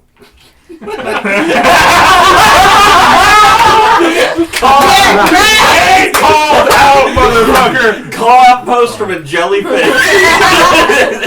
Well, Call out post. I'm sorry. Give me a minute. Call out post from a jellyfish is getting added to the quote book. well, if there's anyone, But he had a fracturing to his mind a little bit.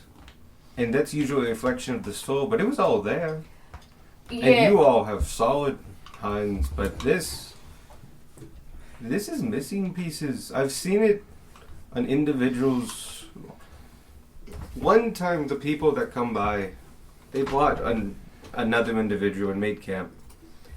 He apparently on the way back had taken a fall and they rescued him. But apparently he was suffocated for several minutes underwater. He survived, but he was comatose and they were carrying him back. And I could feel parts, I could sense that part of his mind was missing. That parts of him were dead and missing and gone, and this is kind of like that, but with that individual I could see the dead parts. Not responding, not sending off things. They're just missing in this. Which I guess is okay because it's a rock. do you think there's anything to do about that? I don't know. Fair enough, neither do we. It looks made. Yeah, Yeah. from what we've put together, somebody made it. We don't know who. I wonder if they were intending it to be like this. Or maybe they were something bigger. If they intended it to be like this, that's kind of mean. The people who made it, we don't think were very good people. Blasphemy. Okay. It doesn't have many memories, but it has a few. Yeah. Mm-hmm. Like it knows Hobgoblin. Okay. That's good to know. That is an interesting thing to know. Yep. I knows that in common. Alright. But everybody knows common to a degree.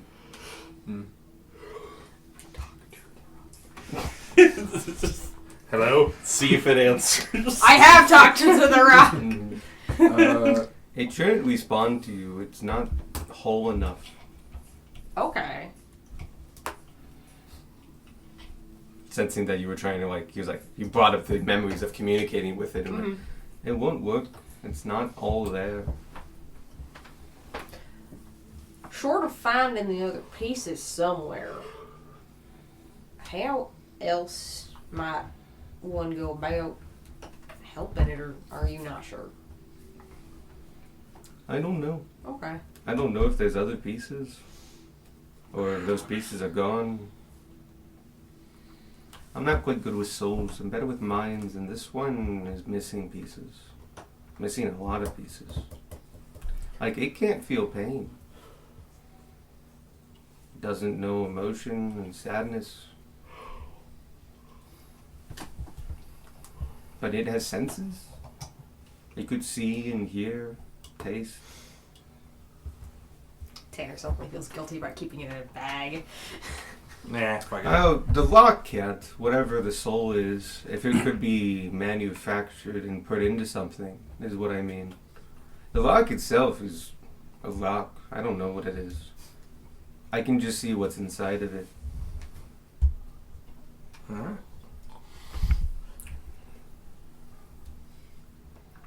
Then I will try to keep watch. Okay. I'll be here. Bye, Phil. Goodbye. And I'm gonna keep watch. Tanner is very distracted and forgets to keep watch. Do I have inspiration? Sure you want to waste that on this? Yeah. No. Tanner will hang out That's with nat Phil one. for the rest of the night. Oh, good. Phil will tell us what's going on. You mind if I hang here? Go ahead. I'm not the best conversationalist, but I don't mind the practice. I require a bad card. Oh, yeah. Because it was a nat one. You need the back card. And yeah, you hang out with Flump, and anything Yeah. you want to talk to him about, or just general conversation? Yeah, just general conversation about, like, the nature of psychic powers. Oh, he doesn't. It's like talking with somebody who's naturally psychic, but doesn't know, like, it's like talking to a person, thank you, that was just like, how do you guys speak? And there's like, well, we speak because we do. And in the Flump's case, like, the Flump is pretty smart. but they don't- Realizing that, then, I'd like to try to learn his psychic signature name. You can do that. Cool. It would take you one casting of your die Okay. to mentally connect with him. Gotcha. Yeah. But in doing so, you learn his psychic name. And you could now, if you were seeing a colony of Flumps, and they reached out to you, you could recognize him. Cool. Cool. Should that ever come up. Useless skill acquired. But yeah, you get his name. You get his psychic name. And it is weird. I don't really know what it sounds like. I feel like it's like a kind of emotions I feel and like to thoughts. say it and- sounds is incorrect. Yeah. It's like It more of a feels. yeah, it's a sensation, and it is kind of strange because it's not a descriptor. It's a name. It's like like Robert.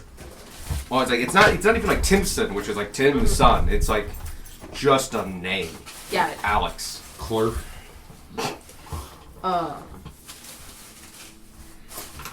Yeah. I'm and- imagining Baldur's Gate where it's just crackling in your head. Just no, because it's not unpleasant. That's the big thing. And I guess that isn't unpleasant either. But it is not unpleasant. It is just a name. It is a name in a way we can't understand names. It's like a color we can't see. By the way, Spark can.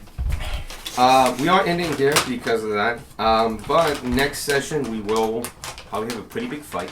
Mm-hmm. Sorry, continue. Next year. It will be next year because Yep. no. Well, technically we have both Saturdays free, which I just didn't realize this. But yeah, the Sunday is Christmas Eve and Sunday is New Year's Eve. Mm-hmm. So technically we could have sessions. We're definitely not having sessions New Year's, the day before New Year's, because I take that for prep. Yeah. If you guys want to do Christmas and if it works out for everyone, we could. But it's up to the table, and I'm holding no pressure. This was time that was booked off. I'd I rather don't just have spend to time do with that. family. Yeah. Yeah. Okay. Just making sure that's what we're doing. Oh, so I'm still at work that day, so my schedule isn't changed. in New Year's is Sunday. Is everybody good with it being Sunday? Yeah. Because Yeah. we couldn't have 2 days of recovery if we moved it to Saturday. If it worked with schedules and work, we could do it. But like, if everyone's good and already planned for Sunday, we're fine. I work that Saturday and that Monday. And I'm off. I might be doing 2 New Year's, so I might not even be drinking too much. 2 New Year's? Yeah, just like Candace's friends are doing New Year's party. Oh, that kind of thing. New Year's. So might go to that. I am not sure, but I will still at least stop by. All right. I don't know what's. Do we get the long rest? Yes, you do accomplish a long rest. Just to hit the button. Yes, you do accomplish a long rest and you all wake up. Tangent. Yes. You had a tangent. Oh! It was, my mother, it's like, I was raised correctly, right? Yeah. Was the phrase. My mom Years raised me and right. years ago, when I was down in Cincinnati, I was at Cigar Night, which was at Jungle Jim's. And Jungle Jim's is popular enough and big enough and has connections enough that sometimes really big representatives from the big cigar brands come down. Or usually come up, because they're in South America mostly. And one of them is the head of Drew Estates, which is a big cigar manufacturer. And he showed up once, and like I have his signature on a cigar box and a couple other things, and I met him. But while I was meeting him, I embarrassed myself several times in various ways. But one of the ways I did so was there was a guy beside me, and because I kept saying "sir" and like yes sir and like thank you and all that. Also, I called him Mr. Estates. That's not his last name. It's not. It's Drew Estates is a company, but it's not named because he's Mr. Estate. Anyway, so I embarrassed myself a couple of days that way, but he mentioned once, he was like, "Oh man, you're really polite, aren't you?" And I just go like, "Yep, my mama raised me right." And I just realized that like after a couple of days after that, the way I said it, and especially his reaction of like, "Oh, he took that as in like, you were not raised right. You aren't good." Uh-oh. Just like I just insulted this guy to his face. Did not realize it. Was super nervous the whole time because I was meeting like a really big cigar guy, and so yeah, just insulted him to his face. It happens. So yeah, there we go. It'll be Hestial 6th when we wake up. We were supposed to have a big battle today, but it would only have occurred if you had not accepted the offer. Yeah. And then I realized, like, oh shit, I don't actually have a lot else other than that, so glad we got as far as we did. I was gonna say, we can talk to a flump for hours. That was a small part of it, that was good. And everything else worked out for the most part. Are you playing? No, you're not. Going forward, Tanner's gonna try to be more aware when he connects to his friends of how their brains feel. Try to, like, learn their psychic signature. See if it's innate or if you, like, have to give yourself one. Yeah. Okay, we can definitely do that. You go over here, you all go over there.